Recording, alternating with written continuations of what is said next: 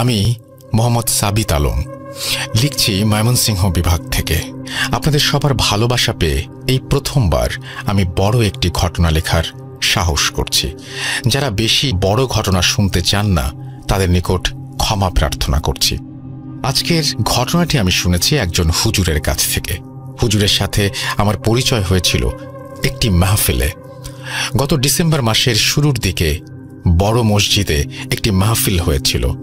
বড় হুজুরের সাথে আমার সম্পর্ক ভালো থাকায় আমি ওনার সাথে মাঝে মাঝেই দেখা করতে যেতাম। সেবার মাহফিল চলছিল, আমার জানা ছিল না, তাই হুজুরের সাথে দেখা করার জন্য আমি অপেক্ষা করছিলাম মসজিদ প্রাঙ্গণে। হঠাৎ বয়স্ক একজন লোক এসে দাঁড়ালেন আমার সামনে, মাথায় টুপি আর পাঞ্জাবি গায়ে।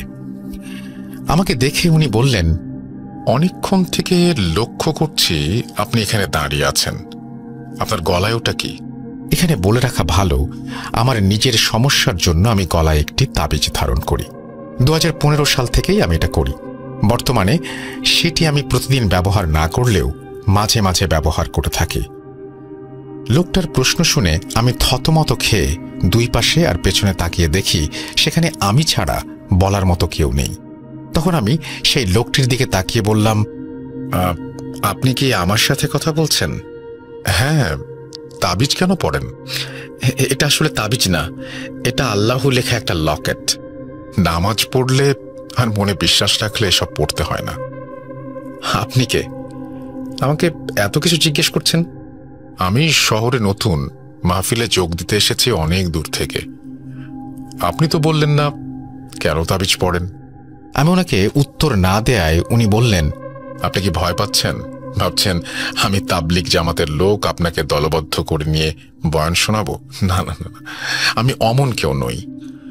বলতে পারেন আমি আল্লাহর একজন বান্দা। আমি ওনাকে বললাম, আপনি শুনে কি করবেন? আমি আপনাকে বিশ্বাস করব কিভাবে? উনি একগাল হেসে বললেন, আরে মসজিদে দাঁড়িয়ে আমি আপনাকে মিথ্যা বলবো? আমার তো জীবন প্রায় শেষ। আমি ওনাকে আর কিছু না বলে মসজিদের বারান্দায় নিয়ে গিয়ে বসি। উনিও আমার সাথে এসে বসেন। একটু পরপর উনি ওনার বুকে হাত দিচ্ছিলেন এমনভাবে যে মনে হচ্ছিল উনি বুকে ব্যথা পাচ্ছেন। আমি ওনাকে জিজ্ঞেস করলাম, কি হয়েছে আপনার? এমন করছেন কেন? উনি বললেন, জীবন বড় বিচিত্র বাবা। আমি এখান থেকে ওখানে ঘুরে বেড়াই। আমার কোনো পরিবার নেই, বিয়েও করিনি।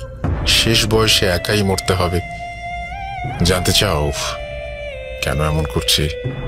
আমি আগ্রহ নিয়ে বললাম, জি বলেন। এরপর উনি ওনার ব্যাগ থেকে একটা বাক্স বের করলেন। বাক্স খুঁড়তেই দেখলাম ওটা একটা পানের বাক্স। উনি নিজে একটা পান বানিয়ে খেলেন আর আমাকেও একটা বানিয়ে দিলেন।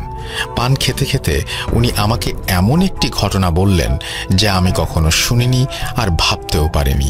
আমি হলপ করে বলতে পারি এমন ঘটনা আপনারাও কখনো শোনেননি। ঘটনাটি আমি হুজুরের ভাষায় বলছি আর আমার অনিচ্ছাকৃত ভুল ত্রুটির জন্য ক্ষমা প্রার্থনা করছি। বলছেন হুজুর।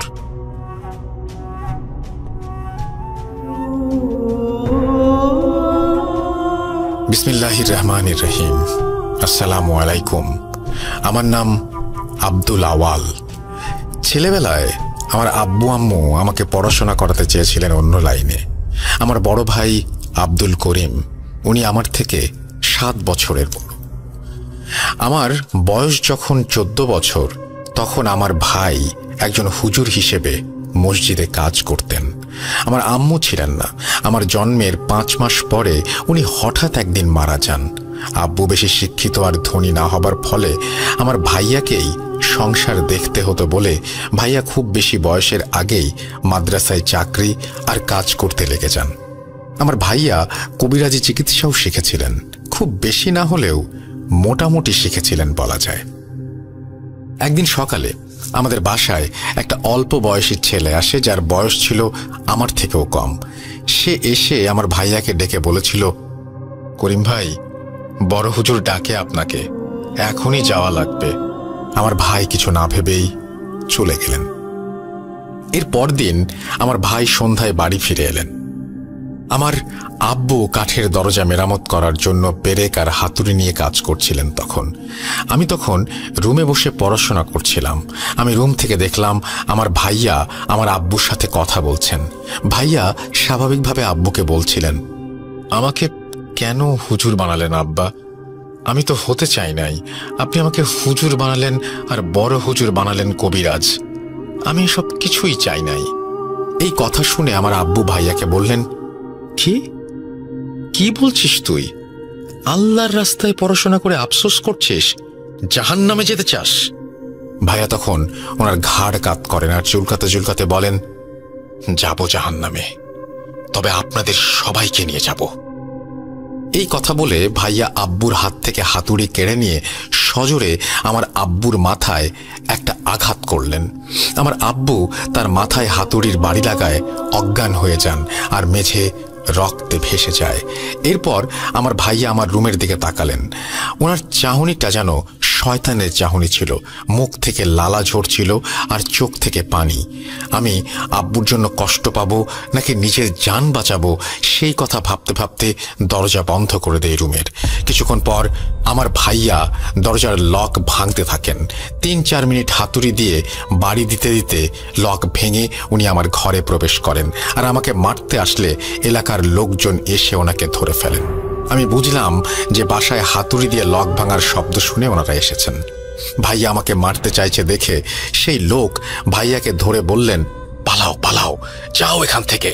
আমি ঘর থেকে বের হবার সময় আমার ভাই আমার হাত ধরে বাতাসের ভয়েসে আমার কানে কানে বলেন, আমরা আসবো, তোর জন্যই আসবো, তোকে সাথে নিতেই হবে, পারবি না, তুই পার পাবি না। আমি ভাইয়ার কথা শুনে এক ঝাড়া দিয়ে আমার হাত থেকে ওর হাত ছাড়িয়ে দৌড়ে রুম থেকে বেরিয়ে চলে আসি। রুম থেকে বের হয়ে আমি আব্বুর সামনে এসে দাঁড়িয়ে পড়ি আর আমার আব্বুর মৃতদেহের দিকে তাকাই। এরপর আমার ঘর থেকে আমাকে সাহায্য করতে আসা লোকটির আত্মচিৎকার শুনে আমি ভয় পেয়ে দৌড়ে বাইরে এসে আমার বয়সী একটা ছেলের সাথে ধাক্কা খাই। আমি দেখি সে এক মনে আমার বাসার সামনে দাঁড়িয়ে কি যেন দেখছিল। হঠাৎ সে আমাকে দেখে বলল, পালাও। এরপর আমি সেখানে অজ্ঞান হয়ে যাই। জ্ঞান ফিরলে আমি নিজেকে আমার ভাই যেই মাদ্রাসায় পড়তেন সেই মাদ্রাসার একটা কক্ষে নিজেকে খুঁজে পাই। আমার সামনে ছিলেন একজন হুজুর। আমার জ্ঞান ফিরতেই উনি আমাকে বললেন, আমি আসগর, এই মাদ্রাসার শিক্ষক। কি হয়েছে তোমার? তোমার বাবার ওই অবস্থা কে করেছে? তোমার ভাই কোথায়? আমি ওনার কথা শুনে ওনাকে আমার আব্বুর কথা জিজ্ঞেস করলে হুজুর আমাকে বললেন, তোমার বাবা আর এই দুনিয়ায় নেই। কেউ কোনো কিছু একটা দিয়ে এমনভাবে আঘাত করেছে যে মাথা ফেটে ভেতরে অনেকটা ঢুকে গেছে, আর এতেই তোমার বাবা মারা গেছেন। কিন্তু তোমার ভাই কোথায়? আমি হুজুরকে তখন রাতের সব ঘটনা খুলে বলি আর হুজুর আমাকে বলেন, কি বলছো? তোমার ভাইয়া? তোমার ভাইয়াকে পুলিশ খুঁজছে? এরপর আমি হুজুরকে বলি, হুজুর, ভাইয়া গতকাল কোথায় গিয়েছিল বড় হুজুরের সাথে? আসার পরেই এমন অবস্থা। হুজুর আমাকে বললেন, বড় হুজুর মানে আমজাদ হুজুরের কথা বলছো? আমি মাথা নেড়ে হ্যাঁ বোধক সম্মতি জানাতেই উনি বললেন, তোমার ভাইয়াকে আমজাদ হুজুর একটা রোগীর বাড়ি নিয়ে গেছিলেন গতকাল, চলো ওনার সাথে দেখা করি। এরপর হুজুর আমাকে আমজাদ হুজুরের কাছে নিয়ে গেলেন।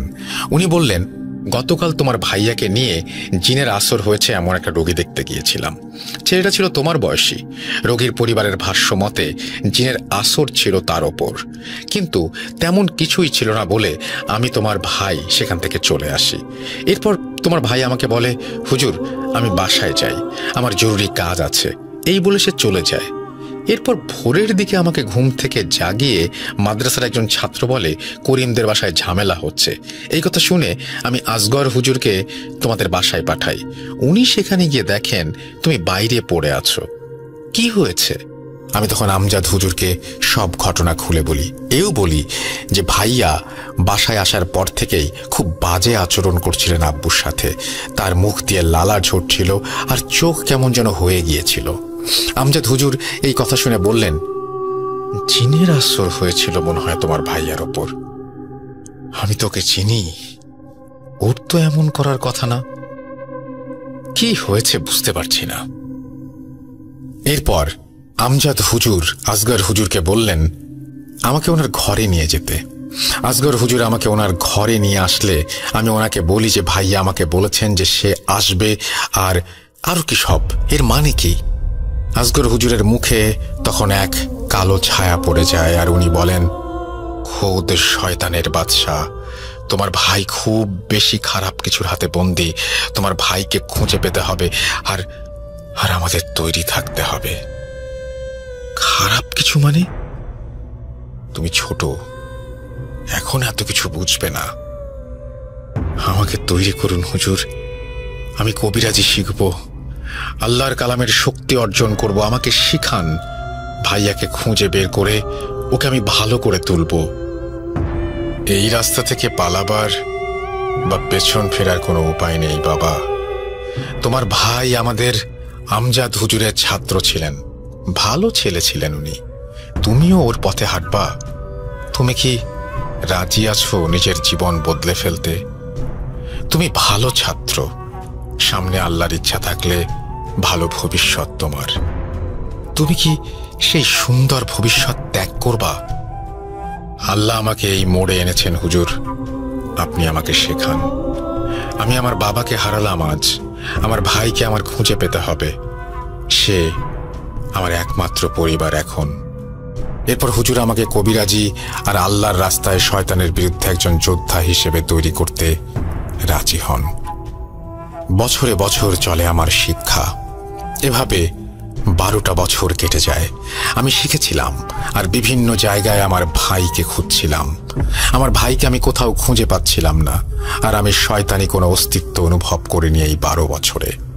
আস্তে আস্তে দিন পার হতে থাকে, আর আমি আমার ভাইয়ের খোঁজ করা জারি রাখতেই থাকি, কিন্তু আশা যেন প্রায় ছেড়েই দিয়েছিলাম।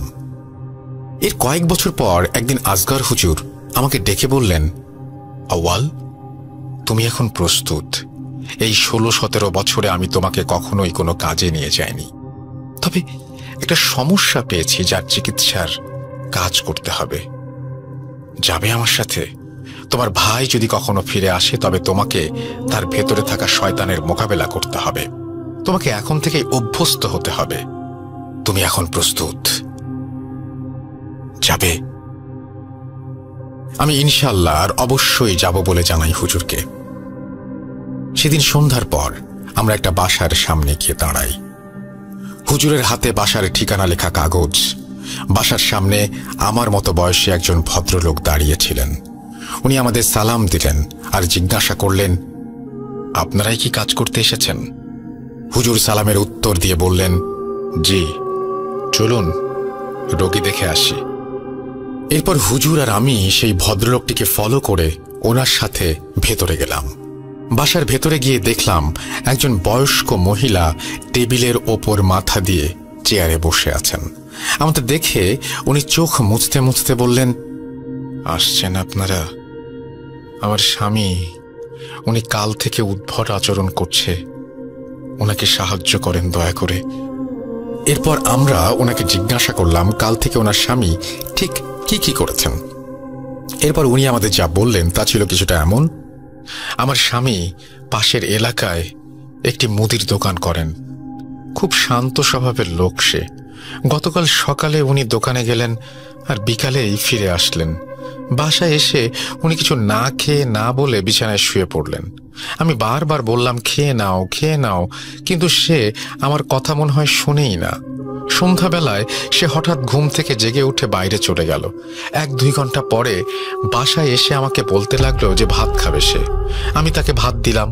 সে 2 জনের ভাত একাই খেয়ে ফেলল, আর এরপর আরো ভাত চাইল। আমি ওনাকে বলি যে আর ভাত নেই। এই কথা শুনে উনি উঠে এসে আমার চুলের মুঠি ধরে আমার মাথা দেয়ালের সাথে বাড়ি দিতে লাগলেন আর বলতে লাগলেন, কতদিন খাই না, ও না ডাকলে খাওয়াই হয় না। ওই ছেলেকে ধন্যবাদ, ও না থাকলে সর্দার আমাদের ডাকেই না, মরবি, সব মরবি। এই কথা বলে সে রান্নাঘরে গিয়ে বটি নিল আর নিজের গলায় লাগাতে গিয়ে দরজায় কে জানি টোকা দিল জোরে। যে দেখি এই ছেলে যে আপনাদের মাত্র ভিতরে নিয়ে আসলো সে দাঁড়িয়ে আছে। দরজা খুলতেই ও দৌড়ে এসে রান্নাঘরে গেলে আমার স্বামী তার হাত থেকে বটি ফেলে দিয়ে বলল, তুই? সর্দার তোকে খুঁজছে। তোর আশেপাশে যে থাকবে তাকে মরণের স্বাদ গ্রহণ করতে হবে। এই কথা বলে সে জোরে জোরে হাসতে থাকে। এত বাজে হাসির শব্দ আমি কোনোদিন শুনিনি। এরপর এই ছেলে আর আমি আমার স্বামীকে রুমে এনে বিছানার সাথে বেঁধে দেই, আর ছেলেটা আপনাদের খবর দেয়, হুজুর দয়া করে ওনাকে বাঁচান, দোহাই লাগে। মহিলার মুখে সব কথা শুনে আমি আর হুজুর সেই ছেলেটির দিকে তাকালাম আর জিজ্ঞাসা করলাম, আপনি আপনি কি জানতেন ওনার স্বামীর সমস্যা হচ্ছে? কিভাবে জানতেন? ছেলেটি উত্তর দিল, হ্যাঁ জানতাম, কিন্তু কিভাবে সেটা জানার সময় এখন না। আগে দয়া করে ওনার স্বামীকে বাঁচান। এরপর আমরা মহিলার স্বামীর ঘরে ঢুকে দেখি ওনার স্বামী হাত পা বিছানার সাথে বাঁধা। আমাদের দেখেই উনি আমাদের গালাগাল দিতে লাগলেন আর মোটা আওয়াজে আমাদের দিকে আঙ্গুল তুলে বলতে লাগলেন, কিরে, তোরা এই কাজে জড়াস না, তাহলে তোদের অবস্থাও গরিবের মতো হবে। এই কথা শুনে আমি অবাক হয়ে যাই আর দৌড়ে গিয়ে লোকটাকে জিজ্ঞেস করি, করিম? করিম ভাইকে কিভাবে চেনেন আপনি? কে আপনি? করিম এখন কোথায়? বলেন, আমাকে বলেন। আমার পাগলামি দেখে হুজুর পেছন থেকে আমাকে ধরে বলেন, আওয়াল শান্ত হও, আমাদের ধোঁকা দিচ্ছে ও, আমাদের কাজ করতে হবে, শুরু করি চলো। এরপর আমরা বিসমিল্লাহ বলে আল্লাহর কালামের আয়াত উচ্চারণ করতে লাগলাম আর সেই ব্যক্তির গায়ে ফুঁ দিতে লাগলাম। এরপর আমরা রুমের চারপাশে আগরবাতির ধোঁয়া দিতে লাগলাম আর একটা দড়ি নিয়ে সেটিতে আয়াত পড়ে ফুঁ দিয়ে গিঁট বাঁধতে লাগলাম। আমরা যতবার গিঁট দিচ্ছিলাম ততবারই সেই ব্যক্তি ব্যথায় চিৎকার করে উঠছিল। এরপর এক পর্যায়ে সে রুমের কোনো এক কোণে তাকিয়ে একাধিক মহিলা কণ্ঠে বলতে লাগলো, সাহায্য করো, আমাকে বাঁচাও, সাহায্য করো, আমাকে বাঁচাও। রুমের এক কোণে তার তাকানো দেখে আমরাও সেদিকে তাকাই, কিন্তু কাউকে দেখতে পাই না। এরপর সেই ব্যক্তি হাত পায়ের বাঁধন ছিঁড়ে আসগর হুজুরের ওপরে এসে লাফ দেন আর ওনার গলা টিপে ধরেন। আমি আর আমার বয়সী সেই ছেলেটা ওনাকে ধরে হুজুরকে মুক্ত করি, আর সেই ছেলেটা মহিলার স্বামীকে ধরে বাঁধার চেষ্টা করতে গেলে আমি হুজুরকে ধরে উঠাচ্ছিলাম। হুজুরকে উঠিয়ে আমি সেই লোকের দিকে তাকিয়ে দেখলাম সেই লোকটি আমার বয়সী ছেলেটির কানে কানে ঠান্ডা হয়ে শুয়ে শুয়ে কি যেন বলছে। আমি আর হুজুর এই দেখে জলদি লোকটিকে বেঁধে ফেলি আর সেই ছেলেটিকে আমি টান দিয়ে আমার সামনে এনে বলি, কি বলছে শয়তান আপনাকে? বলুন আমাকে, আমার ভাইকে নিয়ে কিছু বলছে, বলুন। সেই ছেলেটি আমার দিকে ফ্যাল ফ্যাল করে তাকিয়েছিল, কিন্তু কিছু বলল না। তখন হুজুর আমাকে ধমক দিয়ে বলল, আওয়াল, তুমি এখানে চিকিৎসা করতে এসেছো নাকি তোমার ভাইকে খুঁজতে? বের হও সবাই ঘর থেকে, বের হয়ে যাও সবাই। হুজুরের মুখে এই কথা শুনে আমি সেই ছেলেকে নিয়ে বের হয়ে আসি রুম থেকে। রুম থেকে বের হয়ে আমি হাতে তসবিহ নিয়ে জিকির করতে থাকি। প্রায় 7-8 মিনিট পর রুম থেকে হুজুর বের হয়ে আসেন। বের হয়ে এসে উনি বললেন, সমস্যার সমাধান হয়ে গেছে, আওয়াল চলো মাদ্রাসায় ফিরে যাই। এই কথা বলে উনি আমার হাত ধরে আমাকে নিয়ে চলে যাচ্ছিলেন। আমি দেখলাম হুজুর যেন হাঁটতে হাঁটতে পড়ে যাচ্ছেন। আমি ওনাকে ধরে জিজ্ঞেস করলাম, হুজুর আপনি ঠিক আছেন? কি হয়েছে আপনার? হুজুর বললেন, আওয়াল, এই কবিরাজি কাজটা খুব কঠিন আর ক্ষতিকর। যতবার তুমি শয়তানের মোকাবেলা করতে তার মুখোমুখি হবে, ততবার সে তোমার ভেতর থেকে জেকে বসবে। সে তোমার মনকে খেয়ে ফেলবে আস্তে আস্তে। আমার বয়স হচ্ছে, এই চাপ আমি আর নিতে পারছি না, শরীরটা খারাপ লাগছে বাবা। আর হ্যাঁ শোনো, এই যেই ছেলেটাকে দেখলে সে খুব খারাপ কিছু একটাকে আহ্বান করেছে, ভুগতে হবে আমাদের সবাইকে। সাবধান, তুমি ওই ছেলের থেকে দূরে থাকবে, আর পারলে এই কাজটাও ছেড়ে দাও। এই কথা বলে হুজুর আমাকে নিয়ে মাদ্রাসায় ফিরে এলেন। সেদিন মাদ্রাসায় ফিরে আমি শুয়ে পড়লাম। আমার ঘরে এসে ভাবছিলাম, এই ছেলেটা কিভাবে বুঝলো মহিলার স্বামীর সমস্যা? মহিলার স্বামী বা আমার ভাইকে কিভাবে চেনেন? ছেলেটার কানে কানে সে কি বা বলেছিল? এইসব ভাবতে ভাবতে আমি ঘুমিয়ে যাই। পরদিন সকালে আমি ঘুম থেকে উঠে সকালের খাবার খেতে বসলে আসগর হুজুরকে অনুপস্থিত দেখে ওনাকে ডাকতে ওনার রুমে যাই। অনেকক্ষণ ডাকাডাকির পরেও উনি দরজা না খুললে আমরা সবাই দরজা ভেঙে রুমে ঢুকে দেখি হুজুর মারা গেছেন। বিছানায় পড়ে আছে ওনার ভয়ার্ত মৃতদেহ, চোখ দুটো খোলা আর ভয়ে মুখটা হাঁ ছিল ওনার। আমরা ওনার চোখ বন্ধ করে দিয়ে মসজিদে ঘোষণা দিয়ে ওনার জানাজা পড়িয়ে ওনার দাফন কাজ সম্পন্ন করি। আমি হুজুরের দাফন শেষে নিজেকে অনেক একা ভাবতে থাকি, কাঁদছিলাম বসে বসে, আর ভাবছিলাম বাবা মারা যাবার পর, আমার ভাইকে হারানোর পর হুজুরই আমার পরিবার ছিলেন। আমাকে আল্লাহ নেক রাস্তায় জ্ঞান দান করেছেন, উনি আমাকে কবিরাজি শিক্ষা দিয়েছেন, আর উনি আমাকে একা রেখে চলে গেলেন। প্রচণ্ড মন খারাপের সময় আমি দেখলাম মাদ্রাসার গেইটের সামনে গতকালের সেই আমার বয়সী ছেলেটি দাঁড়ানো। ওকে দেখে আমার কেন যেন খুব রাগ হচ্ছিল। আমি ওকে বললাম, কেন এসেছেন আপনি, কি চান? ছেলেটি আমাকে বলল, আমার নাম ইমরান। গতকালকে হুজুরের করা কবিরাজি কাজ করেনি। মহিলার স্বামী এখনো শয়তানের কবজায়। হুজুরকে ডাকুন, আপনাদের সাহায্য দরকার। আমি কষ্টে আর দুঃখে ওনাকে বলি, কোথা থেকে নিয়ে আসবো হুজুরকে? মৃত ব্যক্তি কি ফিরে আসে? হুজুরের সাথে এটাই আমার প্রথম কাজ ছিল। এর আগে উনি কাজ করে ফিরে এসেছেন, কখনোই এমন অসুস্থ হননি। আর এবার এতই অসুস্থ হলেন যে একেবারে মারা গেলেন। এরপর উনি আমাকে বললেন, ইন্না লিল্লাহ। আল্লাহর দরবারে কে কখন ডাক পায় জানি না, তবে আজ একজনকে আপনি বাঁচাতে পারেন, দয়া করে চলুন। ওনার কথা শুনে আমি রেগে গেলে উনি বলেন, আপনিও তো কবিরাজ, শিক্ষা কেন নিয়েছেন? মানুষের উপকার করতে না? তাহলে পিছিয়ে যাচ্ছেন কেন? ওনার কথা শুনে আমি অনিচ্ছা সত্ত্বেও রাজি হয়ে যাই মহিলার স্বামীকে দেখতে। আমি আর ইমরান মহিলার বাসায় গিয়ে ওনার স্বামীর রুমে প্রবেশ করি। মহিলার স্বামী ঘুমিয়েছিলেন। আমি ওনার পাশে বসে ওনার হাতে আতর লাগিয়ে হাতে মালিশ করছিলাম, আর ওনার কনিষ্ঠাঙ্গুলি চেপে ধরতেই লোকটি চিৎকার দিয়ে মোটা গলায় বলে উঠল, রাবা, সাহায্য কর, আমি তোমার কৃতদাস, আমাকে সাহায্য করো। আমি তখন লোকটার আঙুল চেপে দেয়া বাড়িয়ে দিয়ে জিজ্ঞেস করি, কে তুই? কেন এই মানুষটাকে কষ্ট দিচ্ছিস? জানিস না মানুষের শরীর কবজা করা বারণ? কে তুই বল। সে আমার দিকে তাকিয়ে আমাকে হাতের ইশারায় আমার কান তার মুখের দিকে আনতে বলে। আমি কান তার মুখের দিকে আনলে সে ফিসফিসিয়ে বলে, রাবা আল সালাম, সে এসেছে, তোর ভাই তোর জন্য আসছে, সে এবার তোকে নিয়ে যাবে, প্রস্তুত হ। এই কথা শুনে ক্রোধে আমি তাকে জিজ্ঞেস করি, রাবা আল সালাম? এই রাবা আল সালাম কে? কেন তুই তার নাম বললি? আমার ভাইয়ের সাথে ওর সম্পর্ক কি?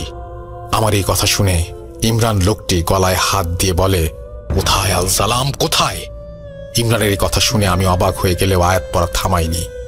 আমি আয়াত পড়া এরপর আরো বাড়িয়ে দেই, আর আঙুলে চাপ দেওয়ায় বাড়িয়ে দিলে লোকটি জোরে রাবা রাবা বলে চিৎকার করতে করতে বমি করে দেয়। লোকটির বমির রং ছিল একেবারে কালো। আমি বুঝতে পারলাম লোকটির ভেতরে থাকা শয়তান হয়তো চলে গেছে। আমি লোকটির জ্ঞান ফিরিয়ে খেজুর খাইয়ে ওনার উপর জিনের ভর এখনো আছে কিনা পরীক্ষা করে বুঝলাম যে না, লোকটি এখন সুস্থ। এরপর আমি আর ইমরান সেই মহিলার বাসা থেকে বের হয়ে এসে একটি চায়ের দোকানে বসলাম। বলে রাখা ভালো যে হুজুরের মতো কাজ করলেও আর মাদ্রাসায় থাকলেও আমি মাদ্রাসার বাইরে কখনোই টুপি বা পাঞ্জাবি পরে যেতাম না। গেঞ্জি আর প্যান্ট পরেই আমি বের হতাম, কারণ আমি চাইতাম না কেউ আমাকে হুজুর বলে সম্বোধন করুক আর পোশাকের জন্য সম্মান করুক। ইমরানকে আমি আমার চায়ের দোকানে নিয়ে বসলে ইমরান আমাকে বললেন, আব্দুল করিম আপনার বড় ভাই। আমি হতভম্ব হয়ে ওর দিকে তাকিয়ে বলি, হ্যাঁ, আপনি কি করে জানলেন? রাবা আল সালাম শুনে আপনি কেন এমন পাগলের মতো আচরণ করলেন? কে সে? এরপর উনি আমাকে বললেন, ও একটা জিন, শয়তান। ওর সাথে আমার অনেক পুরাতন সম্পর্ক। আমি ওকে জিজ্ঞেস করি যে ও যদি জিন হয় তবে ওই মহিলার স্বামীর শরীর থেকে কার কাছে সাহায্য চাচ্ছিল? ইমরান আমাকে বলল, কার কাছে সাহায্য চাইছে আমি জানি না। রাবা কে জানেন? আমি ইমরানের কথার আগামাথা কিছুই বুঝতে পারছিলাম না, তাই ওকে সবকিছু খুলে বলতে বলি, যেহেতু আমার ভাইয়ের নামটাও এখানে জড়িয়েছিল আর আমার ভাইকে খুঁজে পাওয়ারও আশা চমক দিচ্ছিল তখন। ইমরান আমাকে যা বলল তা শুনে আমার মাথা কাজ করা বন্ধ করে দিয়েছিল।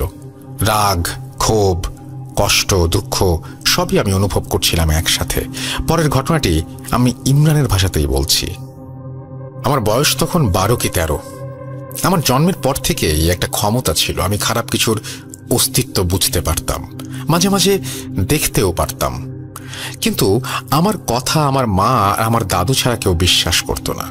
আমার বাবা এই জন্য অনেক বকাঝকাও করতেন। আমাদের গ্রামে একটা মিথটি ছিল গ্রামের উত্তর পাশের দিঘিটিকে নিয়ে। প্রতি রমজানের ঈদের পরের দিন সেই দিঘির কাছে যাওয়া নাকি বারণ ছিল। কারণ সেই দিঘিতে নাকি ৫-৭ বছর আগে একজন বয়স্ক লোক নিজের গলা কেটে আত্মহত্যা করেছিল।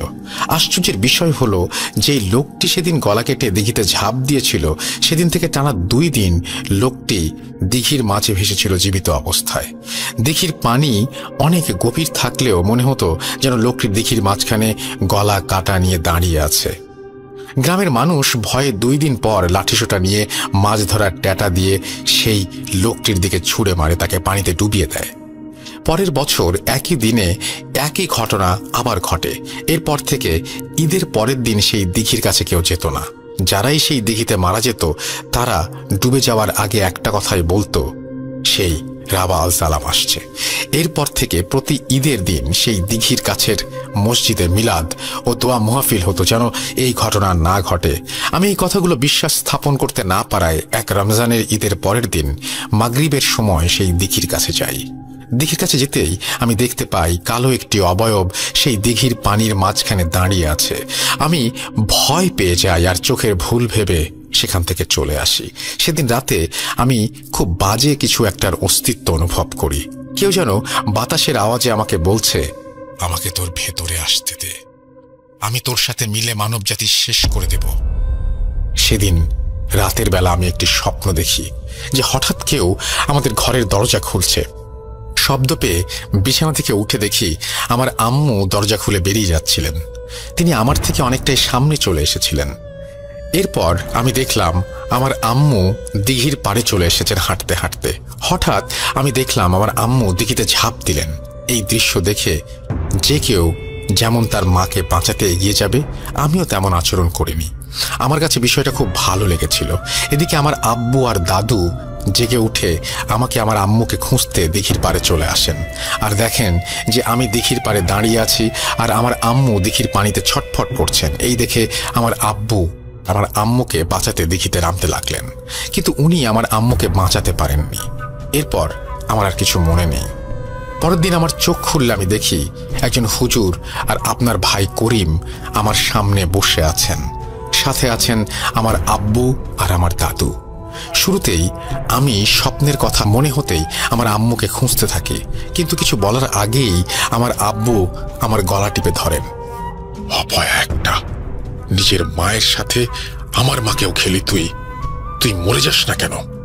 আমার দাদু আমার গলা থেকে আমার আব্বুর হাত ছাড়িয়ে দিলে আমার দাদু কাঁদতে কাঁদতে বলেন, এইটা কি হলো দাদু ভাই?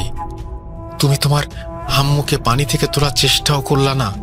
তুমি দিঘির পাড়ে দাঁড়িয়ে হেসে ফেটে পড়ছিলা। তোমার বাবা তোমার আম্মুকে দিঘি থেকে তোলার আগেই সে মারা গিয়েছিল।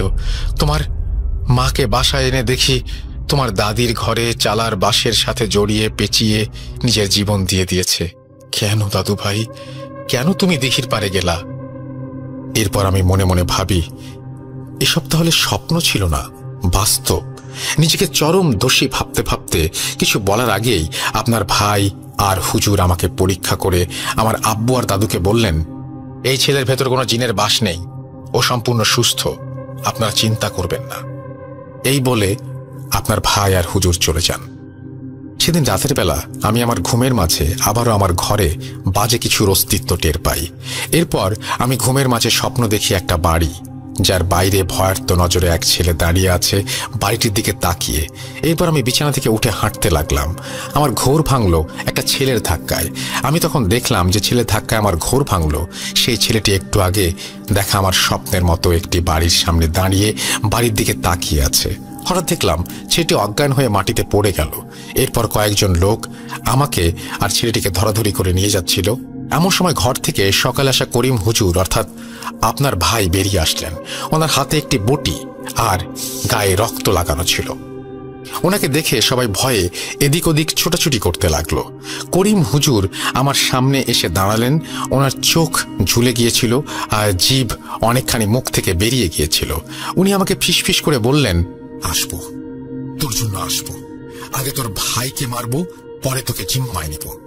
নাম মনে রাখিস, মারসান রাবা আল সালাম। এই কথা শেষ হতেই আমি অজ্ঞান হয়ে যাই। সকালে উঠে দেখি আমি আমার দাদুর কোলে শুয়ে আছি। আমার দাদু আমাকে জানালেন যে গত রাতে আমাকে কি অবস্থায় পাওয়া গিয়েছিল। দাদুর কথা শুনে আমার আব্বু বললেন, শয়তান, এই ছেলে আমাদের ঘরে শয়তানের প্রতিনিধি হয়ে জন্মেছে। আরে ওকে বের করে দাও, বের করে দাও আব্বা, বের করে দাও। আর কত জীবন খাবে ও জানি না, বের করো। আব্বুর এই কথা শুনে আমার দাদু ঠিক করেন আমাকে শহরে আমার চাচার বাসায় পাঠিয়ে দেওয়া হবে। পরের দিন সকালে আমাকে আমার দাদু গ্রামের একজন পরিচিত লোকের সাথে করে শহরে পাঠিয়ে দেন। সেখান থেকে আমি পড়াশোনা করি আর একটা রেস্টুরেন্টে কাজ করি। আমি প্রতি রাতে মারজানকে অনুভব করি। ও আমাকে কবজা করেছিল, আর আমার ছোটবেলা থেকে কিছু জিনিস দেখার ক্ষমতা আছে জন্য আমি মাঝে মাঝে বুঝতে পারি যে মারজান কার ক্ষতি করছে। যেই মহিলার স্বামীকে বাঁচালেন আজ সেই লোক আমার খুব কাছের ছিলেন। আমি যে রেস্টুরেন্টে কাজ করি তার বাইরের একটি দোকানের মালিক ছিলেন। উনি খুব আদর করতেন আমাকে। বহুদিন পরে আমি ঘুমিয়ে স্বপ্ন দেখছিলাম যে লোকটির ক্ষতি হচ্ছে, যেমনটা আমার আম্মুর বেলায় আর আপনার বেলায় দেখেছিলাম যে ওই মহিলার স্বামীর ক্ষতি হচ্ছে। তাই ঘুম থেকে উঠে দৌড়ে ওনাদের বাসায় চলে যাই। আমার বাসা আর ওনার বাসায় একই রোডে। রাতে মাঝে মাঝে আমরা একসাথে ফিরতাম। ওনার বাসায় কখনো যাইনি, কিন্তু চেনা ছিল আমার। আমি যেদিন প্রথম মারজানের কবজায় গিয়েছিলাম সেদিন আপনার ভাই আর হুজুর আমাকে দেখতে আসলে মারজান আপনার ভাইয়ের শরীরে চলে যায় আর আপনার আব্বুকে মেরে ফেলে। আর এখন সে আপনাকে মারার জন্য খুঁজছে। ইমরানের মুখে এই ঘটনা শুনে আমি চায়ের দোকানের বেঞ্চ থেকে দাঁড়িয়ে যাই আর ওর মুখে সজোরে একটা ঘুষি মারি আর বলি, তুই দায়ী। আমার ভাইয়ের এই অবস্থার জন্য তুই দায়ী। আমার আব্বুর মৃত্যুর জন্য তুই দায়ী। আমার এমন অবস্থার জন্য তুই দায়ী। তুই সেদিন কেন মরে গেলি না?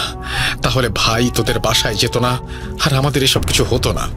আমি ইমরানকে মেরেছিলাম জন্য চায়ের দোকানে থাকা বাকি লোকেরা কি হয়েছে জানতে এলে ইমরান ওনাদের দূরে পাঠিয়ে দেন আর আমাকে বলেন, আমি মানছি এটা আমার দোষ, আমার জন্যই আজ এতগুলো মানুষ কষ্ট পাচ্ছে। এখন একটাই উপায়, যদি না চাই যে আর কেউ আমাদের মতো কষ্ট পাক, তাহলে আপনার ভাইকে খুঁজে বের করতে হবে আর মারজানকে শেষ করতে হবে।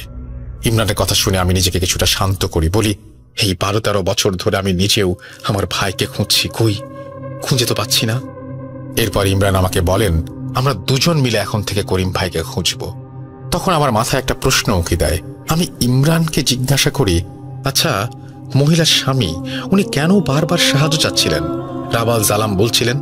মারজানের ঘটনা বুঝলাম, কিন্তু সে রাবাল জালামকে? আমি যতটুকু জানি রাবাল জালাম আরবি শব্দ, এর মানে অন্ধকারের সর্দার। উত্তরে ইমরান বলে যে এই বিষয়ে সে কিছু জানে না।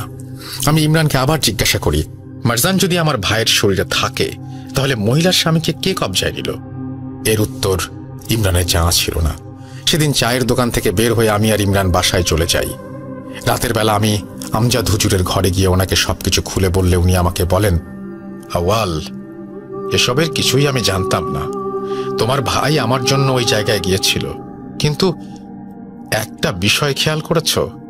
আমিও কিন্তু গিয়েছিলাম, আমার কিন্তু কিছু হয়নি। আমি হুজুরকে আর কিছু না বলে নিজের ঘরে চলে আসি। আমি ঘুমিয়ে গিয়েছিলাম। এমন সময় আমার ঘরের দরজায় জোরে জোরে কড়া শব্দ পেলাম। আমি দরজা খুলে দেখি মাদ্রাসার এক ছাত্রের সাথে ইমরান দাঁড়িয়ে আছে। আমাকে দেখে বলল, আওয়াল ভাই, আমার বাড়িওয়ালার অবস্থা ওই মহিলার স্বামীর মতো, দয়া করে দেখবেন, চলুন। আমি কিছু না ভেবে আগরবাতি, আতর, একটা দড়ি নিয়ে চলে যাই ইমরানের বাড়িওয়ালার বাসায়। ওনার বাসায় গিয়ে আমরা দেখি বাড়িওয়ালার ছেলে আর স্ত্রী বসে আছে ভয়ার্ত চেহারায়। আমাকে দেখে ওনারা কাকুতি মিনতি শুরু করতে লাগলেন ওনাদের বাবার জীবন বাঁচানোর জন্য। আমি ওনাদের জিজ্ঞেস করলাম কি হয়েছে।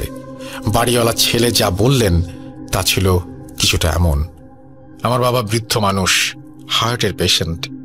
প্রায় 1 মাস আগে স্ট্রোক করে উনি প্যারালাইজড হয়ে যান। আজ সন্ধ্যায় আমি আর আমার স্ত্রী নামাজ পড়ছিলাম। সাধারণত আমরা একসাথে নামাজ পড়ি না, কিন্তু আজ আমরা একসাথে এশার নামাজ পড়ছিলাম। আমি ইমাম হিসেবে শব্দ করে সূরা পড়ছিলাম। হঠাৎ আমাদের রুমে আমার আব্বু ঢুকলেন আর আমাদের দুইজনের গলা টিপে ধরে জায়নামাজ থেকে ফেলে দিলেন। আমাদের নামাজ ভঙ্গ হয়ে যায়। আমি একেবারে অবাক হয়ে যাই যে আব্বা তো প্যারালাইজড, হেঁটে এখানে কিভাবে এলেন। এরপর আমার আব্বার চোখ উল্টে যায় আর উনি রান্নাঘরে চলে যান। রান্নাঘর থেকে উনি একটা বটি নিয়ে রাবা না কি যেন একটা বলে ওনার নিজের গলায় চালাতে নিলে আমি আর আমার স্ত্রী মিলে ওনাকে ধরে ফেলি। এরপর বাসার সবার চেঁচামেচি শুনে পাশের বাসার মানুষ চলে আসে আর আব্বাকে ওই অবস্থায় দেখে ভয়ে চলে যায়। একমাত্র ইমরান আমাদের সাহায্য করে আর আমার আব্বাকে রুমে বেঁধে রেখে আপনাকে আনতে যায়। কিছু একটা করুন ভাই, আমার আব্বাকে বাঁচান। আমি ওনাদের কথা শুনে আল্লাহর নাম করে প্রবেশ করি ওনাদের আব্বার রুমে। আমাকে দেখে ইমরানের বাড়িওয়ালা মোটা গলায় বলে, তুই আবার এসেছিস? তোর ভাইয়ের মতো তুইও মরতে চাস? তোর ভাইকে আমরাই মেরেছি, এবার তুইও মরবি। বাড়িওয়ালার মুখে এই সমস্ত কথা শুনে আমি প্রচন্ড রেগে যাই। ইমরান ওনার হাত ধরে ফেলে, আর আমি ওনার সামনে গিয়ে জিজ্ঞেস করি, আমার ভাই কোথায়? আল জালামকে, মারজানকে? সে আমাকে কিছুই বলতে চায় না। এরপর আমি তার হাতে আতর লাগিয়ে কনিষ্ঠাঙ্গুলি চেপে ধরে আয়াত পড়তে লাগলে সেও রুমের এক কোণায় তাকিয়ে বলতে থাকে, রাবা আল জালাম, সাহায্য করো, আমাকে সাহায্য করো, এই দুজনকে মেরে ফেলো, দয়া করে মেরে ফেলো। এরপর আমি হাতের চাপ কমিয়ে দিয়ে বলি, আমি তোকে কষ্ট দেব না, তুই আমাকে বলবি রাবা আল জালামকে, মারজানকে। এরপর বাড়িওয়ালার শরীরে থাকা শয়তান আমাকে সব বলতে রাজি হয়। সে আমাদের বলল যা কিছুটা এমন, রাবা আল জালাম মানে রাবা মানে সর্দার, আল জালাম মানে অন্ধকার। ও আমাদের সর্দার, আমাদের প্রভু, আমরা তার দাস, ওর কেনা গোলাম আমরা। মারজানি হচ্ছে রাবা আল জালাম, ওর আদেশেই আমরা মানুষের শরীরে কবজা করি। ও আমাদের নেতা, নেতা যা বলবে আমরা তাই শুনি। আমি তখন ওকে জিজ্ঞেস করি, ও যা বলবে তাই শুনবি? ওর এত ক্ষমতা থাকলে মানুষকেও নিজে কবজা না করে তোদের মাধ্যমে কবজা করাচ্ছে কেন? বল আমাকে। আর আমার ভাই কোথায়? এরপর সে মুচকি হেসে বলল, 13 বছর আগে তোর ভাই মারা গেছে, ওকে আল জালামই মেরেছে। এই কথা বলে সে হঠাৎ রুমের এক কোণে দাঁড়িয়ে হাত জোর করে কাঁদতে কাঁদতে বলে, মাফ করে দাও, মাফ করে দাও আমাকে, আমি কষ্ট সহ্য করতে না পেরে ওদের সব বলে দিয়েছি, ক্ষমা করো আমাকে। এই বলে বাড়িওয়ালা কাতরাতে থাকে। এরপর আমি ওনাকে জিজ্ঞাসা করলাম, আপনি কার সাথে কথা বলছেন? কে ওখানে? উনি চিৎকার দিয়ে বলেন, মারজান। ওনার এই কথা শুনে আমার রুহ কেঁপে ওঠে তখন। এরপর আমি কিছুক্ষণ চুপ থেকে ওনাকে আবার জিজ্ঞেস করি, মারজান? তখন ইমরানের দিকে আঙুল তুলে বলে, এইখানে। এই বলে সে বমি করে দেয় মহিলার স্বামীর মতো। এরপর আমি বুঝতে পারি জিনটা তাকে ছেড়ে গেছে। বাড়িওয়ালা বাসা থেকে বের হয়ে আমি ইমরানকে নিয়ে মাদ্রাসায় চলে আসি আর আমজাদ হুজুরের সাথে এই বিষয়ে কথা বলি। আমজাদ হুজুর আমাকে বলেন, দেখো, এটা খুব অন্যরকম একটা সমস্যা, আমি আগে শুনিনি। আমার যে ধারণা সেটা হচ্ছে মারজান একজন সর্দার, আর সে শাগরেদদের দিয়ে অন্য মানুষের শরীর কবজা করায়। কিন্তু কেন করে সেটা আমার জানা নেই। ইমরানের বোঝার ক্ষমতা আছে, মনে হয় সেই ক্ষমতা সে দখল করার জন্য এসব করছে। আমি হুজুরকে জিজ্ঞেস করি, তাহলে অন্যান্য ব্যক্তিদের কেন সে কবজা করছে? উত্তরে বললেন, হয়তো এই কাজ সে নিজের শক্তি বাড়াচ্ছে ইমরানের শরীর কবজা করার জন্য। এরপর আমি হুজুরকে বলি, হুজুর, সে বলল আমার ভাই করিম মারা গেছে আমার বাবাকে মারার রাতেই, তাহলে মারজান এখন কোথায় আছে? কাউকে কবজা করে রেখেছে নাকি নিজে থেকেই কাজ করছে? হুজুর আমাকে এই প্রশ্নের কোনো উত্তর দিতে পারেননি। আমার মন সেদিন থেকে অনেক খারাপ ছিল। আমি শয়তানের কথায় বিশ্বাস করি না, তাই আমার ভাই মারা গেছে তা আমি মানতে নারাজ। কিন্তু এও ভাবছিলাম, শয়তানটা যখন সবকিছু বলেই দিয়েছে, তাহলে আমার ভাইয়ের কথাটাই বা মিথ্যা বলবে কেন? আর সত্যি বললেই, যেহেতু মারজান ওকে কষ্ট দিয়েছে, সে মিথ্যা বলছে না। এসব ভাবতে ভাবতে আমি নিজের সাথে স্নায়ুযুদ্ধ করছিলাম। পরের দিন আমি ইমরানের বাসায় যাই আর ওকে বলি, আচ্ছা ইমরান, আপনার গ্রামেই তো সেই মিথ প্রচলিত যে রমজান মাসের ঈদের পরদিন সেই গ্রামের উত্তরে দেখিতে যাওয়া বারণ। তাহলে আপনার গ্রামের মানুষদের জিজ্ঞেস করলেই তো এর রহস্য জানা যাবে। উৎপত্তি যেহেতু আপনার গ্রামেই, চলেন আপনাদের গ্রামে যাই। ইমরান আমার কথায় রাজি হয়, আর এরপর আমরা দুজন মিলে ইমরানদের গ্রামের বাড়িতে যাই। ইমরানের গ্রামের বাড়িতে গেলে ইমরানের বাবা ইমরানকে দেখেই ক্রোধে ওনাকে মারতে চলে আসেন। শয়তান, তুই আবার এসেছিস, এবার কার জান নিবি? অপয়া একটা, চলে যা। এরপর ইমরানের দাদু ঘর থেকে বের হয়ে আসেন আর ইমরানের বাবাকে শান্ত করে আমাদের ভেতরে নিয়ে যান। আমরা দুপুরের খাবার খাই।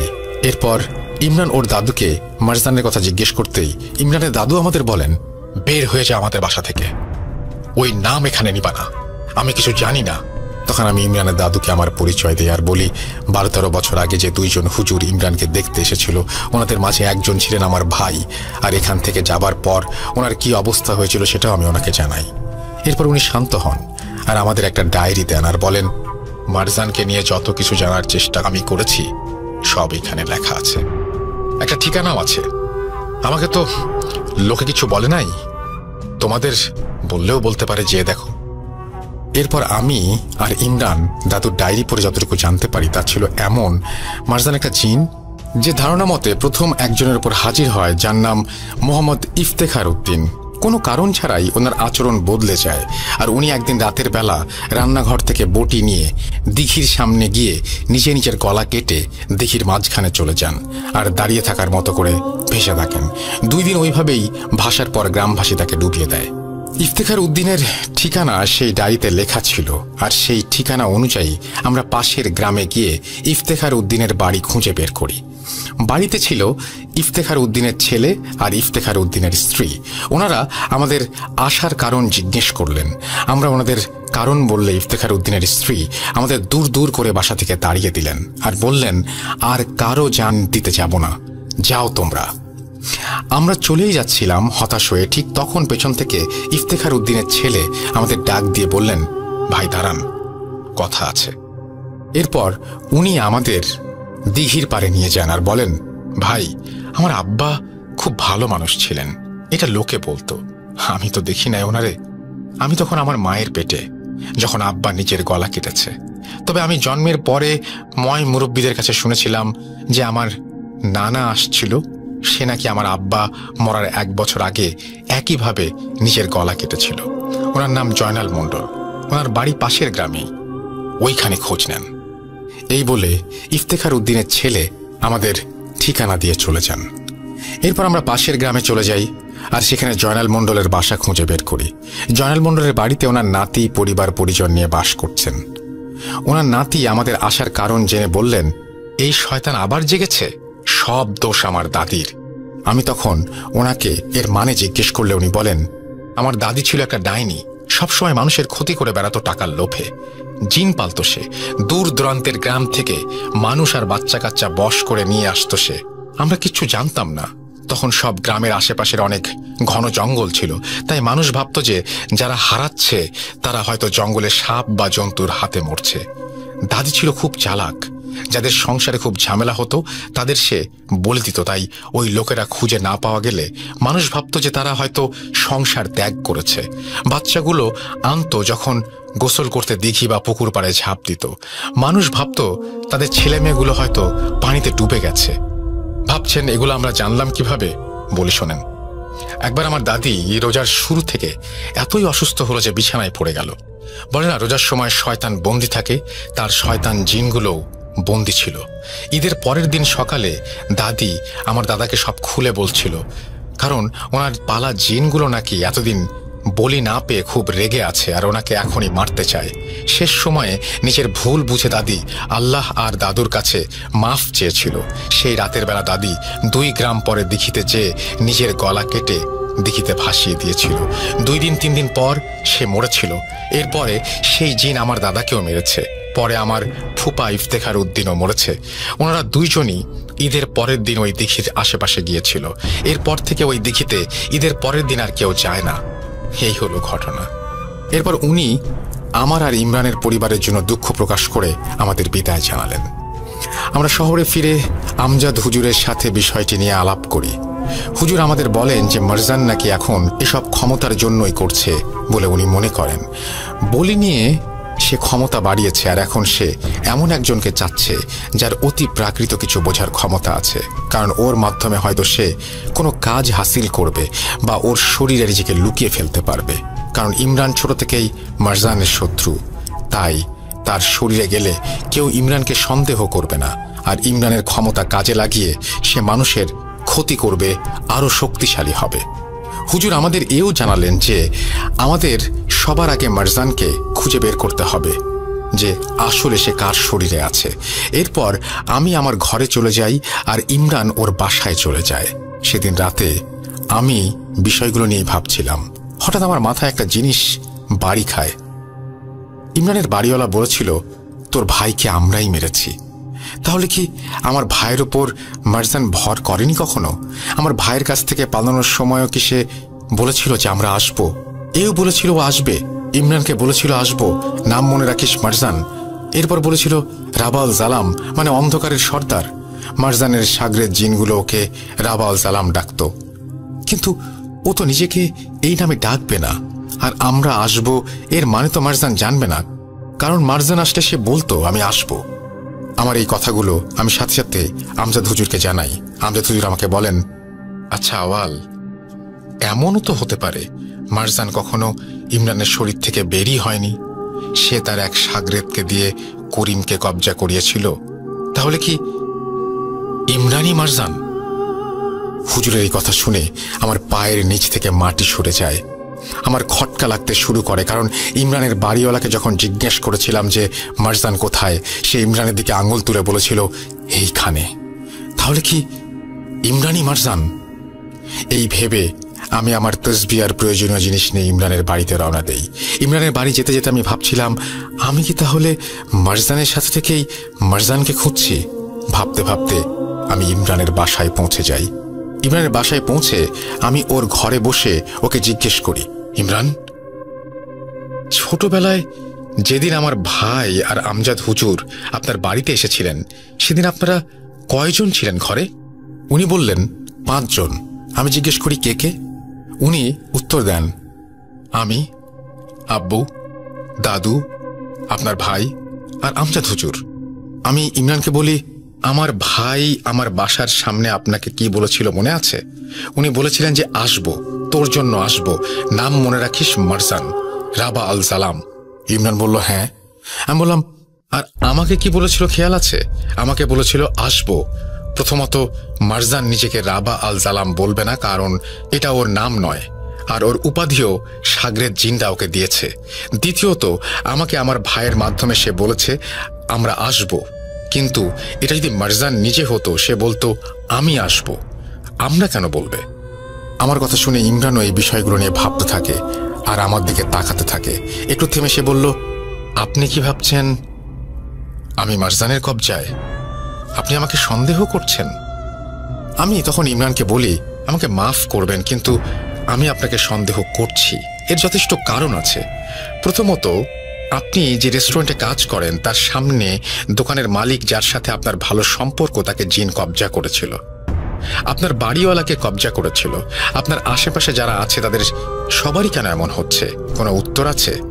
আমাকে প্রমাণ দিন আপনি মারজান নন। এরপর ইমরান রেগে গিয়ে আমাকে জোরে একটা ধাক্কা দিয়ে রুম থেকে বের হয়ে যায় আর বলতে থাকে, ছোটবেলা থেকে আমি ওকে খুঁজে বেড়াচ্ছি, প্রতিশোধ নিতে চাচ্ছি, আর আপনি বলছেন আমি মারজান? বাহ! এরপর আমি ওনার হাত ধরে বলি, সরি, কিন্তু আমাকে এটা করতেই হবে। এরপর আমি আমার হাতে থাকা তসবিহ পড়ে, আমার জানা আয়াতগুলো পড়ে ইমরানের মাথায় হাত লাগিয়ে দেই, ওর কনিষ্ঠাঙ্গুলি চেপে ধরি, ওর মুখে পবিত্র খেজুর গুঁজে দিয়ে দোয়া পড়তে থাকি। কিন্তু কোনো কিছুই আসর করছিল না ওকে। মনে হচ্ছিল যে সে একেবারে স্বাভাবিক, তার শরীরের জিনের কোনো ভর নেই। এরপর আমি ওনাকে বলি, চলুন মসজিদে নামাজ পড়ব। আমরা দুজনে একসাথে নামাজ পড়ি। এরপর আমি নিশ্চিত হই ইমরান মারজান নয়। আমি দ্বিতীয় দ্বিধায় পড়ে যাই, তাহলে মারজান কার শরীরে ঢুকিয়ে আছে? কোনো সন্দেহ নেই যে সেদিন উপস্থিত 5 জনের মাঝেই মারজান একজনের ভেতরে আছে, কারণ ইমরানের দাদা বাড়ি থেকে বের হবার রাস্তা সেখানে উপস্থিত 5 জন ছাড়া আর কেউ জানে না। এরপর আমি ইমরানকে জিজ্ঞেস করি, আপনার বাবার আচরণ কেমন মনে হয় না আপনার? যেমন মারজানের গোলাম জিন্দা আপনাকে দেখতে পাবে না, তেমনি আপনার আব্বাও আপনাকে দেখতে পারে না। উনি নয় তো? এরপর আমরা দুজন মিলে আবার ইমরানের দাদুর বাড়িতে ফিরে যাই আর ওনার বাবার ঘুমানোর জন্য অপেক্ষা করতে থাকি। এরপর ওনার বাবা ঘুমালে আমরা ওনার বাবার মাথায় তসবিহ পড়ে আল্লাহ কালাম উচ্চারণ করে ফুঁ দিয়েও কোনো প্রতিক্রিয়া পাচ্ছিলাম না। আমরা তখন বুঝতে পারলাম যে না, ইমরানের আব্বাও মারজান না, কোনো জিনেরই কবজায় নেই সে। এরপর আমরা ইমরানের দাদুর বাড়ি থেকে বের হয়ে আসি। এরপর আমজাদ হুজুরের সাথে আমি এই বিষয়ে কথা বলি। হুজুর আমাকে বলেন, আমি আসলে বুঝতে পারছি না কি হচ্ছে এসব। সবাই যদি সুস্থ থাকে তাহলে মারজান গেল কোথায়? আমি এর উত্তর জানতাম না। এভাবেই ভাবতে ভাবতে দিন কেটে যাচ্ছিল। হঠাৎ একদিন ইমরান মাদ্রাসায় এসে আমাকে ডাকতে লাগলেন। আমি ওনাকে কি হয়েছে জিজ্ঞেস করলে উনি আমাকে বললেন, ভাই, আমার বাসার একজন মেম্বারের এবার সেইম অবস্থা, আসুন সাহায্য করুন। আমি আমার তসবিহ আর বাকি জিনিসপত্র নিয়ে চলে যাই ভাইয়ের সাথে। রাস্তায় যেতে যেতে আমি ওনাকে জিজ্ঞেস করি কি হয়েছে ওনার বাসায় মেম্বারের। উনি আমাকে বলেন, আমি আর আমার এক বন্ধু রুম নিয়ে সেই বাসায় থাকি। আমরা দুজন একই রেস্টুরেন্টে কাজ করি। আজ সন্ধ্যার পর বাসায় ফিরে দেখি সে আয়নায় নিজের মাথা ফাটিয়েছে আর আয়নাও ভেঙে ফেলেছে। রান্নাঘরে যেতে নিচ্ছিল দেখে আমি রান্নাঘরের দরজা বন্ধ করে দিয়ে এসেছি। বাসায় পৌঁছে ইমরান ভাইয়ের রুমে প্রবেশ করতেই ইমরান ভাইয়ের বন্ধু ভারী গলায় বলে উঠলেন, কিরে, খুঁজে পেলি না? রাবাকে এত সহজে খুঁজে পাবি না, তোরা মরবি। আল সালাম, এই দুজনকে মেরে ফেল, দয়া করে মেরে ফেল। আমি এরপর তসবিহ আর আয়াত পড়ে ইমরান ভাইয়ের বন্ধুকে জিজ্ঞাসা করলাম, কে তুই, নাম বল। এরপর এক ঝটকায় আমাকে আর ইমরানকে ছিটকে ফেলে দিল। আমরা নিজেরা সামলে উঠে ওনাকে বাঁধবার জন্য দড়ি খুঁজছিলাম। ইমরান ভাই দড়ি আনতে রুম থেকে বের হয়ে যায়। উনি বের হবার সাথে সাথেই রুমের দরজা লেগে যায়, কোনোভাবে দরজা খুলছিল না। একে একে রুমের ভেতরে আমিও ভয় পাচ্ছিলাম। এরপর আমি দেখলাম ইমরান ভাইয়ের বন্ধু বিছানায় গিয়ে বসলেন। উনি আমাকে মোটা আওয়াজে বললেন, এখন থেকে আমাদের সাথে প্রথমবার দেখা হলে তোর কলিজায় চাপ দেব, তুই কষ্ট পাবি, তোর সারা শরীর ব্যথায় স্রোত বয়ে যাবে, ছুরিকাঘাত হবে। দ্বিতীয়বার আমাদের দেখলে তোর কলিজার রক্ত তোর নাক দিয়ে বের হয়ে আসবে। তৃতীয়বার আমাদের দেখলে তুই মরবি। এই বলে সে হাসতে লাগলো আর আমার বুকের ভেতর প্রচন্ড ব্যথা অনুভব করতে থাকলাম। মনে হচ্ছিল আমার হৃৎপিণ্ড কেউ ছিঁড়ে ফেলছে। আমার শরীরের শিরায় শিরায় ব্যথা অনুভব করতে লাগলাম। এক পর্যায়ে আমি অজ্ঞান হয়ে গেলাম। এরপর আমার চোখ খুলতে আমি দেখি আমার সামনে ইমরান ভাই আর তার বন্ধু বসে আছে। আমি কি হয়েছে জিজ্ঞাসা করলে ইমরান ভাই কিছু বলতে পারেনি। এরপর ইমরান ভাইকে আমি একটু সাইডে নিয়ে গিয়ে ওনার বন্ধুর কথা জিজ্ঞেস করলে উনি বলেন, আপনি তো কাজ করেছেনই, আমার বন্ধু তো বমি করে নর্মাল হয়ে গেছে। এই কথা শোনার পর আমি মাদ্রাসায় ফেরার প্রস্তুতি নেই, কিন্তু রুম থেকে বের হবার আগেই বুকের ব্যথায় পড়ে যাই। ইমরান ভাই আমাকে বারবার জিজ্ঞেস করেন কি হয়েছে, আমি তা ওনাকে কিছু বলিনি। এরপর আমি একটা রিকশায় করে মাদ্রাসায় ফিরি। মাদ্রাসায় ফিরে আমি আমজাদ হুজুরের সাথে বসে কথা বলছিলাম। আমি ওনাকে একবার জিজ্ঞেস করলাম, হুজুর, যারা কবিরাজি করেন তারা কি কিছু অনুভব করেন বা ক্ষতিগ্রস্ত হন? হুজুর আমাকে বললেন, আসলে আল্লাহর কালাম সব থেকে শক্তিশালী, ভালোভাবে নিয়ম মতো কাজ করলে কিছুই হবে না, কিন্তু কেউ যদি এদের নিয়ে একেবারে আচ্ছন্ন হয়ে যায় আর ওদের সাথে বারবার যুদ্ধে জড়ায় তাহলে ক্ষতি হতে পারে। এরপর হুজুর আমার সাথে অন্যান্য বিষয়ে কথা বলার মাঝে থেমে গেলেন আর বললেন, আওয়াল, তুমি আমাকে এটা জিজ্ঞেস করলা, কি হয়েছে বলো আমাকে, তুমি কিছু অনুভব করছো? আমি হুজুরকে কোনো উত্তর না দিলে একটা ধমক দিলেন তিনি। এরপর আমি চুপ থাকলে উনি আমাকে বললেন, এই এক শয়তানের পেছনে জীবন দিতে চাচ্ছ তুমি? নিজের জীবন নিয়ে ভাবো, এসব থেকে সরে আসো, এখনো সময় আছে, শয়তান তোমাকে গ্রাস করে নিচ্ছে, কি হয়েছে বলো। এরপর আমি হুজুরকে ইমরান ভাইয়ের বন্ধুর বলা কথাগুলো বললে উনি আমাকে বলেন, প্রমাণ পাচ্ছ, মরে যাবা তুমি এইভাবে? আমি আজকে ইমরানকে ডেকে বলে দিব যে তুমি আর এসবে নেই। আমি কোনো কথা না বলে চলে আসি সেদিন হুজুরের ঘর থেকে। 5 দিন পর মাদ্রাসায় এলেন এক ভদ্রলোক তার ছেলের সমস্যা নিয়ে। যথারীতি আমি ভদ্রলোকের ছেলেকে দেখতে যাই। ভদ্রলোকের বাসায় গিয়ে ওনার ছেলেকে দেখলাম, দেখে মনে হচ্ছিল সে নর্মাল। আমি ভদ্রলোককে জিজ্ঞেস করলাম, আপনার ছেলের সমস্যা কি আসলে?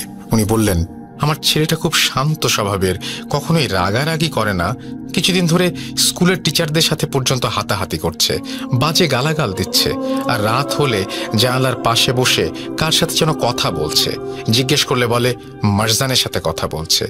ভদ্রলোকের এই কথা শুনে আমি ওনাকে থামিয়ে দিয়ে বলি, কি বললেন? মারজান? হ্যাঁ, মারজান। আমার ছেলে এই নামটা বারবার বলে আর ভয়ে একেবারে জড়সড় হয়ে যায়। এরপর আমি ভদ্রলোকের ছেলেকে বলি, দেখো বাবা, আমাকে তুমি বন্ধু ভাবতে পারো, তুমি কি কাউকে দেখো, কিছু অনুভব করতে পারলে আমাকে বলো। সে আমাকে বলে সে বিভিন্ন বাজে চেহারার কিছু জিনিস দেখে, যা মানুষ না, তারা নাকি ওকে ধরতে চায়। বাজে চেহারার মানুষগুলো যখন ওকে ধরতে পারে না তখন একটা বড় কালো ছায়া আসে তাদের মাঝ দিয়ে। সেই ছায়া সামনে এলে বাজে চেহারার জিনিসগুলো নাকি সেই ছায়া মূর্তিটিকে কুর্নিশ করে 2 দিকে সরে যায় এবং সামনে জায়গা করে দেয়। ওই ছায়াটিই নাকি মারজান। এরপর আমি বুঝতে পারি যে এই ছেলেটাও জিনের কবজায় যেতে চলেছে। আমি এরপর সেই ছেলেটাকে একটা তাবিজ দেই, যে তাবিজ তাকে শরীরে ধারণ করতে হবে না, এই তাবিজটা ওর বিছানায় রাখতে হবে বলি, আর ওকে শরীর বন্ধ করার দোয়া শিখিয়ে দেই। এরপর আমি সেখান থেকে চলে আসতে নিলেই সেই ছেলেটা ভারী গলায় বলে, আওয়াল, আমি করিম, তোর ভাই, আমাকে দেখবি না? ওর কথা শুনে আমি হতভম্ব হয়ে পেছনে তাকাই আর দেখতে পারি যে ছেলেটাও জিনের কবজায় চলে গেছে। শয়তানগুলো বুঝতে পেরেছিল যে আমার দেয়া ওষুধ এখান থেকে ওদের দূর করতে পারত, তাই ওষুধের কাজ শুরু হবার আগেই ধরে ফেলেছে ছেলেটাকে। আমি ছেলেটার বাবাকে আর বাসায় থাকা আরেকজন পুরুষ মানুষকে দিয়ে ছেলেটার হাত পা ধরে রাখি, আর আমি আয়াত পড়া শুরু করি। আউযুবিল্লাহি মিনাশ শাইতানির রাজিম পড়তেই আমার বুকে ব্যথা অনুভব করি। ধীরে ধীরে ব্যথাটা আমার শরীরে ছড়িয়ে যায়। এরপর আমার নাক দিয়ে রক্ত পড়া শুরু হয়। আমাকে দেখে ছেলেটা হাসতে থাকে আর ভারী গলায় বলে, বলেছিলাম না পরের বার মরবি? রাবা, ওকে এখনই মেরে ফেলো না, ও মরে যাক, মেরে ফেলো ওকে। ছেলের এই কথা শুনে আর আমার এই অবস্থা দেখে ছেলের বাবা আমাকে ধরতে এলে আমি ইশারা দিয়ে ওনাকে থামিয়ে দেই আর খুব কষ্টে দোয়া পড়তে থাকি। ছেলেটি আমাকে বলে, এত দম তোর, হার মানবি না। এরপর আমি রুমে থাকা সবাইকে আয়াতুল কুরসি জোরে জোরে পড়তে বলি। সবাই আয়াতুল কুরসি পড়ছিল আর আমার জানা দোয়া কালাম আমি পড়ছিলাম। সবার আয়াতুল কুরসি পড়া শেষ হলে আমি আমার তসবিহ ছেলেটার মাথায় দিতেই সে মারজান বলে অজ্ঞান হয়ে যায়। এরপর অচেতন অবস্থায় পড়ে যেতে নিলে আমাকেও কেউ পেছন থেকে ধরে ফেলে আর বলে, আওয়াল, তোমাকে বারণ করেছিল আমি সব কাজ করো না। আমি বুঝতে পারি এটা আমজাদ হুজুরের গলা। আমি স্বাভাবিক হয়ে আমজাদ হুজুরকে জিজ্ঞেস করি, হুজুর, আপনি এখানে কেন? হুজুর বলেন, তুমি আমাকে না বলে আবার এসেছ। মাদ্রাসার একজন ছাত্র আমাকে জানিয়েছে তুমি নাকি কাজে গেছো। এরপর আমি এখানে চলে এসেছি তোমাকে থামাবার জন্য। এসে দেখি তুমি নিজেই থেমে যাচ্ছ। আমি এবার আমজাদ হুজুরকে কিছু বলিনি আর ওনার সাথে মাদ্রাসায় চলে আসি। মাদ্রাসায় যাবার পর উনি আমাকে বলেন, তোমাকে ইমরানের কাছ থেকে দূরে থাকতে বলেছিলাম না? তাহলে কেন আবার গেছো? আমি বললাম, হুজুর, এটা ইমরানের আনা কোনো সমস্যা না, এটা তো ছেলেটার বাবা তার ছেলের জন্য নিয়ে এসেছিল।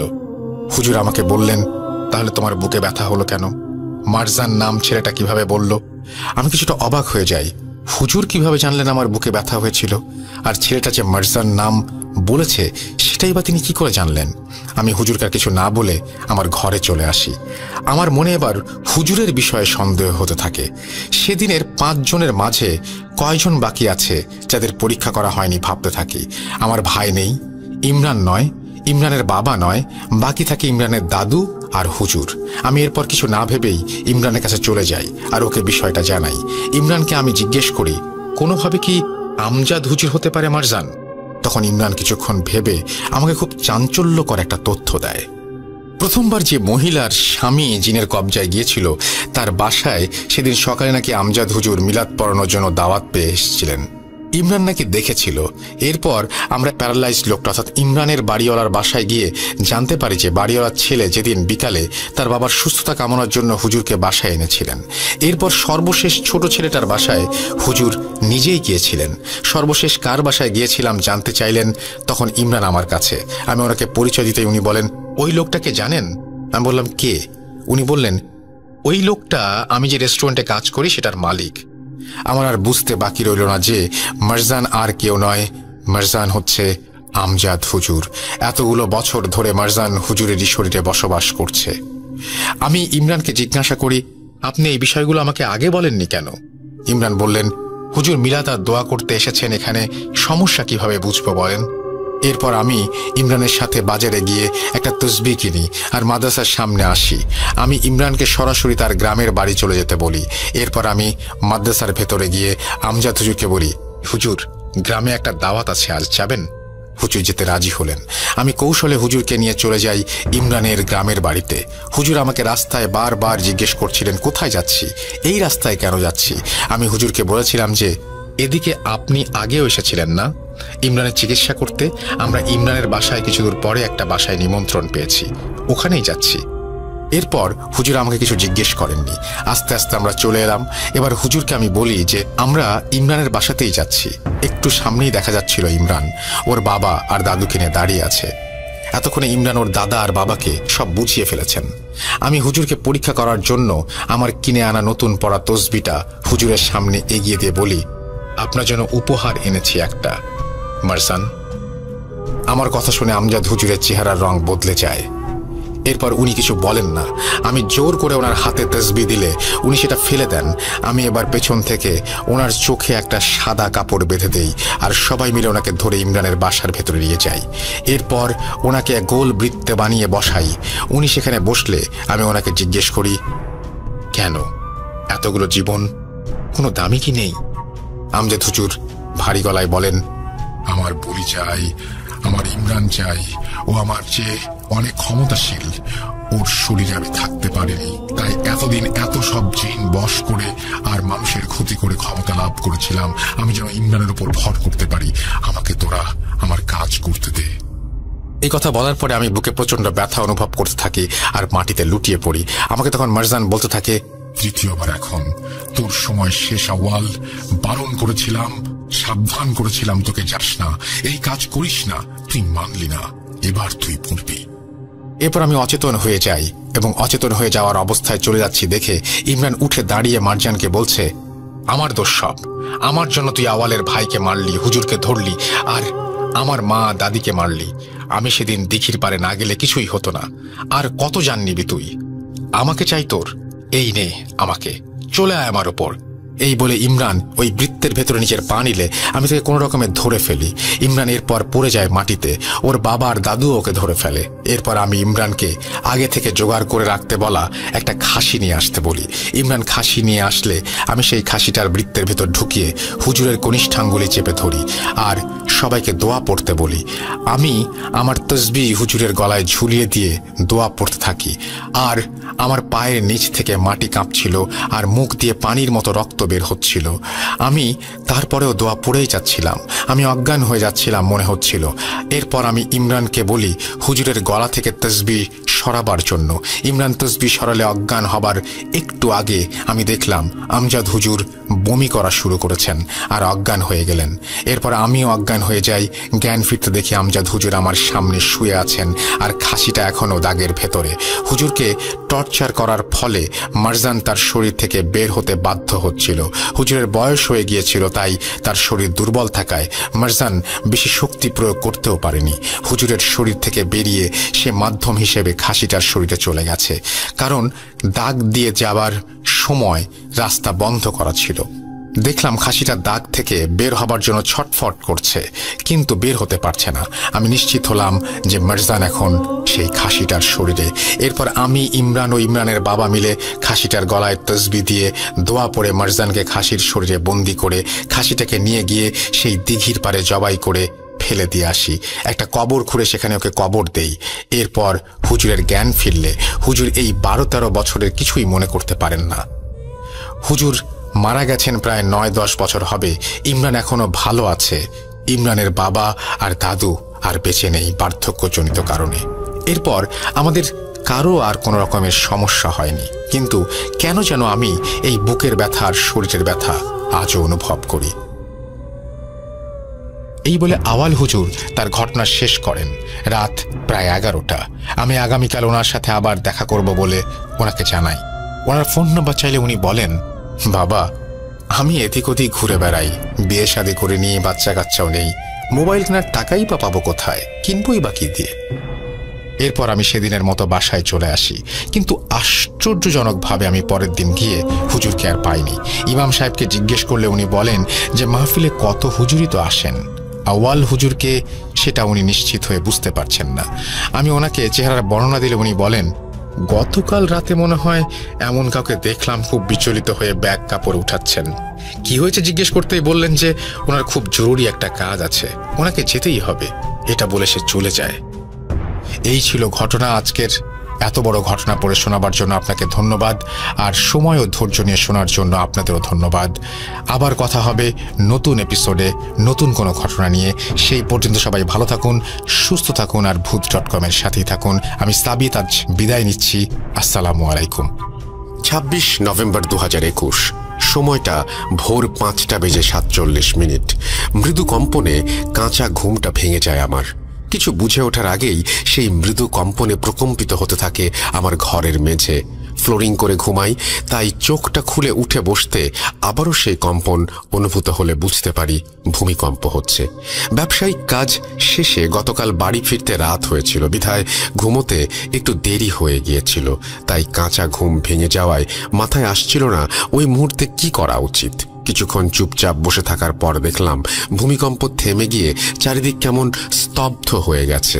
আমিও 7-5 না ভেবে আবার ঘুমিয়ে পড়ি। ব্যাপারটা শুনতে একটু অদ্ভুত মনে হলো, তাই না? ভৌতিক ঘটনা শোনাতে গিয়ে হঠাৎ ভূমিকম্পের কথা কেন বলছি? থাক, একটু অপেক্ষা করাই আপনাদের। জীবনটা বেশ ভালোই কাটছিল আমার। মধ্যবিত্ত পরিবারের ছেলে হওয়ার সত্ত্বেও কখনো কিছুর অভাব বোধ করিনি।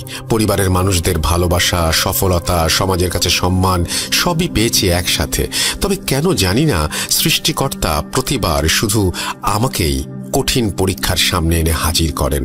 প্রথমে আমিও এটা ভেবেই তার কাছে অভিমানে অভিযোগের পাহাড় তৈরি করেছিলাম, কিন্তু আস্তে আস্তে বুঝতে পারি আমার সাথে যা ঘটছে বা যে কঠিন পরিস্থিতির মাঝে আমি আস্তে আস্তে তলিয়ে যাচ্ছি সেটা হয়তো তার ইচ্ছার বিরুদ্ধে। বুঝতে পারলেন না ব্যাপারটা? আমি বোধহয় একটু বেশি আবেগপ্রবণ হয়ে পড়েছি, তাই না? আসলে বুকের কোণে একটা চাপা কষ্ট জমে আছে তাই। আচ্ছা, ওসব কথা এখন থাক, সরাসরি শুরুতে চলে যাই। সময়টা 2021-এর সেপ্টেম্বর মাসের শুরুর দিকে। আমার স্মোক করার বদ অভ্যাস আছে বিধায় প্রায় প্রতিদিন রাতেই বাড়ির পাশের পুকুর পাড়ে দাঁড়িয়ে স্মোক করি। পুকুরের সামনের দিকটায় ছিল 50-60 বছর পুরনো জোড়া তাল গাছ, এবং আমি যে পাশটাতে দাঁড়াই তার বিপরীত পাশে ছিল এলাকার যাতায়াতের রাস্তা এবং পেছনে বাঁশঝাড়।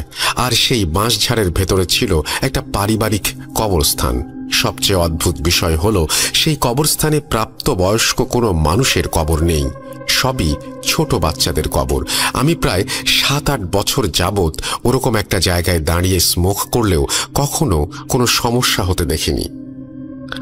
এরকমই একদিন রাতের বেলা বের হই সেই পুকুর পাড়ে যাবার জন্য। ওখানে গিয়ে যখন স্মোক করছিলাম তখন হঠাৎ করেই মনে হতে লাগলো আমার আশেপাশে কেউ হাঁটাহাঁটি করছে, আর আমার শরীরটাও আস্তে আস্তে একটু ভারী অনুভূত হতে থাকে। তবে অত রাতে ওখানে কারো থাকার কথা নয়। বিশেষ করে আমি যে সময়টায় ওখানে যেতাম সেই সময়টায় ওখানে কেউই থাকতো না, আসতো না। তাহলে আজ হঠাৎ এলো কেন? হাঁটার আওয়াজ পেয়ে আমার হাতে থাকা টর্চ লাইটটা জ্বালিয়ে এদিক ওদিক তাক করে কাউকে খুঁজে না পেয়ে বাড়ির উদ্দেশ্যে রওনা দিলাম। তবে বাড়ির দিকে হাঁটা দিতেই মনে হতে লাগলো কেউ একজন আমার পিছু নিয়েছে, কিন্তু আশেপাশে তো কেউ নেই। মাত্র তো টর্চটা জ্বালিয়ে চারিদিকে দেখলাম, তাহলে হঠাৎ এরকম কেন মনে হচ্ছে? আমি পেছন ফিরে তাকাই, কিন্তু এবারও আমি কাউকে দেখতে পাই না। তাই ব্যাপারটা নিজের মনের ভুল ভেবে বাড়ি ফিরে আসি। মাঝের 2-1 দিন কোনো সমস্যা হয়নি, তবে হঠাৎই একদিন রাতের বেলা এই একই সমস্যা শুরু হয়। পুকুর পাড়ে দাঁড়ানোর পরেই মনে হচ্ছিল কেউ আমার আশেপাশে হাঁটাহাঁটি করছে, তবে এখন তারা সংখ্যায় 1 জন নয়, প্রায় 2-3 জন। আশেপাশে কে আছে সেটা দেখার জন্য টর্চ জ্বালালেও এবারও কাউকে দেখতে পাই না। ব্যাপারটা আমার কাছে একটু অদ্ভুত লাগতে থাকে, আর ভেতরে ভেতরে একটা অজানা ভয়ও কাজ করতে থাকে। কারণ রাতের আঁধারে সুস্থ মস্তিষ্কে এরকম একটা জায়গায় দাঁড়িয়ে আমি আমার আশেপাশের কয়েকজনকে অনুভব করতে পারছি, কিন্তু দেখতে পাচ্ছি না। আর শুধু তাই নয়, আমি যখন ব্যাপারটা ভেবে একটু ভয় পাচ্ছিলাম ঠিক তখনই ঘটে এক অদ্ভুত ঘটনা।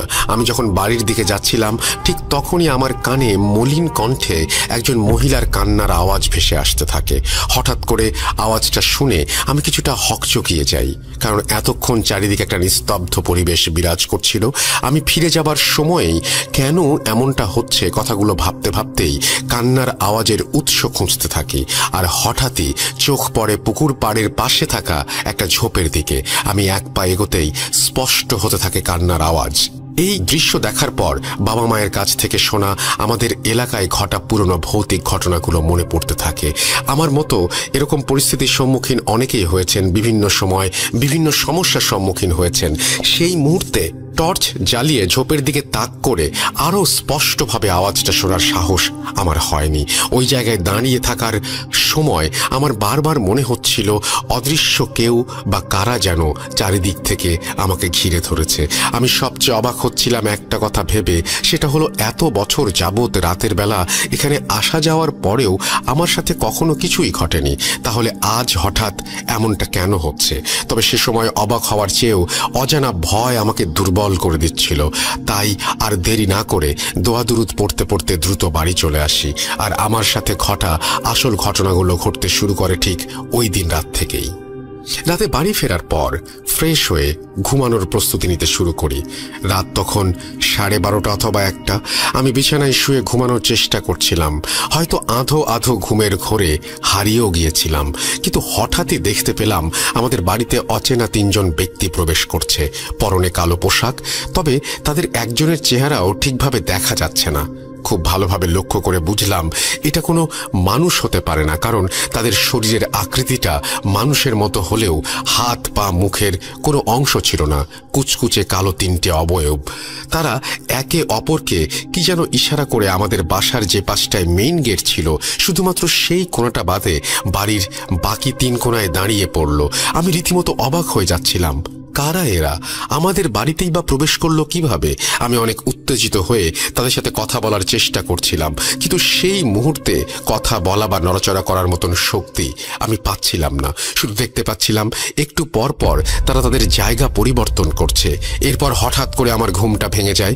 পরের দিন থেকে আমি একা চলাফেরা করার সময় কেন যেন ভয় পেতে শুরু করি। হোক সেটা দিনের বেলা বা রাতের বেলা, একা থাকলেই বারবার মনে হতো কেউ যেন আমার আশেপাশে আছে আর সব সময় আমার দিকে নজর রাখছে। কিন্তু কে সে? সত্যি কি এমনটা আমার সাথে ঘটছে, নাকি সবই আমার মনের ভুল? প্রতিটা মুহূর্তে প্রশ্নগুলো ঘুরপাক খেতে থাকে আমার মাথায়। এমনই এক রাতে ঘুমানোর পর আমি দুঃস্বপ্ন দেখতে শুরু করি। স্বপ্নে আবার সেই কালো 3টি অবয়ব এসে আমার বাসার 3 কোণে দাঁড়িয়ে পড়ে। তবে সেদিনের দৃশ্যটা কখনোই ভুলবার নয়। কিছুক্ষণ দাঁড়িয়ে থাকার পর হুট করে তারা আমার পুরো বাড়ির জিনিসপত্র লণ্ডভণ্ড করতে শুরু করে। আমি অনেক চেষ্টা করছিলাম তাদের থামানোর, তবে কোনো এক অজানা শক্তির কারণে আমাকে একজন নীরব দর্শক হয়ে দৃশ্যটা দেখতে হয়েছে।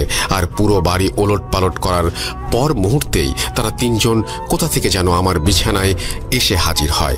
তারপর আমাকে বিছানা থেকে তুলে সোজা নিয়ে গিয়ে ফেলে ওয়াশরুমে পড়ে থাকা অবস্থায় আমি স্পষ্ট দেখতে পাচ্ছিলাম কমোডের ভেতরে থাকা সব ময়লা আবর্জনা আর জঘন্য সবকিছু বাইরে বেরিয়ে আসছে, আর আবর্জনায় আমার পুরো ঘর নোংরা হয়ে যাচ্ছে। এই ঘটনা চলাকালীন এই 3 অবয়ব আমাকে জোর করে সেই আবর্জনা খাওয়ানোর চেষ্টা করেছিল। আমি ওই জায়গা থেকে সরে আসার অনেক চেষ্টা করেছিলাম। এদিকে আমার নিঃশ্বাসটাও আস্তে আস্তে বন্ধ হয়ে আসছিল আর আমি ছটফট করছিলাম। মনে হচ্ছিল আজই হয়তো আমার শেষ দিন। তবে সেদিনের মতো ওরা আমাকে ছেড়ে দেয় আর যাওয়ার সময় আমার মাথায় হাত বোলাতে বোলাতে চিকন আর মোটা কণ্ঠে একসাথে বলতে থাকে, আত্মহত্যা করবি? তুই আত্মহত্যা কর, দেখবি সব মিটে গেছে। এটা শোনার পর আমি রীতিমতো ছটফট করতে থাকি নিঃশ্বাস নেয়ার জন্য। ছটফট করতে করতেই আমার ঘুমটা ভেঙে যায়। ঘুমটা ভাঙতেই বড় একটা নিঃশ্বাস নিতেই মনে হলো জীবনটা যেন আবার ফিরে পেলাম। কিন্তু সেই সময়টাতে আমি ভয়ে কাঁপছিলাম, কিচ্ছু মাথায় আসছিল না আমার।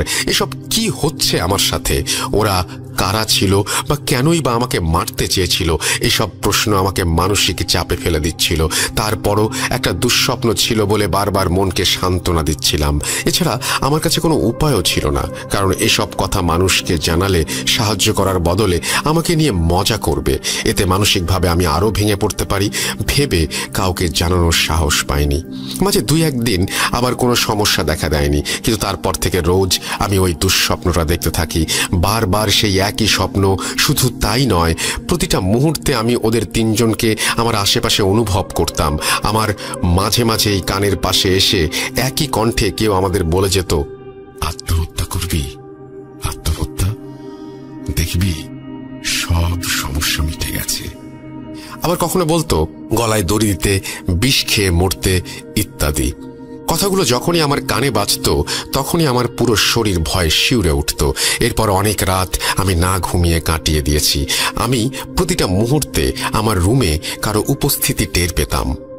বারবার মনে হতো এই বুঝি আমার খারাপ কিছু ঘটতে চলেছে, এই বুঝি আমার খারাপ কিছু ঘটতে চলেছে।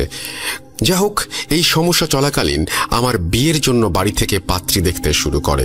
প্রথম সপ্তাহে 2-3 জনকে দেখেছি এবং কথাও বলেছি। তাদের পরিবারের সবার আচরণই ছিল খুব সুন্দর। তবে 3 জনের মধ্যে একজনকে আমার পরিবারের সদস্যদের একটু বেশি ভালো লেগে যায় বিধায় তারা সেই পরিবারের সাথে যোগাযোগটা বাড়িয়ে দেয়। একটা সময় পাকা দেখার জন্য তাদেরকে আমাদের বাড়িতে আমন্ত্রণ জানানো হয় এবং সেদিনই সবার সাথে আলাপ আলোচনার মাধ্যমে বিয়ের ব্যাপারে পাকা কথা হয়ে যায়। কিন্তু বিপত্তি বাধে সন্ধ্যাবেলা। হঠাৎই তারা ফোন করে জানান তাদের পারিবারিক একটা সমস্যার কারণে বিয়েটা এই মুহূর্তে সম্ভব হয়ে উঠবে না। এর জন্য একটু সময় চান তারা। কিন্তু ওই দিনের পর কেউ আর যোগাযোগ করেননি। এভাবে আমার পরিবার থেকে বিয়ের জন্য অনেক মেয়ে দেখা হয়, কিন্তু পাকা কথা হবার পরেও বারবার অদ্ভুতভাবে বিয়েটা ভেঙে যায়। এসব পাত্রী দেখা বা বিয়ে ভেঙে যাওয়ার মাঝেও কিন্তু দুঃস্বপ্নের সমস্যাটা আমার সাথে ঘটেই চলছিল। এর মাঝে আমার শরীরটাও আস্তে আস্তে খারাপ হয়ে যেতে শুরু করে। মাত্র কয়েকদিনে আমি শুকিয়ে গিয়েছিলাম, আর হঠাৎ করেই আমি অনেক কালো হয়ে যাচ্ছিলাম। একদিন রাতে আমি স্বপ্ন দেখি ওই 3 অবয়ব বরাবরের মতো আমার বাসার 3 কোণায় দাঁড়িয়ে আছে, আর আমার রুমের মাঝখানে দাঁড়িয়ে আছেন একজন বয়স্ক মহিলা, মধ্যবয়স্ক মহিলা, পরনে কালো শাড়ি, লাল পাড়, সিঁথিতে বেশ মোটা করে সিঁদুর ও কপালের মাঝ বরাবর লাল টিপ, গলায় রুদ্রাক্ষের মালা, ডান হাতে গাঢ় খয়েরি রঙের তসবি পেঁচানো আর বাঁ হাতে কালো রঙের লাঠি। উনি কোনো কথা না বলে বিভৎস এক হাসি দিয়ে বিছানার চারিদিকে ঘুরতে ঘুরতে আমাকে দেখছিলেন। দৃশ্যটা এত ভয়ঙ্কর ছিল যা বলে বোঝানোর মতো নয়। ওই দিনের স্বপ্নটা এতটুকুই ছিল, কিন্তু এত কিছুর পরেও আমি ব্যাপারগুলো কারোর সাথে শেয়ার করতে পারছিলাম না। এর কিছুদিন পর আবারও আমার বিয়ের জন্য মেয়ে দেখা হয়, কিন্তু শেষ পর্যন্ত সেই একই ঝামেলা। ওই দিন দুপুরবেলা আমি কেবল খেতে বসেছি, আমার মা আমাকে খাবার বেড়ে দিচ্ছিলেন।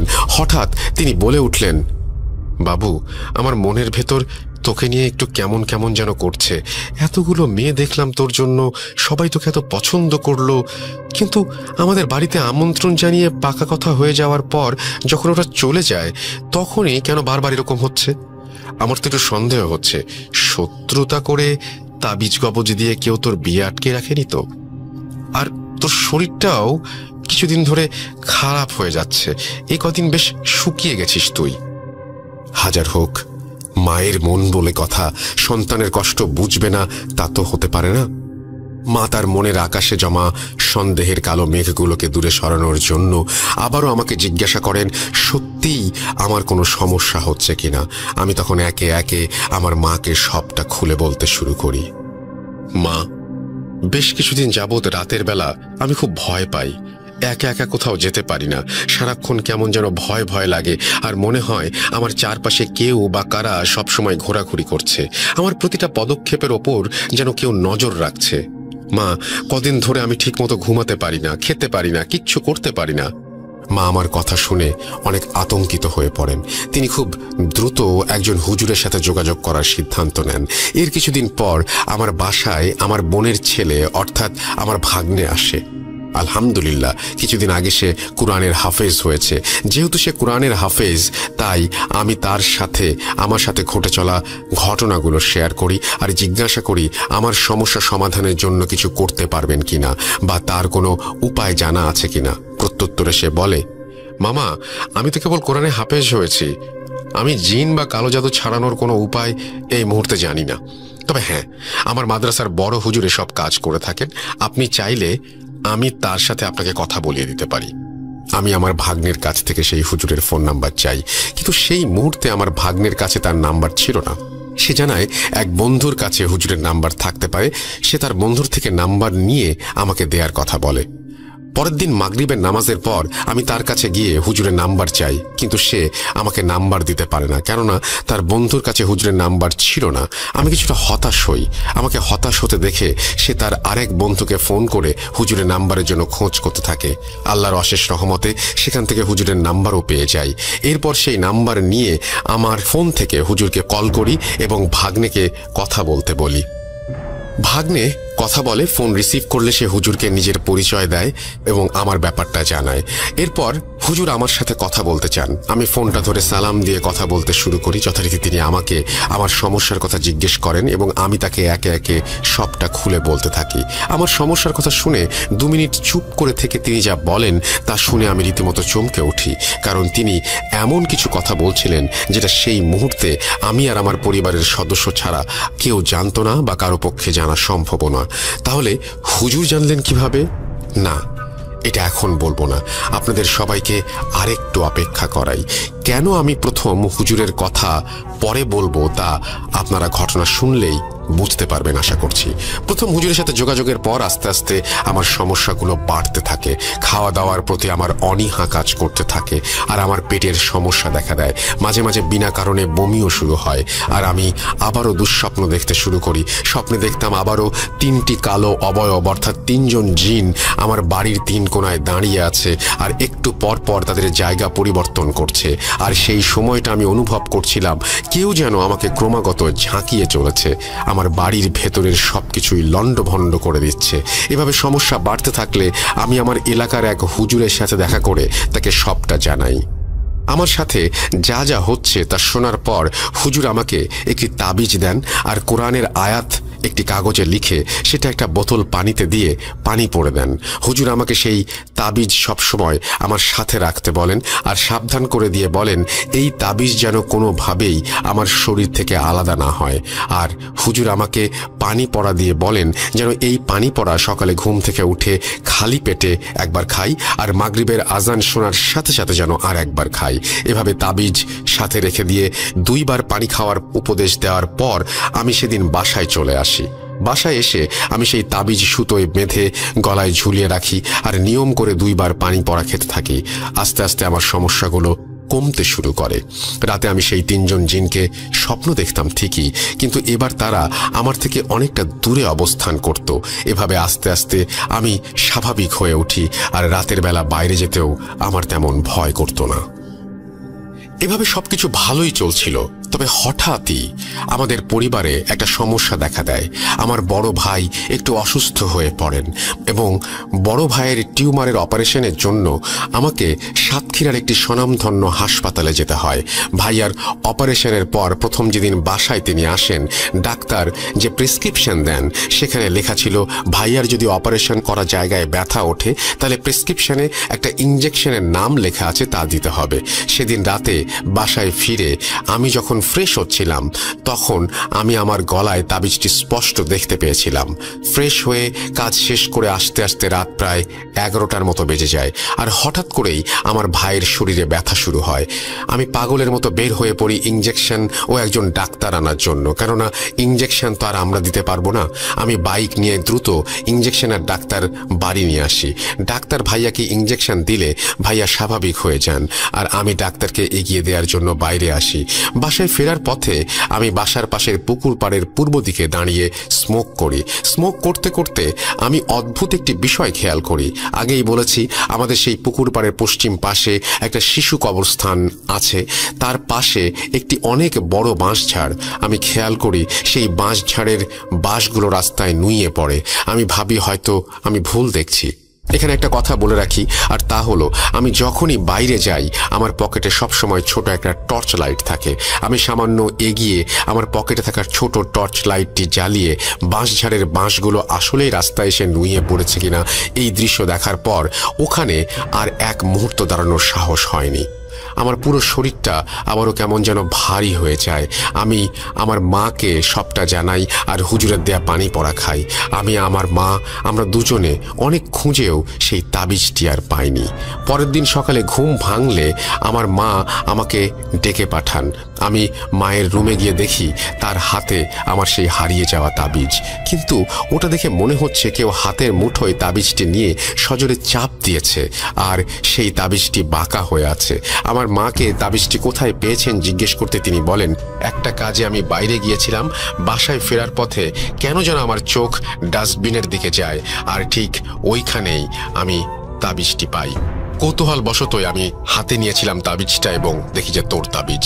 মায়ের কথা শুনে আমি অবাক হয়ে যাই। শুরুতে ভেবেছিলাম হয়তো বাইকের ঝাঁকুনিতে তাবিজটি সুতা খুলে পড়ে গেছে, কিন্তু অবাক করা বিষয় হলো তাবিজের সুতা একদম ঠিক আছে। আমি তাবিজটি পরিষ্কার করে আবার গলায় পড়ি। তাবিজটি পুনরায় পড়ার পর আমার সমস্যা আবার কমে যেতে শুরু করে, কিন্তু কিছুদিন যেতে না যেতেই আবার সমস্যা বাড়তে থাকে। তাই এক প্রকার রাগের বশবর্তী হয়েই আমি আমার গলায় থাকা তাবিজটি খুলে বাড়ির পাশের সেই পুকুরে ছুঁড়ে ফেলে দেই। কোনোভাবেই যখন কোনো কিছু হচ্ছিল না তখন আমি ভূত.com-এর গ্রুপে আমার সমস্যা নিয়ে পোস্ট করি। সমস্যা গত বছরের 29শে সেপ্টেম্বর সন্ধেবেলা। পোস্ট দেখে আমার সহকর্মী সহকর্মী মুস্তফা আলম রোমান ভাই আমার সাথে যোগাযোগ করেন আর কনফার্ম হবার জন্য ব্ল্যাক ম্যাজিকের প্রভাব এবং কিছু লক্ষণের কথা জানান। ভাইয়ের দেয়া তথ্য অনুযায়ী আমার সাথে চলতে থাকা সমস্যাগুলো 80% মিলে যায়। তাই তিনি যখন আমাকে হাফেজ মাইনুদ্দিন ভাইয়ের ফোন নাম্বার দিয়ে দ্রুত তার সাথে যোগাযোগ করতে বলেন, সত্যি বলতে তিনি প্রচণ্ড ব্যস্ত একজন মানুষ। তাই টানা কয়েকদিন চেষ্টা করার পরও আমি হাফেজ মাইনুদ্দিন ভাইয়ের সাথে যোগাযোগ করতে পারছিলাম না। কিন্তু একদিন বাইরে থেকে বাসায় ফেরার পথে দুপুর 3টা থেকে 3:30 দিকে আমি হাফেজ মাইনুদ্দিন ভাইয়ের সাথে যোগাযোগ করতে সক্ষম হই। আমি মাইনুদ্দিন ভাইকে সব ঘটনা খুলে বলি। তিনি আমাকে বলেন এভাবে কোনো সমস্যা আসলে বোঝা যাবে না। সমস্যা বোঝার জন্য তিনি আমাকে বলেন আজ রাতে শুধুমাত্র একটি আগরবাতি জ্বালিয়ে পাক পবিত্র হয়ে অজুরত অবস্থায় রুমের সব আলো নিভিয়ে যেন আমি ঘুমাই। তিনি বলেন তিনি রাতে আমার বাসায় মেহমান পাঠাবেন। আমি মাইনুদ্দিন ভাইয়ের কথা মতো আগরবাতি নিয়ে আসি। রাত 1টা থেকে 1:10 থেকে 1:20 বাজলেও আমার চোখে তখনও ঘুম আসছিল না, কেননা আমার রুম আমার বাসার এক কোনায় ছিল আর আমার রুমের পাশেই ছিল আমার বাবা মায়ের রুম। কিন্তু সেদিন আমার বাবা মা আমার বোনের বাড়িতে গিয়েছিলেন জন্য বাসার এক কোনায় আমি সম্পূর্ণ একা ছিলাম। আমি রাতে মাইনুদ্দিন ভাইকে ফোন করে জিজ্ঞাসা করি রাতে দেরিতে ঘুমাতে গেলে কোনো সমস্যা হবে কিনা। তিনি উত্তরে বলেন সমস্যা নেই, কিন্তু উনার কথা মতো আমি যেন সব নিয়ম মেনে তারপরে ঘুমাই। রাত 3টার দিকে আমি অজু করে এসে আগরবাতি জ্বালিয়ে আমার রুমে থাকা রাউটার আর অন্যান্য সব ডিভাইস যেগুলো আছে সেগুলো কালো টেপ লাগিয়ে দেই এবং আমি মাইনুদ্দিন ভাইয়ের কথা মতো সম্পূর্ণ রুম অন্ধকার রাখতে চাচ্ছিলাম। এরপর আমি ঘুমিয়ে পড়ি। রাতে ঘুমানোর মধ্যে আমার মনে হচ্ছিল কেউ আমার পাশে এসে আমার মাথায় হাত বুলিয়ে আমাকে বিছানা থেকে উঠিয়ে আমার পিঠের পেছনে বালিশ রেখে হেলান দিয়ে বসিয়ে দিয়েছেন এবং আমার সাথে কথা বলছেন। আমি বুঝতে পারছিলাম না আমার সমস্যার কথা আমি তাকে খুলে বলছি। পরের দিন সকালবেলা আমি বাইরে যাই আর আমার নিজের কাজে ব্যস্ত হয়ে পড়ি। সেদিন থেকে আমি হাফেজ মাইনুদ্দিন ভাইয়ের সাথে কোনো যোগাযোগ করতে পারছিলাম না। প্রায় 15-16 দিন পার হয়ে গিয়েছিল। এর মধ্যে আমার ভার্সিটির ফাইনাল ইয়ার পরীক্ষার ফর্ম ফিল আপের ডেট চলে আসে। যথারীতি আমি টাকা নিয়ে ফর্ম ফিল আপ করার জন্য রিকশায় চড়ে ভার্সিটির উদ্দেশ্যে রওনা হই। আমার কাছে বড় একটি ব্যাগ থাকে আর আমি সেখানেই সবসময় আমার মানি ব্যাগটা রাখতাম। কিন্তু সেদিন ভার্সিটিতে গিয়ে আমি আর আমার মানি ব্যাগ খুঁজে পাইনি। ফর্ম ফিল আপের লাস্ট ডেট ছিল বিধায় আমি একরকম বিপদেই পড়ে গিয়েছিলাম। কিন্তু আল্লাহর রহমতে কোনোভাবে ম্যানেজ করে আমি ফর্ম ফিল আপ করতে সক্ষম হই। এর কয়েকদিন পরেই মাইনুদ্দিন ভাইয়ের সাথে কথা হয় আমার। আমি তাকে বলি মাইনুদ্দিন ভাই আমার কথা শুনে বলেন তিনি যখন মিলাদে বসেন আমাকে সাহায্য করার জন্য, তখন আমার ছবি বের করার পর তার কেন যেন খুব খারাপ লাগতে শুরু করে। তার মনে হতে থাকে ছি ছি, এই সেই ব্যক্তি যার সাথে আমি কথা বলেছি, এত বাজে আর কুচকুচে কালো আর জঘন্য দেখতে একটা লোকের সাথে আমি কথা বলেছি, ছি। মাইনুদ্দিন ভাই বলেন এরপর নাকি তিনি আমার ছবি ছুঁড়ে ফেলে দেন। তিনি যেন এতক্ষণ কোনো একটা ঘোরের মধ্যে ছিলেন। তার সেন্স ফিরে এলে তিনি নিজেকে বলেন আরে এটা আমি কি করছি, উনি তো আমার পরিচিত একজন ভাই, আর ভাই তো এখন প্রচন্ড বিপদে আছেন, ওনাকে আমার যেভাবে হোক সাহায্য করতে হবে। তার কথা শুনে আমি তাকে বলি ভাই এটা আমার জন্য নতুন কিছু নয়, আমি যার সাথেই কথা বলি সেই আমার উপরে বিরক্ত হয়, এমনকি আমার বন্ধুরাও এখন আমার সাথে ঠিকমতো কথা বলে না।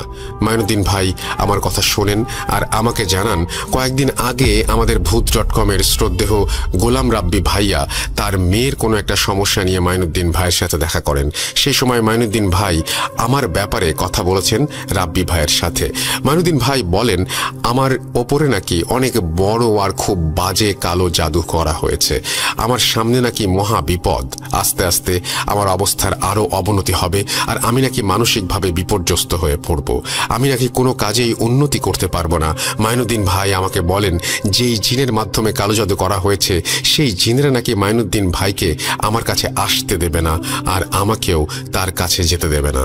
তবুও তিনি যত দ্রুত সম্ভব আমার বাড়িতে আসবেন আর আমার সমস্যা সমাধানের জন্য চেষ্টা করবেন। এভাবে আমার জীবন চলতে থাকে এক সমস্যার মধ্য দিয়ে, এসব নানা রকম সমস্যার মধ্য দিয়ে। দুর্বিষহ এই অবস্থা আমার আর সহ্য হচ্ছিল না। তাই আমাদের এলাকার আরেকজন হুজুরের সাথে আমার মা যোগাযোগ করার সিদ্ধান্ত নেন। সেই হুজুরকে সবাই কালো হুজুর বলেই চেনে। কালো হুজুর প্রতিদিন আসরের নামাজের পর রোগী দেখতেন, তাই আমিও চাইলাম তার সাথে দেখা করতে। কিন্তু আমার ভাগ্য আমাকে এমন এক অসহায় পরিস্থিতিতে এনে দাঁড় করাবে আমি সত্যিই তা ভাবিনি। এই কথা বলছি কেননা আমি কালো হুজুরের সাথে কখনোই যোগাযোগ করতে পারিনি। যেদিনই ঠিক করি আজ যাব, সেদিনই কোনো না কোনো সমস্যা হয়েছেই। তাই একদিন হুট করে আমার মাকে না জানিয়ে হুজুরের কাছে যাওয়ার কথা চিন্তা করি। মায়ের কাছে গিয়ে বলি, মা চলো তো, একটা কাজ আছে, যেভাবে আছো সেভাবেই চলো, বেশি সময় লাগবে না। মাকে নিয়ে আমি হুজুরের বাড়িতে যাই ঠিকই, কিন্তু ভাগ্যের খেলায় আমি সেদিনও হেরে যাই। আমরা হুজুরের বাড়িতে গিয়ে দেখি হুজুর বাড়িতে নেই। এরপর আরও 5-6 বার তার বাড়িতে গিয়েছি, কিন্তু আমি কখনোই তাকে পাইনি। এরপরও আমি আরও অনেক হুজুরের সাথে যোগাযোগ করেছি। সবাই একই কথা বলে, খারাপ জাদু করা হয়েছে আমার ওপর। আমার এক বন্ধুর সাথে প্রায় 7-8 মাস পর দেখা হয়।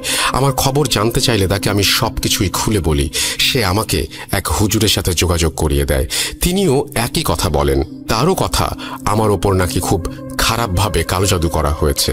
কিন্তু সবচেয়ে আশ্চর্যের বিষয় হলো, আমি আমার সমস্যার ব্যাপারটা নিয়ে যাদের সাথে কথা বলি না কেন এবং যেদিনই বলি না কেন, সেই রাতে তাদের পরিবারের সাথে আমার মতো সমস্যা শুরু হয়। কিন্তু সেদিন আবার আমার সাথে কোনো সমস্যা হয় না। এর জন্য অনেকেই আমার সাথে কথা বলাও বন্ধ করে দেয়। রাস্তায় দেখা হলেও আমাকে অনেকে ইগনোর করত। যা হোক, এবারে আসি হুজুরের কথায়। সেদিন ঠিক কি বলেছিলেন তিনি, যেটা শুনে আমি চমকে উঠেছিলাম। হুজুর আমার সমস্যার কথা শুনে 2 মিনিট চুপ থেকে 2টি প্রশ্ন করেন। হুজুরের প্রশ্ন দুটি ছিল, আচ্ছা, আপনার না ফোন হারিয়ে গিয়েছিল, সেটা কিভাবে পেয়েছেন? আর আপনি এমন একটা কাজ কেন করলেন? সেদিন মেয়েটাকে আপনি রিজেক্ট করলেন কেন? হুজুরের প্রশ্ন শুনে আমি অনেক বেশি অবাক হই। আর আমার ফোন যে হারিয়েছে এটা আমি কাউকে বলিনি। তাহলে তিনি কিভাবে জানলেন যে আমার ফোন হারিয়েছে? আমি ফোন আসলেও হারিয়ে ফেলেছিলাম। রাতে আমি ভয় পেতাম জন্য ফোনে ফুল ভলিউম দিয়ে সূরা ইয়াসিন চালু করে দিতাম, যেন আমার আশেপাশে খারাপ কিছু থাকলেও আমার কোনো ক্ষতি না করতে পারে। আর আমি এসব শুরু হবার পর থেকে এমনিতেও খুব ভয় পেতাম। এরকমই একদিন রাতে আমি সূরা ইয়াসিন চালিয়ে ঘুমাচ্ছিলাম। হঠাৎ মাঝরাতে আমার ঘুম ভেঙে যায়। ঘুম থেকে উঠে আমি দেখি আমার শরীর কেমন যেন ভারী হয়ে গিয়েছে, আর আমার রুম জুড়ে বিরাজ করছে এক গুমট নীরবতা। কিন্তু আমি তো আমার ফোনে সূরা ইয়াসিন চালিয়ে রেখেছিলাম, তাও আবার ফুল ভলিউমে। তাহলে আমার ফোনটা কোথায় গেল? আমি তো ফ্লোরিং করে ঘুমাই, তাই ফোন তো কোথাও পড়ে যাওয়ার সম্ভাবনা নেই। কিন্তু আমি কিছুতেই আমার ফোনটা খুঁজে পাচ্ছিলাম না। আমি আমার পাশে থাকা সুইচ বোর্ডে হাত দিয়ে রুমের লাইটটাও কেন যেন জ্বালাতে পারছিলাম না, আর অজানা এক ভয়ে কেঁপে উঠেছিলাম। তাই আমি আমার সম্পূর্ণ বিছানায় হাত দিয়ে ঘষে ঘষে ফোনটা খুঁজছিলাম। অনেক খুঁজেও আমি আমার ফোন পাইনি। এরপর আমি সূরা ফাতিহা আর আয়াতুল কুরসি পড়ে শরীর বন্ধ করে নেই। আস্তে আস্তে আমার শরীর হালকা হতে থাকে, আর তখনই আমি আমার ডান হাতের নিচে শক্ত একটা কিছু অনুভব করি। আমি হাত দিয়ে দেখি এটা আমার ফোন। কিন্তু ফোনে তো সূরা চালানো ছিল। সূরা কেন চলছে না ভেবে আমি যেই আমার ফোনটা কানে নিয়েছি, সাথে সাথে আমার ফোনে ফুল ভলিউমে বাজতে থাকা সূরার আওয়াজ আমার কানে সজোরে এসে লাগে। আমি ভাবি, এত জোরে সূরা চলছে আর আমি তা শুনতে পারিনি এতক্ষণ। এটা কিভাবে সম্ভব? আমি এসব কথা হুজুরকে জানাই। ওই মেয়ের ব্যাপারে আমি হুজুরকে কি বলেছিলাম সেটাও বলবো, কিন্তু আরেকটু অপেক্ষা করতে হবে আপনাদের, কারণ মূল ঘটনার টুইস্ট এটাই। তবে এবার আপনাদের একটু ফ্ল্যাশব্যাকে নিয়ে যাব। আমার কথা শুনে হুজুর একটা দীর্ঘ নিঃশ্বাস ফেলে বলেন, আচ্ছা, কিছুদিন আগে কি ভূমিকম্প হয়েছিল? হুজুরের প্রশ্ন শুনে আমার মনে পড়ে 2021 সালের 8 এপ্রিল রাত 9:05 একটি ভূমিকম্প হয়, যা আমি টের পাইনি, কিন্তু এর নিউজ আমি ফেসবুকে দেখেছিলাম। আবার 26 এপ্রিল ভোর 5:47 আরও একটি ভূমিকম্প হয়, যা আমি নিজেই ফিল করতে পেরেছিলাম। ব্যাপারটা আমি হুজুরকে জানাই। হুজুর জিজ্ঞাসা করেন এরপর থেকেই কি আমার সমস্যা শুরু হয়েছে কিনা। আমি সম্মতি দিলে হুজুর দীর্ঘ নিঃশ্বাস ছেড়ে গম্ভীর হয়ে বলেন, দেখো বাবা, তোমার ওপর অনেক খারাপভাবে কালো জাদু করা হয়েছে। এ ধরনের জাদুতে সাধারণত মাটি এবং মাথার চুল ব্যবহার করা হয়। তোমার সাথেও তাই করা হয়েছে। হুজুরের কথায় আমি আবারও চমকে উঠি। একটা ব্যাপার তখন আমার মাথায় আসে, আমি একটা অনলাইন প্ল্যাটফর্মে মোটামুটি সক্রিয় আছি। সেখানে ভিডিও দেওয়ার জন্য আমি আমার নিজের একটি ভিডিও রেকর্ড করি। ভিডিওতে আমি খেয়াল করি আমার মাথার বাম পাশের একটা গোল স্থানে কিছুটা চুল কাটা। প্রথমে ভেবেছিলাম এইটা হয়তো কোনো ক্লিনিক্যাল প্রবলেম। এই সমস্যার জন্য আমি ডাক্তারের শরণাপন্ন হই, কিন্তু ডাক্তার আমাকে বলেন আমার এটা কোনো রকম মেডিকেল কন্ডিশনের জন্য হয়নি, আমার চুল কাটা হয়েছে। হুজুরের কথা শুনে আমার কাছে পরিষ্কার হয়ে যায় যে আমার চুলের এই অবস্থা কেন এবং কিভাবে হয়েছে। হুজুর আরও বলেন কোনো এক হিন্দু মহিলা তান্ত্রিককে দিয়ে এই জাদু করানো হয়েছে। ওই মেয়ের পরিবার তান্ত্রিককে দিয়েই প্রায় নানা রকম কাজ করান। হুজুরের প্রতিটা কথা যেন আমাকে অবাক করে দিচ্ছিল। মহিলা তান্ত্রিক মানে সেই বয়স্ক মহিলা যাকে আমি স্বপ্নে দেখেছিলাম। সবকিছু শুনে আমার বুকটা কেঁপে উঠেছিল। তাই আমি হুজুরের কাছে সাহায্য প্রার্থনা করলে তিনি বলেন, দেখো বাবা, আমার কাছে প্রয়োজনীয় সবকিছুই আছে, কিন্তু একটা জিনিস তোমাকে জোগাড় করে দিতে হবে, আর সেটি হলো হরিণের চামড়া। হুজুরের কথা শুনে আমি আমার পরিবারের সাথে এসব নিয়ে কথা বলার জন্য সময় নেই, কিন্তু এরপর তার সাথে আর কোনো যোগাযোগ করতে পারিনি। অনেক চেষ্টা করেছি, কিন্তু তার ফোন সবসময় বন্ধ পেয়েছি। আর ভাগ্নেও অন্য মাদ্রাসায় ভর্তি হয়ে গিয়েছিল জন্য আমার সেই হুজুরের সাথে আর যোগাযোগ করা সম্ভব হয়ে ওঠেনি। তবে শেষ বেলায় হুজুর আমাকে বলেছিলেন সময় মতো এই সমস্যার সমাধান করতে না পারলে আস্তে আস্তে সবাই আমার ওপর বিরক্ত হয়ে আমার থেকে দূরে সরে যাবে। আর এখন দিনে দিনে হুজুরের কথাটা মিলেও যাচ্ছে। তবে এই সমস্যা চলাকালীন আমার সাথে আরো অদ্ভুত কিছু ঘটনা ঘটতে থাকে। যেমন আমি আমার রুমের বাইরে 3টি কালো বিড়াল দেখতে পেতাম। ওরা সন্ধ্যা থেকে রাত পর্যন্ত আমার রুমের বাইরে ঘুরে বেড়াতো। যতক্ষণ পর্যন্ত আমি ঘুমাতাম ততক্ষণ পর্যন্ত ওরা ওখানেই থাকতো। ওরা যে কয়দিন আমার আশেপাশে ছিল সেই কয়দিন আমি কোনো সমস্যা অনুভব করিনি। তাই একদিন সন্ধ্যায় কৌতূহলবশত টর্চ মেরে খুঁজতে বের হই ওদের। দেখি ওরা আমার ঘরের বাইরেই বসে আছে। আমি যখন টর্চ নিয়ে ওদের সামনে যাওয়ার চেষ্টা করি ঠিক তখনই ওরা দৌড়ে অন্যদিকে চলে যায়। আমি প্রথমে ব্যাপারটা স্বাভাবিকভাবে নিয়েছিলাম, কিন্তু ওদেরকে দেখে রুমে ফিরে আসার পর একটা বিষয়ে আমার মন একটু নাড়া দিয়ে ওঠে। আচ্ছা, আমি ওদের দিকে টর্চ ধরায় ওরা পালিয়ে গেল ঠিকই, কিন্তু আমি তো ওদের একজনের ছায়াও দেখতে পেলাম না। এটা ভাবতেই আমার বুকের ভেতরটা কেমন যেন কেঁপে উঠল। কিন্তু বাইরে গিয়ে ওদের খুঁজে পাইনি, আর ওই দিনের পর থেকে কখনো তাদের আমাদের বাড়ির আশেপাশে দেখতে পাইনি। এবার আসি আমি মেয়েটাকে কেন ধাক্কা দিয়েছিলাম সেই ঘটনাটিতে। এই ঘটনাটিতে আসতে গেলে আমার সাথে আপনাদের সবাইকে 3 বছর পেছনে ফিরে যেতে হবে। সালটি ছিল 2019। আমি তখন যশোরের এলাকা ভিত্তিক জনপ্রিয় একটি গ্রুপের মডারেটর হিসেবে কাজ করতাম। আমার কাজ করার বয়স ছিল 1 বছর। এর মাঝে আমাদের গ্রুপে নতুন মডারেটর নেয়ার প্রয়োজন হয়। পোস্ট করার পরে স্বাভাবিকভাবে অনেকে অ্যাপ্রোচ করেন আর মডারেটর হবার ইচ্ছা পোষণ করেন। ওনাদের মাঝে একজন ছিলেন সেজুতি। আমাদের গ্রুপের নিয়ম ছিল যে নতুন মডারেটর নেওয়া হলে তাদের কাজ বুঝিয়ে দিতে আর আড্ডা দেওয়ার সময় একটি মেসেঞ্জার গ্রুপে অ্যাড করা হতো। সেই সময় মেনে সেজুতিকে আমাদের মেসেঞ্জারে অ্যাড করা হলো। সেজুতিকে কাজ বোঝানোর দায়িত্ব গ্রুপ অ্যাডমিন আমার ওপর দেন। কিন্তু দুর্ভাগ্যবশত গ্রুপের কোনো এক পোস্টে কমেন্ট করার মাঝে সেজুতির সাথে আমার কড়া কথা কাটাকাটি হয়ে যায়। এরপর সেজুতির ফেসবুক প্রোফাইলের জায়গা হয় আমার ব্লক লিস্টে। কিছুদিন পর আমাদের গ্রুপের অ্যাডমিন মেসেঞ্জারে গ্রুপে বলেন তোমাদের মাঝে সেজুতিকে কে ব্লক করেছে। ও গ্রুপে জয়েন করতে গেলেই দেখাচ্ছে ওকে ব্লক করা হয়েছে। যতবার ও গ্রুপে আসতে চাচ্ছে এই মেসেজ তাকে দেখাচ্ছে, আর বারবার ওকে এই মেসেজ ইগনোর করে গ্রুপে আসতে হচ্ছে। এখানে বলে রাখা ভালো যে ফেসবুকে মেসেঞ্জারে একটি ফ্যাসিলিটি হচ্ছে যে মেসেঞ্জার গ্রুপে আপনাকে কেউ ব্লক করলে বা আপনি কাউকে ব্লক করলে সেই ব্যক্তি গ্রুপে জয়েন করতে চাইলে তাকে একটি নোটিফিকেশন দেওয়া হয় এই বলেছে কেউ আপনাকে ব্লক করে রেখেছে।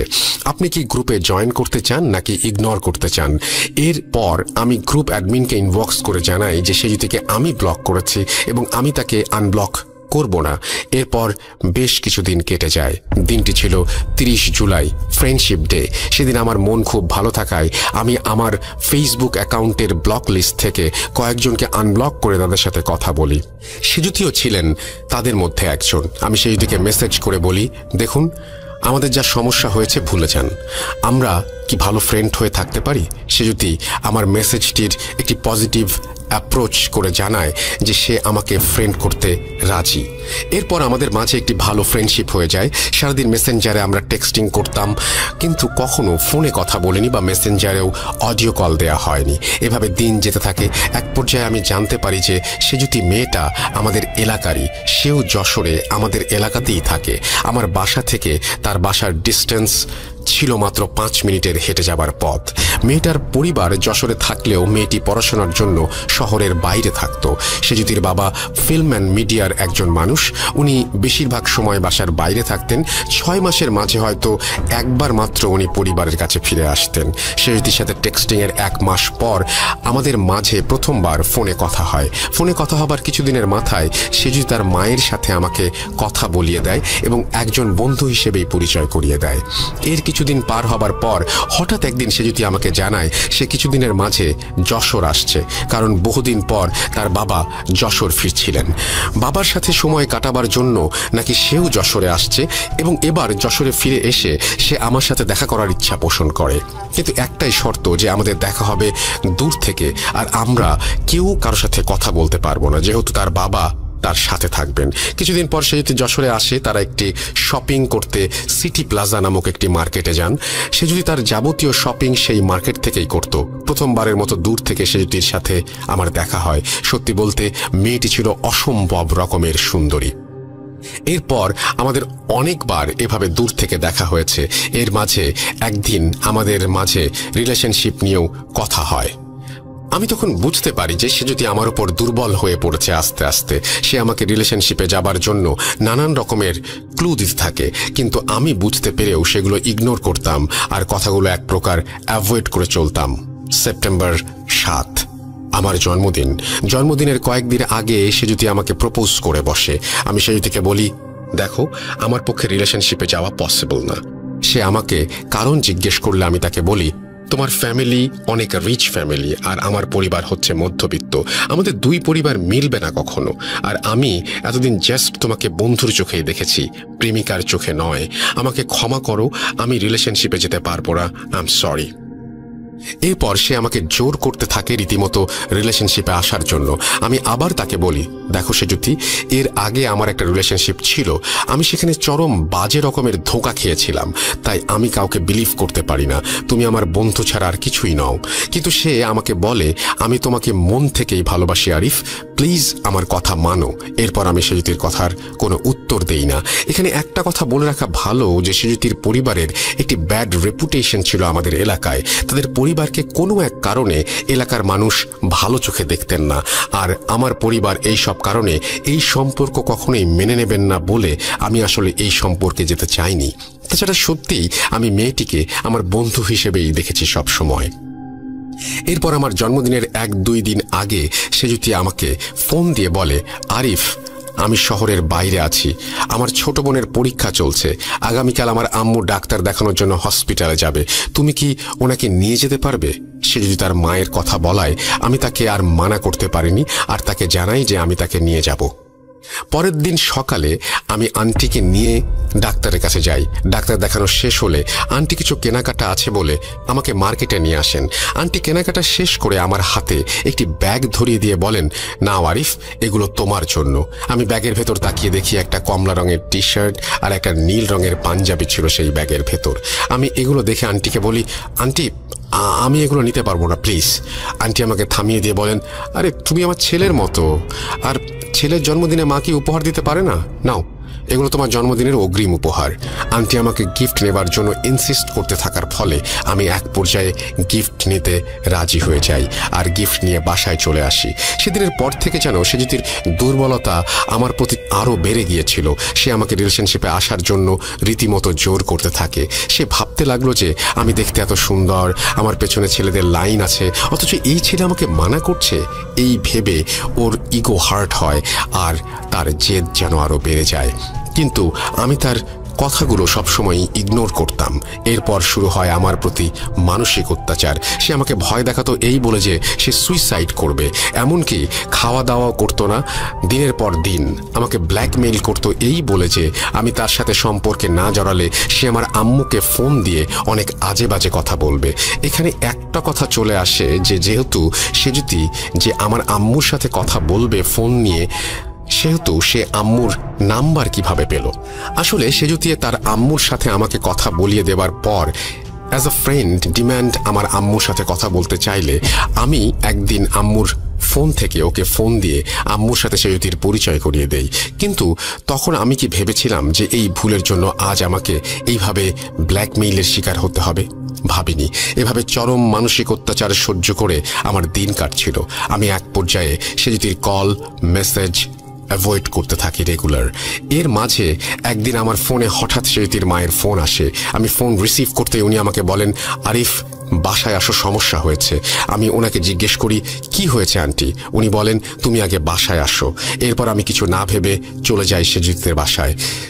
সেজুতিদের বাসায় গিয়ে আমি দেখলাম সেজুতি সোফায় বসে আছে আর ওর পাশে ওর বোন বসা। যথারীতি কাজের জন্য আঙ্কেল বাসায় ছিল না।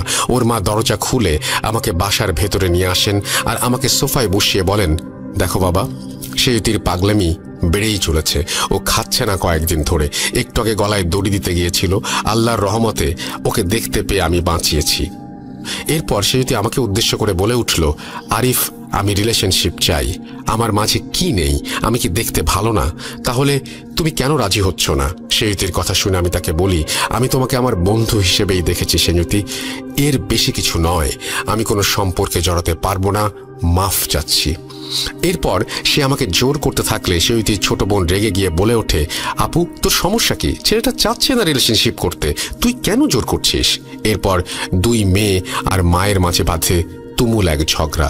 ওনাদের মাঝে এমন সিরিয়াস টাইপের ঝগড়া দেখে আমি 7-5 কারণ দেখিয়ে আন্টিকে বলি যে আমি চলে যাব। এরপর আন্টি কথা বলা থামিয়ে দিয়ে আমাকে নিয়ে বাইরে চলে আসেন আর আমাকে ঘরের এক সাইডে নিয়ে বলেন, আরিফ তুমি তো আমার ছেলের মতো, আমার একটা কথা রাখবে? আমি ওনাকে জিজ্ঞেস করি, কি কথা? উনি বলেন, সেজুতির সাথে ভালোবাসার নাটক করো কিছুদিনের জন্য হলেও। বুঝতেই তো পারছো আমি ওর মা, কিভাবে ওকে এই অবস্থায় দেখি আমি? তুমি আমাকে বলো। আমি তোমাকে রিকোয়েস্ট করছি যে তুমি কিছুদিন নাটক করো, এরপর স্বাভাবিক হলে আমি ওকে বুঝিয়ে সরিয়ে আনবো, কথা দিচ্ছি। আন্টির এমন অনুনয় বিনয় দেখে আমি ওনাকে বলি, ঠিক আছে আন্টি, কিন্তু এরপর যদি সে আর কোনো ঝামেলা করে সেটার দায় আপনার। এই বলে আমি সেদিনের মতো চলে আসি। সেদিন রাত থেকে আমি সেজুতির সাথে ভালো ব্যবহার করা শুরু করি আর তাকে বলি আমি রিলেশনশিপে যাব। এরপর শুরু হয় অন্য আরও অনেক রকমের মানসিক অত্যাচার। তার সাথে সারা রাত ফোনে কথা বলতে হবে আমার, কল দিতে হবে এনি টাইম, এবং আরও অনেক কিছু শর্ত ছিল তার। এসব শুনে আমি আবার রাগ করে তাকে ইগনোর করতে থাকি সেদিন রাত থেকেই। এরপর আমি ঘুমানোর জন্য শুয়ে পড়ি আর এসব নিয়ে ভাবতে থাকি। আমি প্রচণ্ড মানসিক যন্ত্রণায় ছিলাম এসব নিয়ে, যা কাউকে বলতেও পারছিলাম না, আবার সহ্যও করতে পারছিলাম না। পরের দিন সকালে উঠে আমি নাস্তা করে বন্ধু বান্ধবের সাথে আড্ডা দিতে চলে যাই। বিকেলে বাসায় লাঞ্চ করতে এসে দেখি বাসার সবাই আমার দিকে রাগান্বিত দৃষ্টিতে তাকিয়ে আছে। আমি এর কারণ জিজ্ঞেস করলে আমার আম্মু বলেন সেজুতির মা ফোন দিয়েছিল, হুমকি দিল আমাদের। আমি আম্মুকে জিজ্ঞাসা করি যে আন্টি আসলে কি বলেছেন ঠিক। আমার আম্মু বলেন, ওর মা বলছে যে তোর জন্য তার মেয়ের ক্ষতি হচ্ছে, তুই তার মেয়ের জীবন নিয়ে খেলছিস, তার মেয়ের যদি কিছু হয় তাহলে আমাদের নাকি কঠিন ফল ভোগ করতে হবে। আমার আম্মুর মুখে আমি এসব কথা শুনে আমার প্রচণ্ড রাগ হয়। আমি ভাবি যে যার কথা মেনে আমি তার মেয়ের সাথে ভালো আচরণ করলাম, এত সাপোর্ট দিলাম, সে আমার বাসায় ফোন করে এমন আজে বাজে কথা বলল কিভাবে? এরপর আমি খাওয়া দাওয়া করে বিকেলে আবার বের হয়ে যাই। আমি বন্ধু বান্ধবের সাথে আড্ডা দিচ্ছিলাম, এমন সময়ে আমার ফোনে আমার আম্মার কল আসে।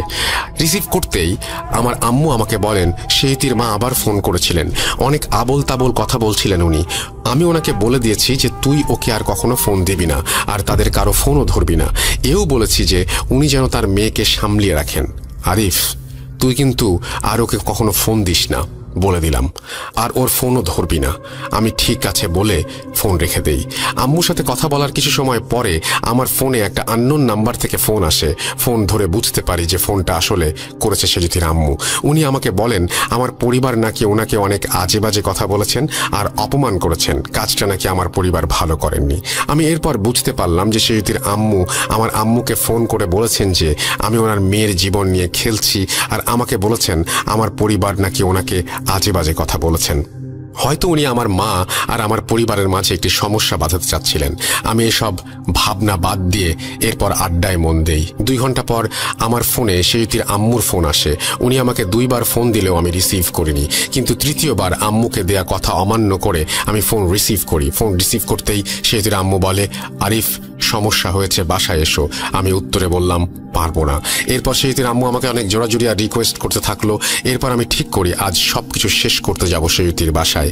এদিকে মনে মনে ভয়ও পাচ্ছিলাম যে ওনারা আবার আমাকে কোনো ব্ল্যাকমেল করে না বসেন। এরপর ভাবনা চিন্তা বাদ দিয়ে ফোন রেখে দিয়ে আমি সেজুতির বাসায় যাবার সিদ্ধান্ত নেই আর ওদের বাসার উদ্দেশ্যে রওনা দেই। বাসার ভেতরে ঢুকে দেখি সেজুতি সেদিনের মতোই সোফায় বসে আছে। আমাকে বাসার ভেতরে এনে সেজুতির আম্মু বললেন ও আবার সুইসাইড করতে গিয়েছিল। ওর বোন ওকে গলায় ওড়না পেঁচাতে দেখে ওই এজেত্রায় বেঁচে যায়। এরপর সেজুতি আমাকে আবার রিলেশনশিপে আসার জন্য জোর করতে থাকে। আমি মুখে বিরক্তি নিয়ে কিছু কথা বলতে যাব, আন্টি বলেন, আরিফ তোমাকে দেখে মনে হচ্ছে সারাদিন কিছু খাওয়া দাওয়া করনি। সেজুতি সারাদিন কিছু খায়নি, তোমরা বসো, আমি তোমাদের জন্য নাস্তা নিয়ে আসি। এই বলে সেজুতির আম্মু রুম থেকে চলে গেলে সেজুতি আমার পা জড়িয়ে ধরে আমাকে জোর করতে থাকে রিলেশনশিপে আসতে। সে আমাকে বলে, আরিফ তোমার কি লাগবে, গাড়ি বাড়ি টাকা পয়সা আমি সব দেবো, আমাকে মেনে নাও। সেজুতির এইসব কথা শুনে আমি ওকে আমার পা থেকে উঠিয়ে ধাক্কা দিয়ে দূরে সরিয়ে দেই আর আন্টিকে ডেকে সবকিছু বলার জন্য নিয়ে আসি। সেদিন রাতের বেলা সে যদি আমাকে শেষবারের মতো ফোন দেয়। আমি ওর ফোন ধরতেই আমাকে বলে, আরিফ আমি তোর লাইফে আর ব্যাক করব না, আমি চলে যাচ্ছি। আমি অনেক ঝামেলা করেছি তোর লাইফে, সত্যি ভালোবাসতাম তোকে, চলে যাচ্ছি আমি, কিন্তু আজকের পর তোকে আমি আর ভালো থাকতে দেব না, তুই ভালো থাকবি না দেখে নিস। এরপর সেজুতির সাথে আমার আর কোনোদিন কথা হয়নি। এরপর বলি সেজুতি আমাকে কেন বলেছিল যে আমাকে আর ভালো থাকতে দেবে না, আর আজ আমি কেনই বা ভালো নেই। আমার বার্থডের আগে সেজুতির আম্মুর সাথে প্রথম যেদিন দেখা করি সেদিন উনি আমাকে বলেছিলেন, আরিফ আমার ছোট মেয়ের এসএসসি পরীক্ষা সামনে, ওর জন্য একজন ইংরেজি শিক্ষক লাগবে যে বাসায় এসে পড়াবে। তোমার পরিচিত এমন কেউ যদি থাকে তাহলে আমাকে একটু জানিয়ে দিও। এরপর আমি ওনাকে একজন ইংরেজি শিক্ষকের সাথে পরিচয় করে দিই যিনি একজন হিন্দু ধর্মাবলম্বী ছিলেন। আস্তে আস্তে সেই শিক্ষকের সাথেও সেজুতির পরিবারের খুব ভালো একটা সম্পর্ক হয়ে যায়। একদিন শনিবার সন্ধ্যায় সেই শিক্ষকের সাথে আমার রাস্তায় দেখা। আমি ওনাকে জিজ্ঞেস করি, স্যার আপনি এখানে? উনি আমাকে বলেন, আমার বন্ধুর বাসায় এসেছিলাম গুরুমার সাথে সেজুতির আম্মুকে নিয়ে। আমি ওনাকে জিজ্ঞেস করি, গুরুমা উনি আবার কে, আর সেজুতির আম্মুই বা কেন ওনার কাছে গিয়েছিলেন? তখন স্যার বলেন, গুরুমা হচ্ছেন তান্ত্রিক। সেজুতির আম্মু আসলে প্রচুর পারিবারিক সমস্যায় ভুগছেন আর উনি তাবিজ কবচে খুব রকমের বিশ্বাসী। আমাদের ভালো সম্পর্ক থাকায় একদিন আমার কাছে এসে উনি বলেন যে ওনার হাজব্যান্ড বাসায় আসেন না, ওনাদের কেয়ার করেন না, টাকা পয়সা দেন না, বাসায় আসলেও খুব রাগারাগি করেন। তাই আমার কাছে কোনো তান্ত্রিকের খোঁজ আছে কিনা জানতে চাইলে আমি ওনাকে গুরুমার কথা বলি। গুরুমা অনেক সম্মানী ব্যক্তি, আমাদের ওইদিকে ওনার সবাই খুব মান্য করে, উনি যে কোনো সমস্যার সমাধান করতে পারেন। তাই আমি ওনাকে গুরুমার কাছে নিয়ে গিয়েছিলাম। আজ শনিবার গুরুমা আমার বন্ধুর বাসায় আসবেন বলে জানান, আর এখানে সেজুতির আম্মুর সাথে দেখা করতে বলেছিলাম বলেই ওনাকে এখানে নিয়ে এসেছি। ওনাদের প্রায়ই কথাবার্তা আর দেখা সাক্ষাৎ হয় এখন। এরপর আমার বুঝতে বাকি রইল না যে গুরুমা আসলে কে। আসলে উনি একজন ব্ল্যাক ম্যাজিশিয়ান, আর আমার সাথে যা হচ্ছে সব কেন হচ্ছে সেটাও আমি বুঝতে পারি। সবকিছু পানির মতো পরিষ্কার হয়ে গেল আমার সামনে। রাসেল ভাই, চাইলেই বলতে পারতাম ঘটনাটি এখানে শেষ, তবে সেটা বলা সম্ভব হচ্ছে না, কারণ ঘটনাটি এখনো চলমান, প্রতিনিয়ত খারাপের দিকে যাচ্ছে আমার সাথে সবকিছু।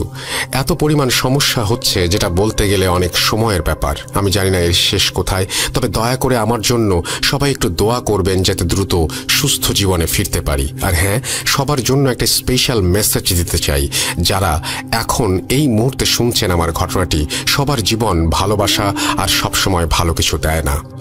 এক তরফা ভালোবাসার জেদ কতটা ভয়াবহ হতে পারে নিশ্চয়ই সেটা আমি হাড়ে হাড়ে বুঝতে পারছি।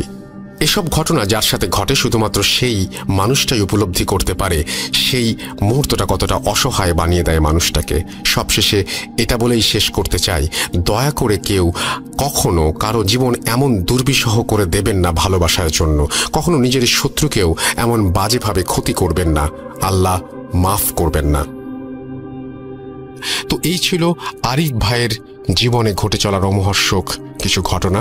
তবে এখনো কিন্তু শেষ হয়নি, আমার কিছু অভিজ্ঞতার কথা এখনো বাকি আছে। এবার মোস্তফা আলম রোমানের কথা আসছি, আমার কিছু অভিজ্ঞতার কথা নিয়ে। শুরুতে উল্লেখ করেছিলাম এই ঘটনার কিছু অংশে আমি নিজেও প্রভাবিত হয়েছি। সত্যি বলতে আমি কখনো কল্পনাও করিনি আমাকে এমন কোনো অভিজ্ঞতার স্বাদ গ্রহণ করতে হবে। চলুন শুরু থেকেই শুরু করা যাক। আমি প্রথমবার এই ঘটনার ব্যাপারে জানতে পেরেছিলাম একটা ফেসবুক পোস্টের মাধ্যমে। গত বছর 29শে সেপ্টেম্বর সন্ধ্যাবেলা আরিফ ভাই আমাদের ভূত.com-এর অফিসিয়াল গ্রুপে ব্ল্যাক ম্যাজিকের প্রভাব এবং লক্ষণসমূহ সম্পর্কে জানতে চেয়ে একটা পোস্ট করেছিলেন। এই ব্যাপারে অনেকেই অনেক তথ্য দিয়েছেন এবং আমার জানা তথ্য তাকে দিয়েছিলাম। তবে খুব আশ্চর্যজনকভাবে আমার দেওয়া তথ্যগুলো 80% আরিফ ভাইয়ের সমস্যার সাথে মিলে যাচ্ছিল। ওই রাত থেকেই আমাদের মধ্যে আরো গভীরভাবে কথোপকথন চলতে থাকে এই ব্যাপারটা নিয়ে। উনি আমাকে বলেছিলেন গত 1 সপ্তাহ যাবৎ এসব সমস্যার কারণে নাকি উনি ঠিকমতো ঘুমাতে পারছেন না। ওনার কথা শুনে আমি কিছুটা আমল ওনাকে শিখিয়ে দেই। ওই রাতে আরিফ ভাইয়ের সাথে কোনো সমস্যা না হলেও মজার ব্যাপার ঘটে আমার সাথে। হঠাৎ করেই কারো পায়ের আওয়াজে আমার ঘুম ভেঙে যায়, কিন্তু সে সময় আমি হাত পা নাড়াচাড়া করতে পারলেও চোখ খুলতে পারছিলাম না। তবে স্পষ্ট শুনতে পারছিলাম আমার আশেপাশে কেউ একজন হাঁটাহাঁটি করছে। প্রথমে ভেবেছিলাম আমার বাবা ফজরের নামাজের জন্য উঠেছেন, কিন্তু আমার রুমের দরজা তো বন্ধ। তাহলে এভাবে ভয়ে আমার পুরো শরীরের লোম দাঁড়িয়ে গিয়েছিল। আমি মনে মনে আয়াতুল কুরসি পড়ার চেষ্টা করছিলাম, কিন্তু ঠিক মতো পড়তে পারছিলাম না। ঠিক সেই মুহূর্তে আমার কানে ভেসে আসে ফজরের আজান, আর সাথে সাথে আমার চোখ খুলে যায়। আমি রীতিমতো হাঁপাচ্ছিলাম, কিন্তু পরবর্তীতে নিজেকে স্বাভাবিক অবস্থায় ফিরিয়ে এনে ঘুমিয়ে পড়ি। ওই দিনের পর থেকে আমি যতবার আরিফ ভাইয়ের সাথে কথা বলেছি ততবার রাতের বেলা আমি আমার রুমের বারান্দায় একজনের উপস্থিতি টের পেয়েছি। শুধু তাই নয়, আমি যখন ভার্সিটির হলে ছিলাম তখন প্রায় 3 বার ভাইয়ের সাথে তার ঘটনাগুলো নিয়ে কথা হয়েছে আমার। তবে একবারই সমস্যা হয়েছিল আমার। ভেবেছিলাম বাড়িতে একা থাকলেই হয়তো শুধু এই সমস্যাগুলো হয়, কারণ হলে এক রুমে আমরা 3 জন থাকি, তাই হয়তো সেরকম সমস্যা হয়নি। কিন্তু একদিন আমাকে অবাক করে দিয়ে আমার রুমমেট জানায় গত রাতে আমি যখন ছাদে আড্ডা দিচ্ছিলাম তখন রুমে একা থাকার সময় নাকি তার সাথে সমস্যা হয়েছে। রুমে একজনের হাঁটা চলার আওয়াজ পেলেও কাউকে দেখতে পায়নি। এর আগেও নাকি একবার এই সমস্যা হয়েছে। আরিফ ভাইয়ের ব্যাপারটা আমার মাথায় তখন না আসলেও বুঝতে পারি এটা সেই জন্যই হয়েছে, কারণ ঘটনার রাতে আমি আরিফ ভাইয়ের সাথে কথা বলে বাইরে বেরিয়েছিলাম, আর তার আগে থেকে এসব ঘটনার ব্যাপারে কিছুই জানতো না, তাই মিথ্যে বলারও কোনো অবকাশ নেই। তবে আরো মজার বিষয় হলো আমি যে জায়গায় বসে আরিফ ভাইয়ের সাথে কথা বলি জিনটা ঠিক সেই জায়গাতে এসে আমাকে ভয় দেখানোর চেষ্টা করে, আর আমি না থাকলে রুমে এসে ঘুরে যায়। কি অদ্ভুত না? তবে রিসেন্ট একটা ঘটনা বলি। এই ঘটনা যখন আমি লিখতে শুরু করেছিলাম তখন আমি অনেক বিরক্ত বোধ করছিলাম। এটা একবার নয়, বারবার হচ্ছিল। এমনই এক রাতে ঘটনার কিছু অংশ লিখে আমি ঘুমিয়ে পড়ছিলাম, আর তখন স্বপ্নে আমি দেখি আমি একটা সুন্দর রাস্তায় দাঁড়িয়ে আছি আর 2 জন ব্যক্তি আমার দিকে এগিয়ে আসছেন। তবে কাছে আসতেই বুঝলাম ওনারা কোনো মানুষ নন, সাদা 2টো অবয়ব। একজন মোটা কণ্ঠে বললেন, ছেড়ে দাও, বাদ দাও সব। আমি বললাম, ছেড়ে দেব মানে? কি ছেড়ে দেব? উনি বললেন, ও তো আস্তে আস্তে ভালো হয়ে যাচ্ছে, হয়তো কদিন পরে ভালো হয়ে যাবে। কি দরকার শুধু শুধু ব্যাপারটা খোলসা করে সাধারণ মানুষকে জানানোর? থাক, ছেড়ে দাও। এই কথাটা শুনে আমার ঘুমটা ভেঙে যায়, কিন্তু বুঝতে পারছিলাম না ওনারা কার কথা বলছিলেন। তবে অনেক ভাবনা চিন্তার পর বুঝতে পারি ওনারা আরিফ ভাইয়ের কথাই বলেছিলেন। আমি একটু কনফিউজড হয়ে যাই, কারণ এখানে 2 রকম বিষয় থাকতে পারে। হয় ওটা ভালো জিন যেটা আমার সাহায্য করতে চাইছে, নয়তো সেটা খারাপ জিন যারা চায় না ঘটনাটা প্রচার হোক। হয়তো তারা ভয় পাচ্ছে এই ঘটনাটি শেয়ার হলে অনেকেই সাহায্যের জন্য এগিয়ে আসবেন, যাতে করে তাদের কাজে ব্যাঘাত ঘটবে। পরদিন সন্ধ্যায় আমি স্বপ্নের ব্যাপারটা আরিফ ভাইকে না জানিয়েই জিজ্ঞেস করি কেমন আছেন আর সমস্যাগুলো কি মিটে গেছে। তিনিও আমাকে অবাক করে দিয়ে বলেন তিনি ভালো আছেন এবং কয়েকদিন ধরে সমস্যাগুলো মিটে গেছে। কিন্তু আমি যেই মাত্র তাকে আবার আমার সমস্যার কথা বলি, ঠিক সেই মুহূর্তে আবারও ওনার সমস্যা শুরু হয়ে যায়। উনি তখন পুকুরের পাড়েই ছিলেন আর দেখতে পান রাস্তার এক পাশে সাদা অবয়ব দাঁড়িয়ে আছে। এটা তিনি পরপর 2 দিন দেখেছেন। ঘটনা শোনার সময়ও কিছু অদ্ভুত ঘটনা ঘটেছে, যেমন বাচ্চার কান্না, বিড়ালের আওয়াজ সহ আরও অনেক কিছু। এই ছিল আমার কিছু অভিজ্ঞতা। আমার কথা বাড়াতে চাই না, আজ এ পর্যন্তই। আশা করি সকলের এই ঘটনাটি ভালো লেগেছে। আজকের এই স্পেশাল এপিসোডের জন্য আমরা 4 জন প্রায় 3.5 ঘন্টার মিটিং করে ঘটনাটি সাজিয়েছি। তারপরে যদি কোনো ভুল ত্রুটি হয়ে থাকে তাহলে ক্ষমা সুন্দর দৃষ্টিতে দেখবেন।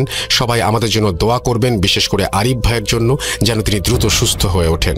তবে যেহেতু ঘটনাটি চলমান, সেহেতু পরবর্তীতে কি কি ঘটে সেটাও কোনো একদিন জানাবো এবং আপনাদেরকে ঘটনা আকারে পাঠিয়ে দেব। সেই পর্যন্ত সবাই ভালো থাকবেন, সুস্থ থাকবেন, মোস্ট ইম্পর্টেন্টলি ভূত.com-এর সাথে থাকবেন। ভূত.com-এর 2 বছর পূর্তি উপলক্ষে এই ঘটনাটি পাঠিয়েছেন আরিফ, সাবিত, সিফাত এবং রোমান মিলে। এবং চমৎকার এই ঘটনাটি, এবং আমাদের জন্য চমৎকার মনে হচ্ছে, হয়তো আমাদের জন্য খুব, আমাদের এই স্টোরিটা রক্তহীন করে দিচ্ছে আমাদের, কিন্তু যার সাথে ঘটেছে সেই বুঝতে পারছে তার কেমন লাগে।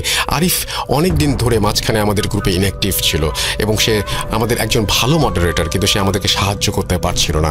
আমি জানতে পেরেছিলাম তার সাথে এরকম সমস্যা হচ্ছে এবং সে যে হাফেজ মাইনুদ্দিন ভাইয়ের সাথে যোগাযোগ করছে সেই ব্যাপারে আমি অবগত ছিলাম। এবং এই সমস্যাটা যে এত ভয়ঙ্কর সেটা আমি কোনোদিন ভাবিনি, সেটা আমি কোনোদিন বুঝিও নি, এবং সেও কারোর সাথে শেয়ার করেনি।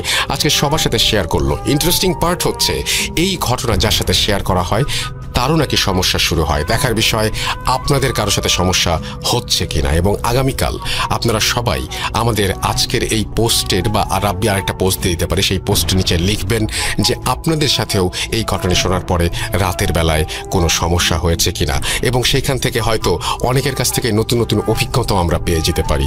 আমি প্রতীক্ষায় থাকলাম আপনাদের উত্তরের। তবে আমি চাই না কারোর সাথে সমস্যা হোক, সেটাও আমি চাই না, সেটাও বলে রাখছি।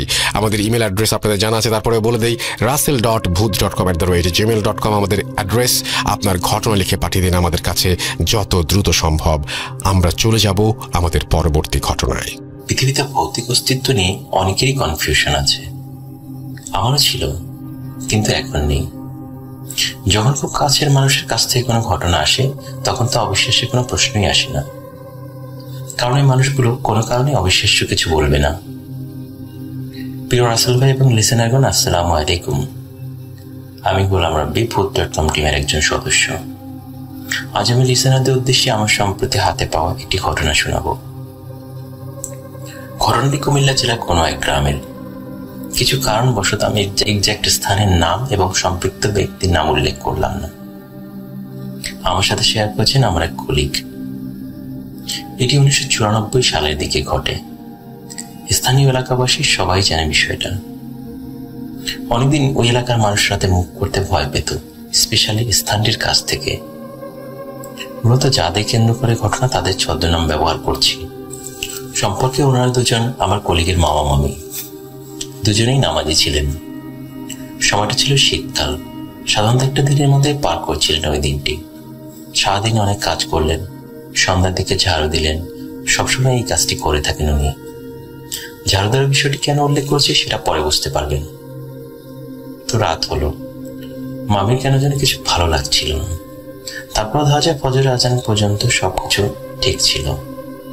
মামি যথারীতি ফজরের আজান শুনে নামাজ পড়ার জন্য ঘুম থেকে উঠলেন। ওনারা সবাই টিউবওয়েলে অজু করে থাকেন, কারণ 2-3 বার চাপ দিলেই পুকুরে চেয়ে গরম পানি উঠে থাকে টিউবওয়েল থেকে, আর সেটা বাসার কাছেই ছিল। তো মামি মামাকে না ডেকেই বের হন। কিছু সময় পার হওয়ার পর টিউবওয়েল চাপার শব্দে ঘুম ভেঙে যায়। উনি অবশ্য একটু পরে এমনিতেই উঠতেন, একটু আলসেমি কাজ করছিল, তাই শুয়েই ছিলেন।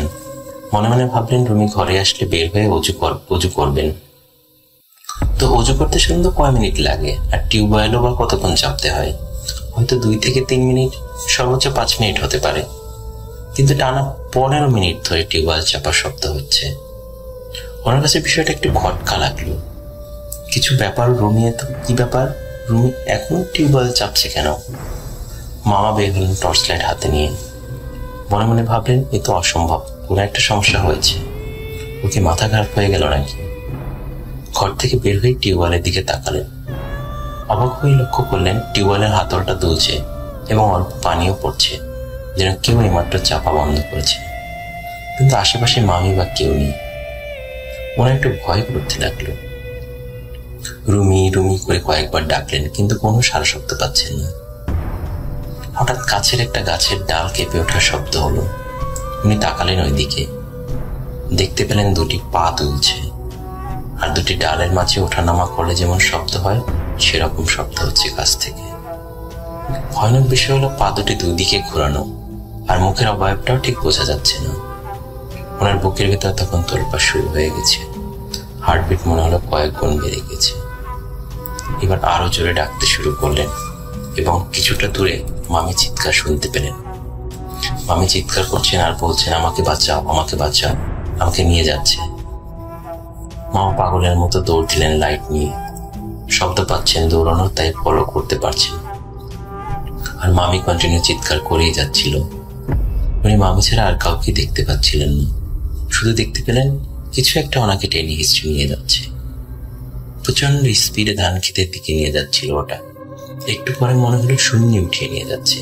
হঠাৎ চোখের বাইরে চলে গেল এবং চিৎকারও বন্ধ হয়ে গেল। কোথাও কিছু দেখতে পেলেন না। উনি কষ্টে ভয়ে মনে হচ্ছিল যেন মারা যাচ্ছেন। যারা এরকম পরিস্থিতিতে পড়েছেন তারাই বুঝতে পারবেন বিষয়টা। বারবার মনে হচ্ছিল উনি মামিকে হারিয়ে ফেলছেন। কি করবেন এখন? শুধু ডাকছেন আর ডাকছেন। চারিদিকে শুধু তার ডাক প্রতিধ্বনির শব্দ ছাড়া আর কোনো শব্দ নেই। হঠাৎ দূরে ধপাস করে কিছু একটা পড়ার শব্দ হয়। মামা দৌড়ে যান আর দেখতে পান মামি পড়ে আছে বেহুশ অবস্থায়। কাছে গিয়ে হাত ধরতেই মামি প্রচন্ড জোরে ধাক্কা দিয়ে ওনাকে ছুঁড়ে ফেলেন অনেক দূরে। একজন মানুষের পক্ষে এত দূরে ছুঁড়ে ফেলা কোনোভাবেই সম্ভব না। একজন পুরুষ মানুষকে একজন নারী তো দূরে থাক, শক্তিশালী কোনো পুরুষও পারবে না এত দূরে ছেড়ে ফেলতে।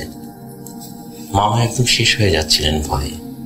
উনি অনুভব করেন ওনাকে কাদার ভেতর ঢুকিয়ে ফেলছে কেউ, কিন্তু কাউকে উনি দেখতে পাচ্ছেন না। উনি তখন জ্ঞান হারিয়ে ফেলেন।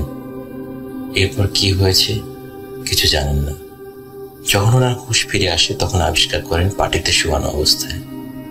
ওনার চারপাশে অনেক লোক, সকল আত্মীয় স্বজন আসছে। আতঙ্কিত হয়ে সবাইকে জিজ্ঞেস করেন মামের কথা। সবাই বলেন উনি ঠিক আছে। পরবর্তী সময়ে মামের অ্যাক্টিভিটিস একটু অস্বাভাবিক ছিল।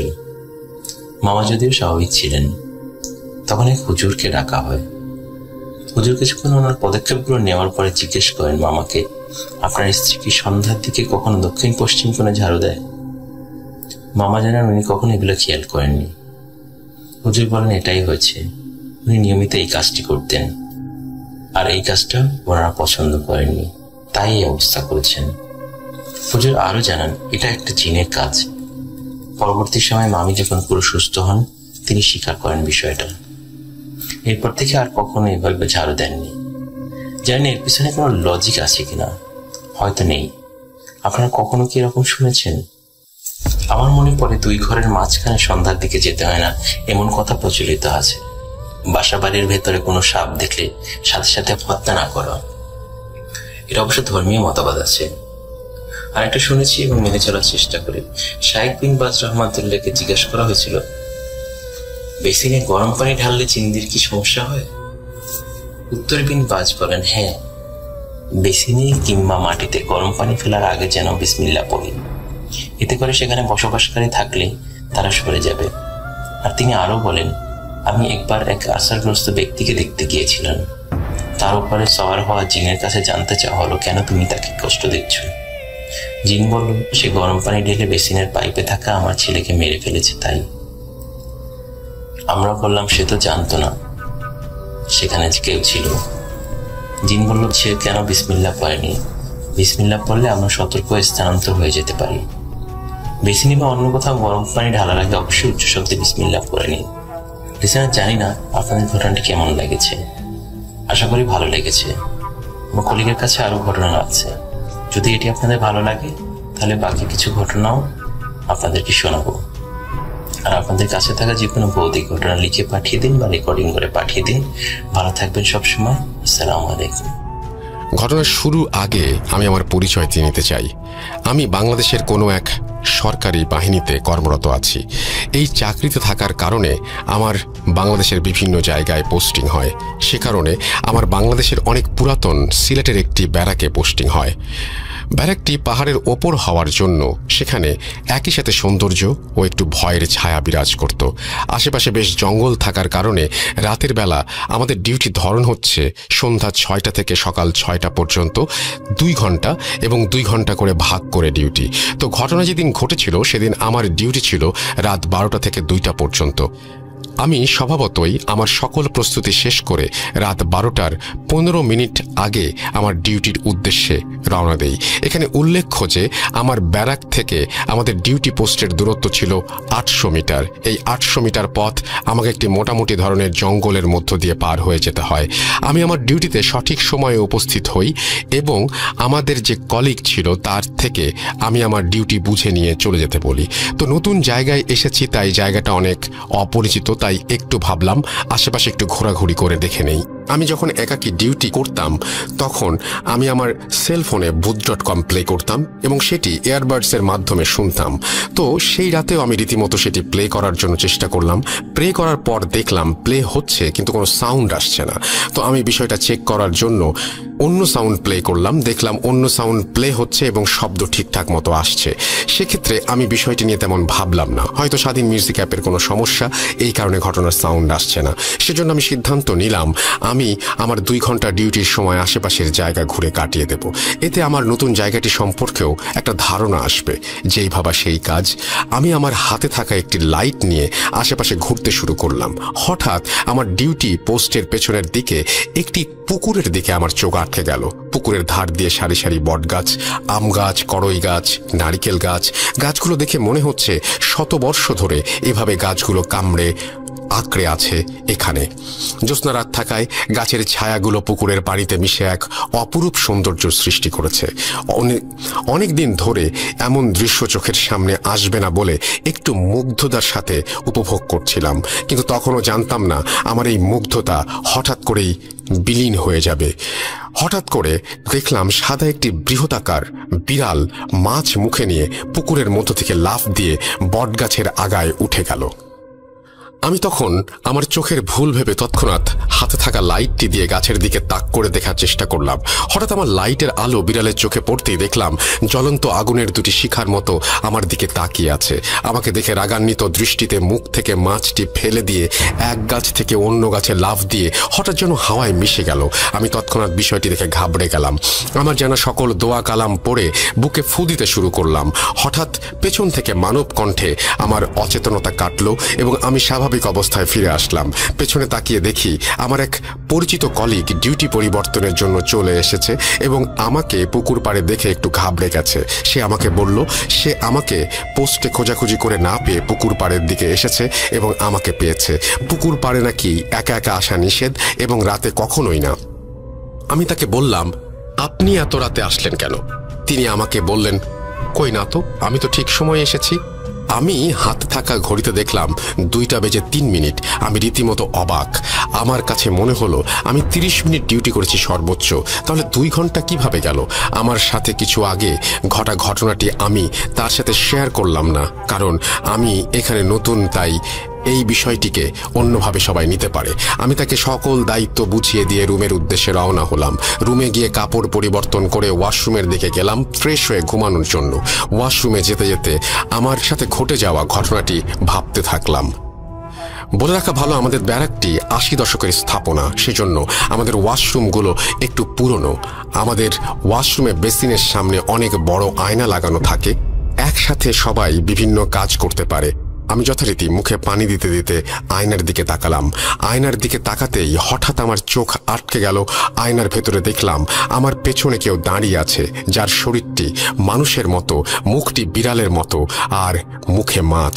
আমার চোখ তার চোখের দিকে পড়তেই সে একটা হাসি দিয়ে মাছটি মুখ থেকে ফেলে দিল। এই পরিস্থিতিতে আমি ভয় পাবো নাকি দৌড় দিব সেসব ভাবতে পারছিলাম না। কোনোভাবে নিজেকে সামলে নিয়ে এক দৌড়ে রুমের দিকে চলে গেলাম আর ভাবতে লাগলাম এসব আমার সাথে কি হচ্ছে। আমি যে রুমে থাকি সেটি একটা ছোট রুম হওয়ায় আমরা 3 জন একসাথে থাকি। রুমের একজন ছুটিতে ছিল আর একজন ডিউটিতে ছিল, সে কারণে আমি তখন রুমে একাই ছিলাম। শীতের রাত হবার জন্য আমি বিছানায় কম্বল মুড়ি দিয়ে শুয়ে পড়লাম। বলে রাখা ভালো যে রাত 10টার পরে আমাদের রুমে লাইট জ্বালিয়ে রাখা নিষেধ। নতুন জায়গায় তেমন কেউ পরিচিত না থাকার জন্য তাকে ডেকে ঘটনাটি শেয়ার করার মতো অবস্থা ছিল না। আমি ঘটনাটি কোনো মতে সামলে নিয়ে ঘুমানোর চেষ্টা করলাম।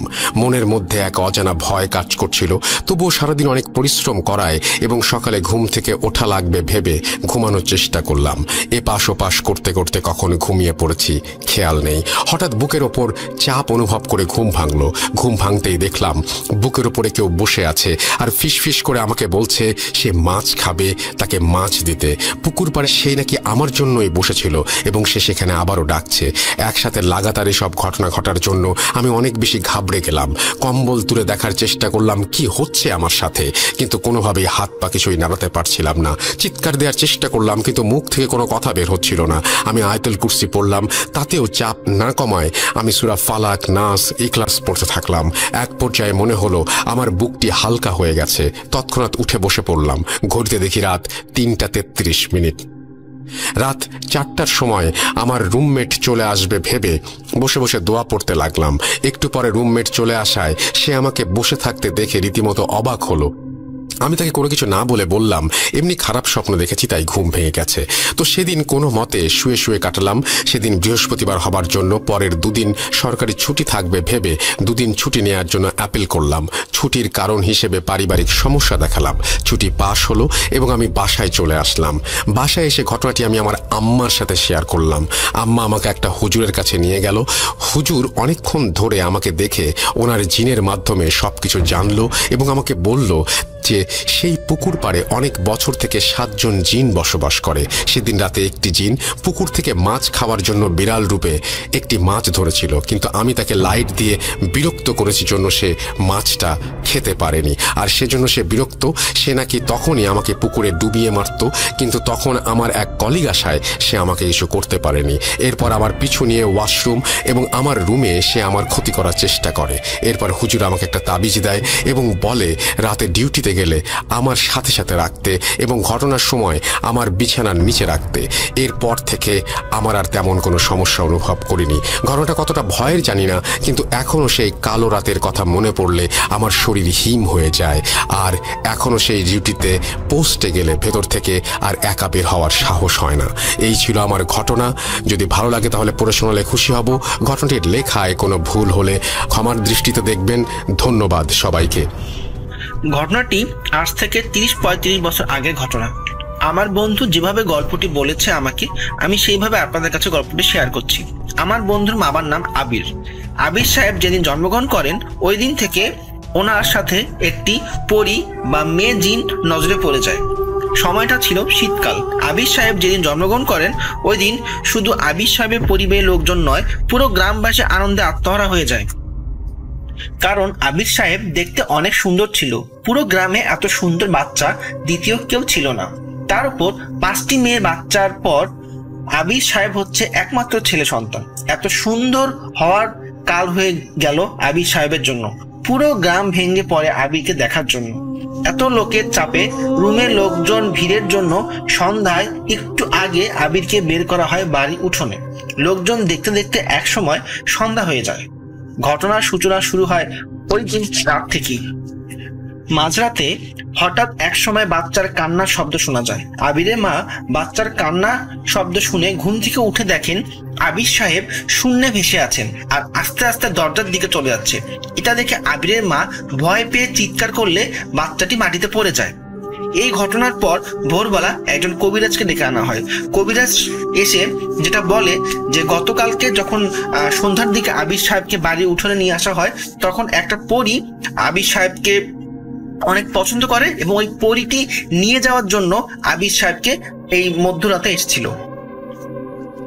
এরপর কবিরাজ সাহেব কিছু তাবিজ আর রুম বন্ধ করে দেয়। তারপর থেকে আর কোনো ধরনের সমস্যা হয় না। তবে এর কয়েক বছর কেটে যায় কোনো ধরনের সমস্যা না হওয়ার পর হঠাৎ তার কিছু বছর পর আবার নতুন এক সমস্যার সৃষ্টি হয়।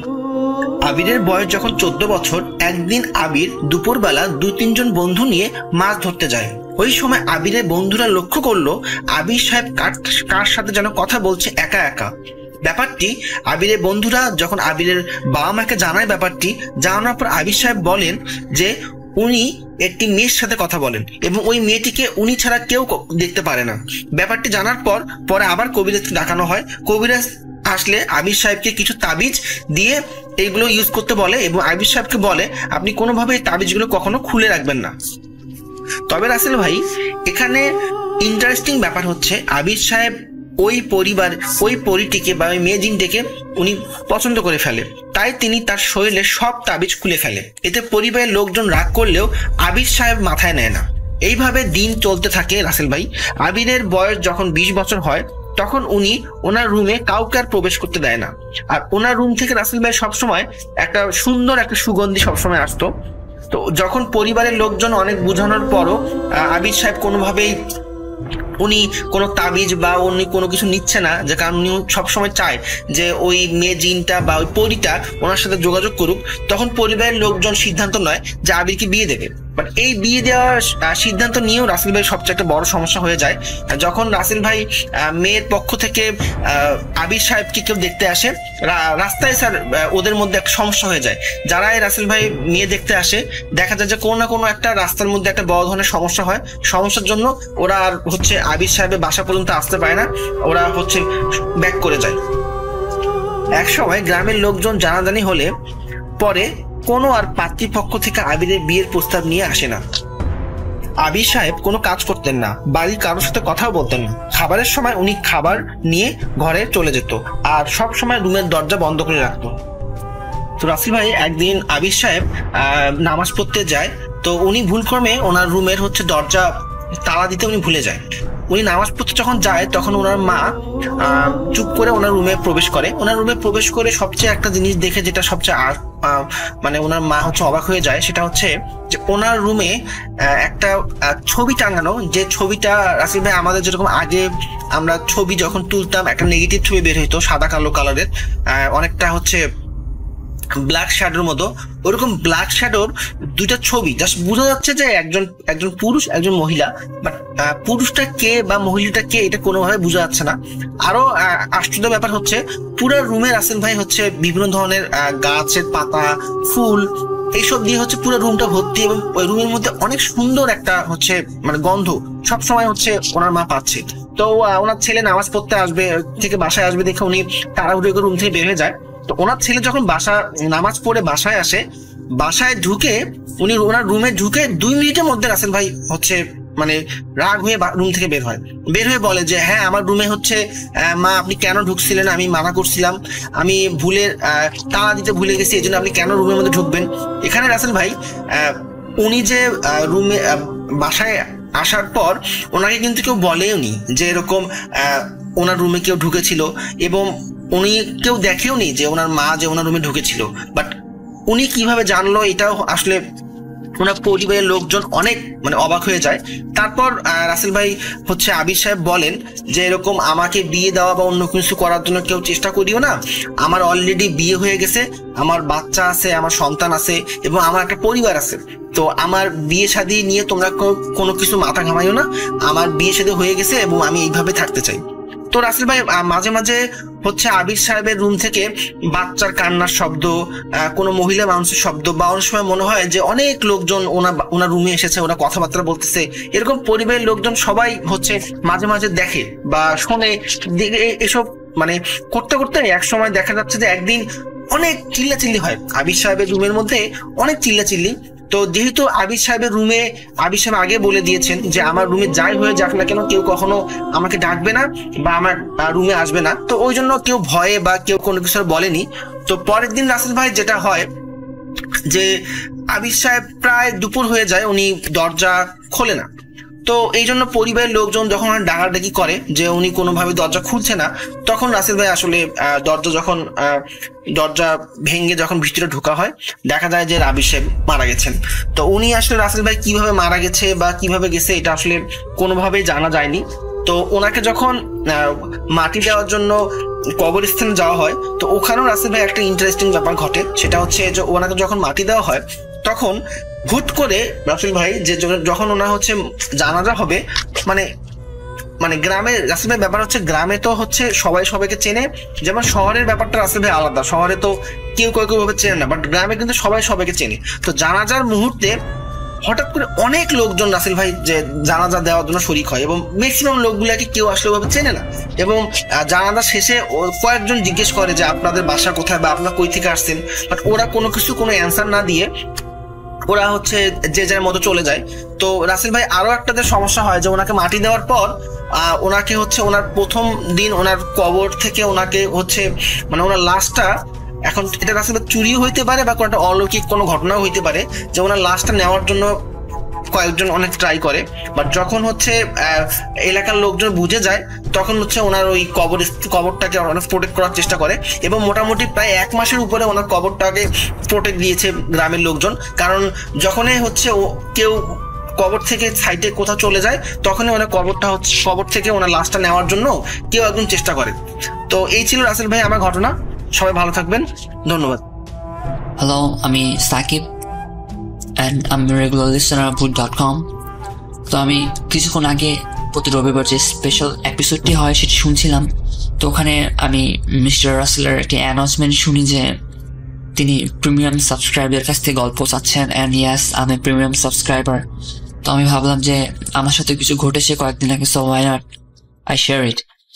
তো তারপর আমি জাস্ট এপিসোডটা শোনা মাত্রই আমি গল্পটা রেকর্ড করতে বসলাম। তো আমি আগে আমার সম্পর্কে বলে নেই। তো ছোটবেলা থেকে আমার প্যারানর্মাল বিষয়ে অনেক আগ্রহ ছিল।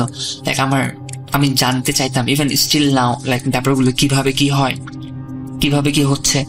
তো এর পরিপ্রেক্ষিতে জিন, ভূত, লাইক বিভিন্ন ব্ল্যাক ম্যাজিক, এগুলো সম্পর্কে আমার আগ্রহ অনেক বেশি। ইভেন ছোটবেলা থেকে ভূত FM, তারপর এখন Voot.com অ্যান্ড আদার্স, এগুলো শোনার পরে মানে আমার মোটামুটি একটা ধারণা রয়েছে যে ব্যাপারগুলো কিভাবে হয় না হয়। তো যা হোক, তো আগ্রহটা আমার ও পর্যন্তই ছিল। আর আরেকটা জিনিস আমরা সবাই জানি যে আমাদের ধর্মের ব্যাপারটি একদমই বৈধতা পায় না, তাই না? তো যতদূর ডিস্টেন্স রেখে আর কি আগ্রহ নিবারণ করা যায় আমি তাই করতাম। বিভিন্ন জায়গায় লেখা পড়তাম, বিভিন্ন ডকুমেন্টারি দেখতাম, অ্যান্ড দ্যাটস ইট। তো তারপর আরেকটা কথা বলে নিই। তো আমি একজন প্রফেশনাল ড্যান্সার, অ্যাজ ইউজুয়াল পড়াশোনার পাশাপাশি। তো ছোটবেলা থেকে আমি নাচ করি। তো নাচ করার সুবাদে আমার আশেপাশের লোকজন এবং আর একটু ম্যাস পপুলেশনে অ্যাজ ইউজুয়াল যেটা হয়, আপনার একটা আর্টিস্টিক ভ্যালু থেকে সবাই পেকে চেনে জানে, সো খুব নর্মাল ব্যাপারটা। তো আমার কাছে এরকম চেনা জানা থাকার কারণে আমার কাছে অনেকে ইভেন এখনো নাচ শিখতে আসে, উইচ ইজ নর্মাল। লাইক এসে বলে যে ভাই আমি আপনাকে দেখেছি, তো এখানে শো করতে দেখেছি, হোয়াট এভার, ওখানে দেখেছি, তো আমাকে নাচ শেখাতে হবে। তো আমিও বিনা বাক্য ভাই সবাইকে ওয়েলকাম করি, লাইক ছোটবেলা থেকে করে আসছি। তো অমনি একটা ছেলে একদিন হুট করে আমার কাছে আসে এবং সে বলে যে সে নাচ শিখতে চায়। লাইক আমি বললাম ওকে, ওয়েলকাম। তো এইভাবে তাকে আমি কয়েকদিন নাচ শেখাই। আমি যে কথাটা বলছি এখন, এটা মোটামুটি 5 থেকে 6 মাস আগের ঘটনা, হয়তো তারও বেশি। তো তখন লকডাউন ছিল, পুরোদমে চলছিল, তো ওরকমই হবে। তো কিছুদিন শেখানোর পর ওর সাথে আমার একটু ঘনিষ্ঠতা হয়, লাইক আমরা ওঠা বসা করি। সে আমার ছোট ভাই, লাইক জুনিয়র। তো একদিন আমাদের স্থানীয় একটা পার্ক রয়েছে। তো একদিন সন্ধ্যায় যখন ওর সাথে আমি কথা বলছিলাম, এখানে ওখানে আমার অন্য একটা ফ্রেন্ডও ছিল। তো আমরা কথা বলছিলাম, তো কথা প্রসঙ্গে সে আমাকে বললো যে সে ইদানিং ম্যাজিক, লাইক ব্ল্যাক ম্যাজিক চর্চা করা শুরু করেছে। আমি লাইক হোয়াট? কারণ আমি অনেক লাইক আগে থেকে এগুলো ব্যাপারে ইন্টারেস্ট থাকার কারণে আমি অনেক ভালো করে জানতাম যে ব্যাপারগুলো কি, তাই না? তো আমি তো জাস্ট আকাশ থেকে পড়লাম যে হোয়াট আর ইউ সেইং। তখন সে বললো যে হ্যাঁ, রিসেন্ট আমার একটা গুরু, সে আমাকে শিখিয়েছে। এবার যে গুরুর কথা বলছে তার বাসাও আমাদের পাশেই, সে কয়েকদিন আগে মারা গিয়েছে। যাও, তো আমিও আগ্রহবশত জিজ্ঞেস করলাম যে ব্যাপারগুলো কেমনি কি হয়। তখন সে বললো যে ব্যাপারগুলো পুরোটাই কুফরি, লাইক এগুলো আপনার ঈশ্বরের সাথে শয়তান বা এই জিনিসগুলোর লাইক একটা মিথস্ক্রিয়ার ফলাফল স্বরূপ একটা ব্যাপার উপস্থাপন করা হয়, এবং সে ব্যাপারটার মাধ্যমে বিভিন্ন কার্য সম্পাদন করা, যেটা পুরোপুরি আমাদের ধর্ম পরিপন্থী। লাইক আমি তখন তাকে বললাম যে ওকে, টেল মি সাম মন্ত্র অফ ইয়ার্স।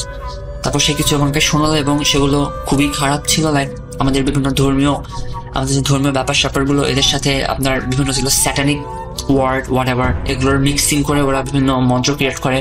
তো আমি তাকে বললাম যে আচ্ছা তাহলে সেটা তুমি কি কি করো? সো সে আমাকে বললো যে লাইক বিভিন্ন জিনভূত ছড়ানো, কাউকে মেরে ফেলা যেটাকে বান বলি আমরা, সে আমাকে বানিয়ে বলেছিল। তো যা হোক সে করে থাকে। তো আমি এসব শোনার পর তাকে বললাম যে কারণ আমি তার বড় ভাই, সো আমার রেসপন্সিবিলিটি আসলে অ্যাটলিস্ট তাকে ওয়ার্ন করার জন্য। তো আমি তাকে বললাম যে স্টপ ডুইং দিস, এগুলো ভালো না। তো সে আমাকে বললো যে আমি আর আজকে করবো না, হ্যান ত্যান। তো আমি তার কথাটা খুব একটা কনফিডেন্স পাইনি এবং আই ডোন্ট কেয়ার, কারণ তার লাইফ তার আমার লাইফ আমার, তাই না? সে করছে, আমি বারণ করেছি, এখন সে করলে করুক না করলেন। তো এটা এরকম 6-7 মাস আগের ঘটনা। তো ওটা ওখানেই শেষ। আর একবার মনে করি যে ওখানে আমি ছিলাম, সে ছিল, আর আমার ফ্রেন্ড ছিল, আমার ক্লোজ ফ্রেন্ড, বাট আমার সাথে থাকে। যাও, তো এই রিসেন্ট কয়েক সপ্তাহ আগের ঘটনা। তো আমাদের এলাকার একটা বড় ভাই, সে একটি মেয়েকে পছন্দ করে এবং সে নানাভাবে মেয়েটি পর্যন্ত রিচ করতে চায়, বাট কোনো না কোনোভাবে সে পারছে না। মানে পরিস্থিতি সাপেক্ষে হোক বা লাইক আমরা আমাদের সমাজে ফ্যামিলি স্ট্যাটাস কাউন্ট করা হয় হোয়াটএভার, কোনো একটা কারণে লাইক ওটা হচ্ছে না। ইভেন সার্বিক দৃষ্টিতে ওটা ওদের সম্পর্ক হওয়া সম্ভব নয়। যাও, তো বাট ও অনেক ডিটারমাইন্ড যে সেই লাইক মেয়েটিকে চায়, এরকম কিছু একটা ব্যাপার। তো একদিন আমি ছিলাম, বড় ভাইটি ছিল, আর আমার ওই ফ্রেন্ডটা যে আমাদের ওই আগের 6 মাস আগের কনভারসেশন আমার সাথে ছিল, ওই যাকে আমি নাচ শেখাতাম তার সাথে। তো আমরা 3জন একসাথে ছিলাম, আমি, বড় ভাই, আমার এক ক্লোজ ফ্রেন্ড। তো ওইখানে কথাটা তুললো যে এমন সো সে অনেকভাবে রিচ করতে পারতেছে না, সো এখন ব্ল্যাক ম্যাজিকের সহায়তা নেবে। ইভেন সে আগে অনেক জায়গায় ট্রাই করেছে, বাট কোনো কাজ হয়নি। বাট সে এখন এখানে খুঁজছে যে কাকে এমন পাওয়া যায়। তো আমার পাশে যে ফ্রেন্ডটা ছিল, যে আমার 6 মাস আগে ওই কনভারসেশনে আমার সাথে উপস্থিত ছিল, তো সে হুট করে বলে বসে যে হ্যাঁ সাকিবের একটা ছোট ভাই আছে, সব করে। তখন আমাকে বড় ভাইটা বললো যে আসলে কি? আমি বললাম হ্যাঁ, একটা আমার ছেলে আছে, আমাকে নাচ শিখতে, বাট এখন শেখে না। তো বলেছে ও করে। তখন ও বললো আমার দেখা করে দাও। তো আমি যেহেতু বলেছিলাম যে আমার এগুলো ব্যাপারে লাইক অনেক ইন্টারেস্ট আছে, সেটা অবশ্যই দেখে যাওয়ার, এক্সপিরিয়েন্স করার। তো আমি ওই থ্রুতে ভাবলাম যে লাইক আমি প্রথমে নানা করলাম, লাইক অবশ্যই জিনিসটা মানে আমরা উই অল নো দ্যাট খারাপ কাজ করা, সেখানে সঙ্গ দেওয়া, মানে লাইক হেল্প করা, দুইটাই সেম। বাট ইনস্ট্যান্ট চাপে পরে আমি বলতে বাধ্য হই যে ইয়া দ্যাটস দ্য গাই। তো আমি ওর কাছে ওকে নিয়েও যাই। তারপর আমি যেটা লাইক চালিয়ে গেলাম সেটা জাস্ট চুপ করে দেখা, কারণ এখানে আমার কিছু বলার ছিল না। কারণ মানে জাস্ট আমি জাস্ট দেখতে এই ব্যাপারটাকে ভালোবাসি, দ্যাটস ইট। কারণ এর ভয়াবহতা সম্পর্কে আমরা সবাই জানি, তাই না? তো তারপর তারা কথা বললো এরকম যে কি করা যায় না করা যায়। তো ও বিভিন্ন লাইক তাবিজ, কবচ, হ্যান ত্যান এগুলো ইয়া করলো। তো প্রথমে সে বললো যে সে একটা ইসলামিক ওয়েতে ট্রাই করবে। এটা যাক আমি প্রচেষ্টা বলছি না, তো এটা হোয়াটএভার কিছু একটা করতে হবে। তো এখন আমার বাইক ছিল 3 জনের মধ্যে। তো আমি ওরকম রাত 12টার পর ওদের বাইক দিয়ে লিড দিই, জাস্ট ফর এক্সপিরিয়েন্স করার জন্য, আচ্ছা দেখি কি হয়। ওকে, তো নাথিং হ্যাপেন। তো তারপর আমরা আবার ছেলেটার কাছে যাই ওই ভাইটাকে নিয়ে। হ্যাঁ, আর যেহেতু আমি তার ছোট ভাই, আমার থ্রুতে পরিচয় হয়েছে, তো সেসব কনভারসেশনে আমাকে সাথে রাখে। ইভেন আমিও যাই যে, কারণ এটা আমার জন্য একটা হিউজ চান্স, তাই না? লাইক কাছ থেকে ব্যাপারটা এক্সপিরিয়েন্স করা। ওকে ফাইন, আমিও যাই। তো ওরকম গিয়ে তো লাস্ট যে অ্যাটেম্পটা ছিল সেটা সে কুফরি করবে। তো আলটিমেটলি সে ইয়া করে, লাইক বিভিন্ন লেখালেখি করে, আমি পাশেই ছিলাম। ইভেন মানে সে আমাকে কিছু বলতে পারছে না, কারণ আমি তার বড় ভাই এবং সে আমার কাছে রেসপেক্ট করে, কারণ আমি নাচ শেখা যাও। তো আমি যে লেখাগুলো আমি ছবিও তুলে নিই এবং তার বইগুলো নাড়াচাড়া করি। তো একটা মজার বিষয় কি, যে আমি বইগুলো ওর কাছে পড়ার পারমিশন চাই, যে আমি কিছু পড়তে পারি। তো আমাকে বলো ওকে ফাইন দেখো। হ্যাঁ, তো আমি প্রথমে একটা বই নিই, বইটা ছিল হচ্ছে লাইক হিন্দু যে তন্ত্র রিলেটেড ওদের ব্যাপারটা। তখন আমি জিনিসটা লেখা দেখলাম যে মানে আমাদের মনে একটা প্রশ্ন জাগতে পারে যে আসলে আমরা যে লাইক কিভাবে সম্ভব যে মুখ দিয়ে একটা মানুষ মন্ত্র উচ্চারণ করছে আর কাজ হয়ে যাচ্ছে। ইভেন আমাদের ধর্মের ব্যাপারটা সেম, লাইক আমরা কোথাও একটা সূরা পড়ে বা কোনো দোয়া পড়ে ফু দিচ্ছি বা কোনো রোগ উপশম হয়ে যাচ্ছে। লাইক আমরা যেমন জানি যে সূরা ফাতিহা পড়ে আপনার কোনো সর্প দংশিত জায়গায় লাইক ওখানে ফু দিলে ওটা ভালো হয়ে যায়। তো এটা ইভেন নর্মালি আমার সবারই একটা ধারণা মানে কাজ করে যে কেমনি কি। তো ওখানে লেখা আছে যে মানে আমি জাস্ট একটু বলি, ওখানে মানে ভূমিকা লেখা ছিল যে প্রাচীন আমাদের যে হিন্দুদের যে কমিউনিটি ছিল অনেক অনেক বছর আগে, তখন ওখানে যারা সাধু বা হোয়াট এভার যা বলে, তো ওরা ডিসকভার করে যে কিছু আমরা যদি কিছু উচ্চারণ করি তখন আমাদের সেই কথাগুলোর যে সংঘর্ষ হয়, আমাদের ভোকাল কর্ডে তো আপনার ইয়েগুলোর মানে আপনার আমাদের বিভিন্ন বাতাসের ধাক্কার সংস্পর্শে তো একটা ওয়ার্ড বের হচ্ছে, আমি যা কথা বলছি। এই সংঘর্ষটার ফলে নাকি অলৌকিক কিছু এই জিনিসগুলো হয়। আলটিমেটলি এটা পাওয়ার হচ্ছে এই যে ওয়ার্ডগুলো, ঠিক ওয়ার্ড পড়ার, কয়টা নির্দিষ্ট ওয়ার্ড পড়ার ফলে যে সংঘর্ষটা হয়, এই সংঘর্ষের যে আমাদের আউটপুটটা বের হয়, এই কথাটা অলৌকিকভাবে কাজ করে। ইভেন সেখানে লেখা আছে যে do what ever one just for good, ভালোর জন্য করতে হবে। তো আমি এটা কথাটা বললাম, তো এটা আলাদা টপিক। তো লেখা ছিল, তো আমি সবগুলো পরে দেখলাম এবং মানে সবগুলোই ওই উদ্ভট মন্ত্রগুলো এবং ইউনো কিভাবে কি করতে হবে, কোথায় কি যেতে হবে, সব ডিটেলস লেখা ছিল। আমি জাস্ট লাইক পড়লাম, কারণ আমার কাছে এটা বড় অপরচুনিটি যে আমি ফাইনালি একটু আর কাছ থেকে ব্যাপারটা দেখতে পাচ্ছি। তো যাই হোক, তো ফাইনালি ও একটা দিল, হোয়াট এভার কাগজে লিখে দিল। আমার কাছে ছবিটা আছে, সো আমি চাইলে অবশ্যই দিতে পারবো। তো দিয়ে বললো যে, আমাকে দিয়ে বলেনি, আমার ফ্রেন্ডটাকে, আমি পাশে ছিলাম, তো তাকে দিয়ে বললো যে রাত 12টার পরে এটা অমুক শ্মশানে গিয়ে, এটা লাইক শ্মশানের যে ছাইটা আছে, লাইক মরগুলো পোড়ানোর পরে ছাইগুলো যেখানে গ্যাদার করা হয়, ওখানে লাইক মাটি খুঁড়ে ওখানে পুঁতে ফেলতে হবে। বললো ওকে ফাইন। তো অ্যাজ ইউজুয়াল শ্মশান আমাদের বাসা থেকে অনেক দূরে, অ্যান্ড অত রাতে অবশ্যই একটা bike needed, and am the biker. তো আমার ডাক পড়লো অ্যাজ ইউজুয়াল, আমি বললাম ওকে ফাইন, দূর থেকে দেখতাম আমার সমস্যা কি। তো গেলাম, করতে গেলাম। তো যখন আমরা শ্মশানে পৌঁছালাম তখন অলমোস্ট রাত 12টা ক্রস হয়ে গিয়েছে। তো আমরা ওখানে 3 জন ছিলাম, আমরা ওই 3 জনই, আমাদের কনভারসেশনের শুরুতে আমরা 3 জন ছিলাম, আমি, বড় ভাইটা আর আমার ক্লোজ ফ্রেন্ডটা। তো আলটিমেটলি এখানে আর শ্মশানটা ছিল রাস্তার সাথে, একদম রাস্তার মেইন রোডের সাথে লাগোয়া। তো আলটিমেটলি তো ব্যাপারটা হচ্ছে একজনকে লাইট ধরতে হবে, আরেকজন বলতে যে কাজটা করবে সে হচ্ছে ভিকটিমকে মাটি খুঁড়ে ব্যাপারটা জিনিসটাকে পুঁততে হবে। আরেকজনকে অবশ্যই লাইট ধরতে হবে কারণ অন্ধকার, আরেকজনকে অবশ্যই রাস্তায় বাইকের কাছে থাকতে হবে, তাই না? তো আলটিমেটলি আমার ফ্রেন্ডটা ভয়ে যেতে চাচ্ছিল না, আমার যে অন্য একটা ফ্রেন্ড ছিল, সো বাইকের ওখানে এসে থাকে। সো আলটিমেটলি অনিচ্ছা সত্ত্বেও আমাকে তাকে লাইট ধরে হেল্প করতে হয়। ওকে ফাইন, তো আমি লাইট ধরে যাই তার সাথে। ইভেন ডিস্টেন্স সর্বোচ্চ 4 থেকে 5 মিটার ছিল, লাইক যেখানে আমরা জিনিসটা দিয়ে রাখি আর রাস্তা এর মাঝখানে গ্যাপটা 4 থেকে 5 মিটার অনলি। তো মজার ব্যাপারটা এখান থেকেই শুরু হয় যে সে যখন জিনিসটা ঘুরে ঘুরে মাটির মধ্যে পুঁতছিল, তো আলটিমেটলি আমি ফার্স্ট একটা সাউন্ড শুনতে পারি যে 2টা মানুষের কনভারসেশন, লাইক অনেক স্পষ্ট কথা বলছে এবং অ্যারাউন্ড মনে হচ্ছে যে তারা আমাদের খুবই কাছে। হ্যাঁ, তো আমি যেহেতু অবশ্যই এটা সুসমাজে গৃহীত কোনো কাজ নয় যে আমি মন খুলে মন দিয়ে করবো, সো এটা মানে উই অল নোজ দ্যাট, তাই না? তো আমি অনেক ভয় লাইট ধরেছিলাম যে কে আসে না আসে, আবার দেখে ফেললে কি না দেখি ভাবে। আর ওটার মেন রোডের সাথে ছিল, তো আমি কনভারসেশনটা শুনছিলাম যে 2 জন কথা বলতেছে খুব স্পষ্ট স্বরে। হ্যাঁ, আমি ওই বড় ভাইটাকে বললাম, ভাই মেবি সামওয়ান আর কামিং, আর হয়তো আমাদের আশেপাশে কেউ আসছে। আর সাউন্ডটা আস্তে আস্তে অনেক লাউড হচ্ছিল, লাইক মনে হচ্ছে কেউ আমাদের দিকে এগিয়ে আসছে। আর আরেকটা কথা বলে রাখি, রাস্তার পাশে শ্মশান এবং শ্মশানের চারপাশে পুরোটাই জমি ছিল, দেয়ার ওয়াজ নাথিং, আর অনেক দূরে দূরে অনেক বাড়ি ছিল। সো যাই হোক, তো আমি কথাটা বলার পর ওই ভাইটাও সাউন্ডটা শুনতে পারে, ও চতুর্পাশে লাইট মারে দেখে, but there was no one. আর ওই ঘটনার প্রেশারের জন্য আমিও একটু মানসিক প্রেশারে ছিলাম, ভাই আমি লাইটটা ধরে আসছি, কেউ দেখলে তো ইজিলি দেখবে রাস্তার পাশে। তো আলটিমেটলি আমি মনোযোগ দিয়ে কথাটা শুনিনি ওদের, ইভেন আমার বড় এবার শুনিনি, কারণ আমাদের ফোকাসটা অন্য ছিল, বাট কথাটা অনেক স্পষ্ট ছিল।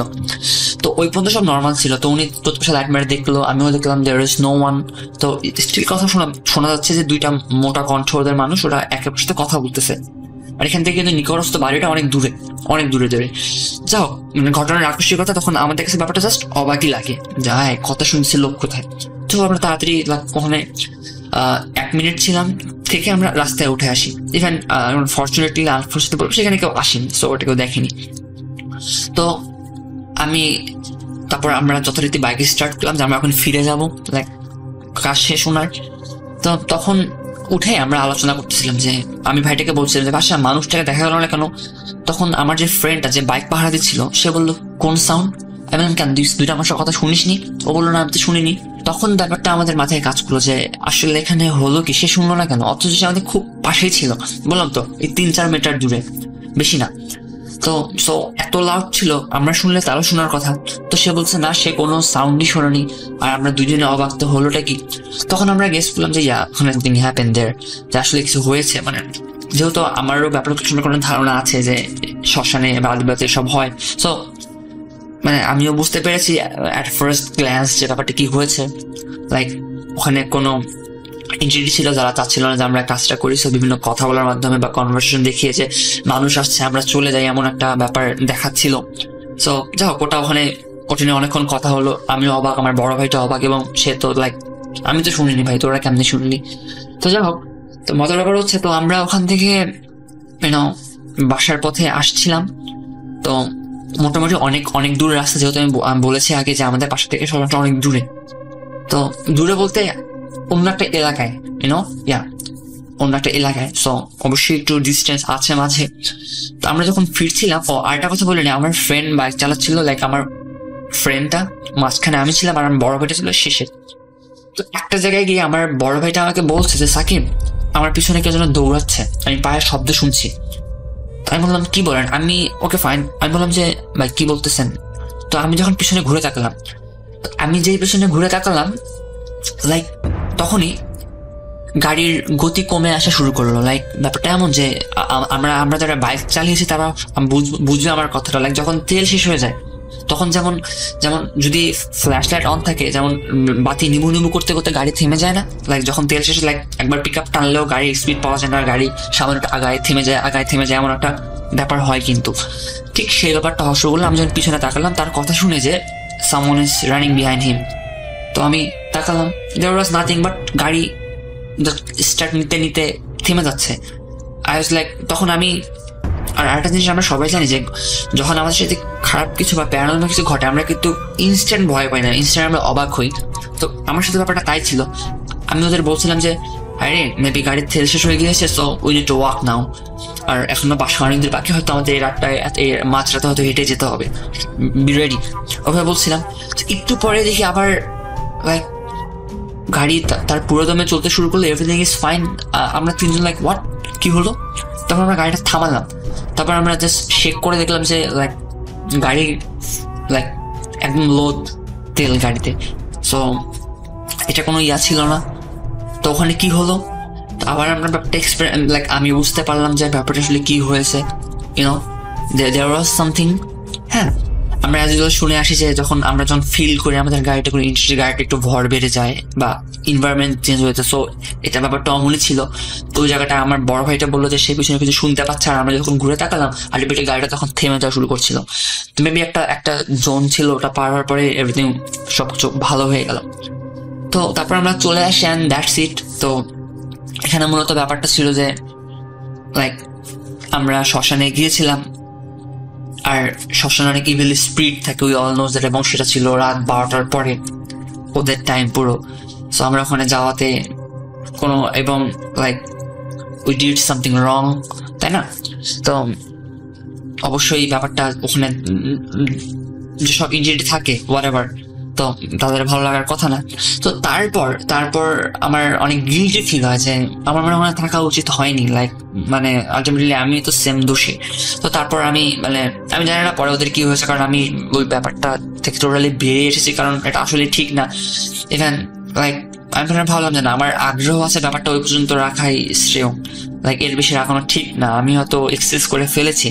তো আমি গিল্টি থেকে ওদিকে আর যাইনি, কারণ লাইক আমি আর খবর এনে যে ওদের কি হলো হোয়াটএভার। আর ওর তেমন আমার কোনো ক্লোজ রিলেটিভ বড় ভাই ছিল না উনি যে লাইক কি হচ্ছে আমি জানতে পারবো। সো আমি আর জানিও না ব্যাপারটা কি হয়েছে। তো দ্যাট ওয়াজ মাই স্টোরি। আর আরেকটা ব্যাপার আমি ছেড়ে গিয়েছি মাঝখানে। তো আমি যখন ছোট ভাইটাকে বললাম, লাইক আমার যে ফ্রেন্ড আছে ব্ল্যাক ম্যাজিক করে, নট ফ্রেন্ড, ছোট ভাই, সরি। তাহলে যখন বললাম ব্যাপারটা, তখন সে আমাকে বললো যে আচ্ছা ভাই সমস্যা নেই তুমি, আর as he respect me a lot, তো তাকে বললাম, সে আমাকে বললো যে আচ্ছা অসুবিধা নেই তুমি নিয়ে যেতে পারো। তখন আমি ভাবলাম যে না, আমি অনেক জায়গায় পড়েছি, অনেক গল্প শুনেছি ভূত FM এর, লাইক এগুলো খারাপ বইগুলো ঘরে রাখলেও অনেক খারাপ নজর পড়ে। সো আমি ভাবলাম, ওটা চিন্তা করে আমি ব্যাপারটাকে সরে আসলাম যে দরকার নেই, মানে আমার কোনো ইচ্ছা নেই, লাইক আমি আমার এখানে বসে দেখেছি দ্যাটস ফাইন। আর ব্যাপারটা তো এমন না যে আমি কি চর্চা করবো, তো বাসায় রাখারও কোনো দরকার নেই আমার। And that's the story. আর হোপ ভালো লেগেছে, আর ভালো লাগলে অবশ্যই শেয়ার করবেন। And that's it. আর আমার কাছে আরো অনেক স্টোরি রয়েছে আমার নিজের, আমার ফ্যামিলির। তো যদি ভালো লাগে তো আমি হয়তো আরো ইন্সপায়ার হবো, আমি বাকিগুলো শেয়ার করবো ইনশাআল্লাহ। Thank you.